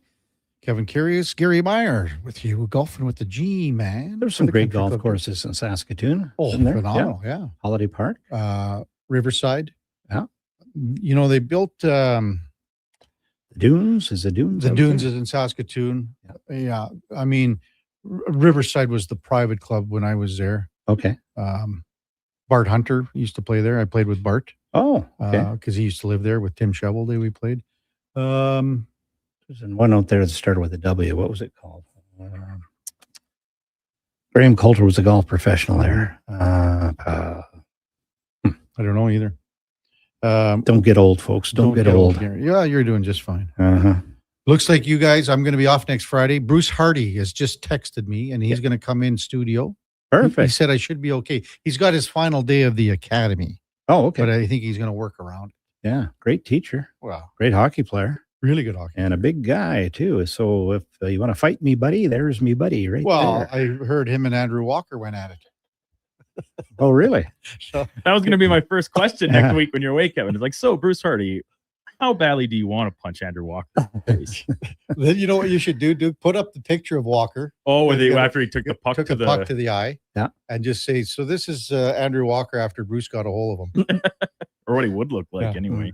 I wouldn't want Bruce to get a hold of me. I know I can run a lot faster scared than he can mad. Oh, he came over to the house about 6 years ago for one beer. Mm-hmm. And he's still there? Well, he might as well be. Like 15 beer later. Ah. Yeah. Him and Johnny Mac. Johnny Mac? Yeah. Yeah. Well, he spent enough time in Germany with the Weissbier and, oh, yeah. That's a coffee. Well, that's the problem. That was the problem because I was giving him just normal beer. He wasn't having the 14% German beer. Yeah. Yeah. Das Pils. Ashley Meyer just texted in, Gary. Uh-huh. Good morning, Kevin and Gary. Here is the picture of me with our Sports 1440 mugs. There you go. Well, she sent that to me too, Yeah. and I forgot that it was 1440, but I knew she had the mugs. There's the course. The awful lot just texted in the Willows. The Willows. Willows in Saskatoon. Yep. It was escaping me as well. MTR says another typical day off for me next week. Where was Wascana? That's Regina. Okay. Yeah, Wascana's Regina. Okay. They had the CN ladies there a few years back. Right. The Okay. CPGA ladies. Yeah. One of our past presidents of the PGA, Graham Coulter, was He was professional there. Yeah. And then Cease Ferguson went there, and it wasn't good. But yeah, a lot of movement out there. A lot of stuff going on. I'm looking forward to our match Sunday at the ranch again. And last Sunday, Gary, I put in the Red Wheel Garden, which if golfers go to the ranch, they can see the tomato plants right on the 10th tee. And actually at the ranch, they put together a beautiful new patio just by the snack shack and right on 10. Okay. Yeah. Right on 10. So they've got it where you can sit under the trees and have a beer or watch or whatever you want. And the Red Wheel Garden's just on the other side. The Red Wheel Garden. And we'll soon have cucumbers. Uh-huh. And should be lots of nice tomatoes. Beautiful. Yeah. Well, we should plan on going up because like I said, I was able to swing the golf club again. The JPL. We should make a trip up there. Why wouldn't we? Well, we get up there early, sneak on. Yeah. Well, we could just take Eddie Steele because he's going to sell some products to them apparently. Oh, well, that'd be good. Yeah, we'll just contour it out. Yeah. Listen, Bob and Linda Michael, you travel safe to Ireland and remember to bring me back a shillelagh. When I was back in Ireland, I had a Scottish pup. The son of a gun would poop on the floor and Gary would lick it up. Good show, Gary. Have a great week. Donald, where's your trousers? Have a great week, Gary. And we'll see you in 2 weeks because, as I said, I'll be off next Friday. You'll be you, Duke, and from the Glendale Golf and Country Club, Bruce Hardy. Teaching professional. Yes. Beautiful. Okay, guys. Thanks, Gary. Thanks, guys. Coming up at the top of the hour, it is Fantasy Frenzy with the former Ross Shep T-Bird. Connor Halley and the Duke of Delburne, 12 to 2. It's the Lowdown with Alan Mitchell, 2 till 6. Jason Greger drives us home. We'll join Blue Jays baseball in progress. We got Fox Sports all night. 9 bells tomorrow. It's the Triple S.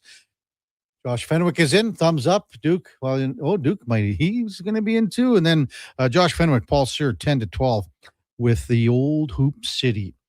We're back with you tomorrow, Monday morning at 7 o'clock. Until then, time now for a Sports 1440 update brought to you by Sean Cunningham of Remax Real Estate. Get the home team advantage for your next move in the Edmonton area. If you're thinking about buying or selling a home, call or text Sean directly at 780-265-0165. Hey, thanks everyone for listening this morning. Really appreciate it. Thanks for all the great texts and the interaction. We could not do it without you. We'll see you back here on Monday morning at 7 o'clock with Eddie Steele. Until then, here is the Duke.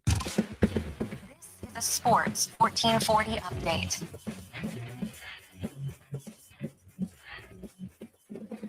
NHL's Eastern Conference Final, game number 5 tonight from Raleigh, North Carolina. Hurricanes look to punch their ticket through to the Cup Final for the first time since 2006. They lead the best of 7 over the Canadiens 3-1. Puck drop scheduled for just after 6 o'clock. At the Memorial Cup out in Kelowna, Everett Silvertips take on Chicoutimi in semi-final Friday. Winner will advance through and take on Kitchener for the championship on Sunday. And final and third week of preseason CFL action goes tonight, including the Edmonton Elks at home against the Calgary Stampeders. Kickoff 7 o'clock from Clark Stadium. Elsewhere, Hamilton in Toronto. Red Blacks host to Montreal, and the Lions up against the Blue Bombers. In the majors, full slate of games today, including the Blue Jays playing game 2 of 4 in Baltimore against the Orioles. Local product Adam Macko going to make his debut as a starter on the hill in a bullpen day for the Blue Jays. Trevor Rogers countering for the O's. First pitch just after 5 o'clock. Catch that game right here on Sports 1440, joined in progress at the conclusion of the Jason Gregor Show. Local baseball as well as the Edmonton Riverhawks kick off their season down at Remax Field, taking on the Wenatchee Apple Sox. First pitch coming just after 7. Coming up on Sports 1440, it is Fantasy Frenzy with Hallie and Douglas. I'm Brad.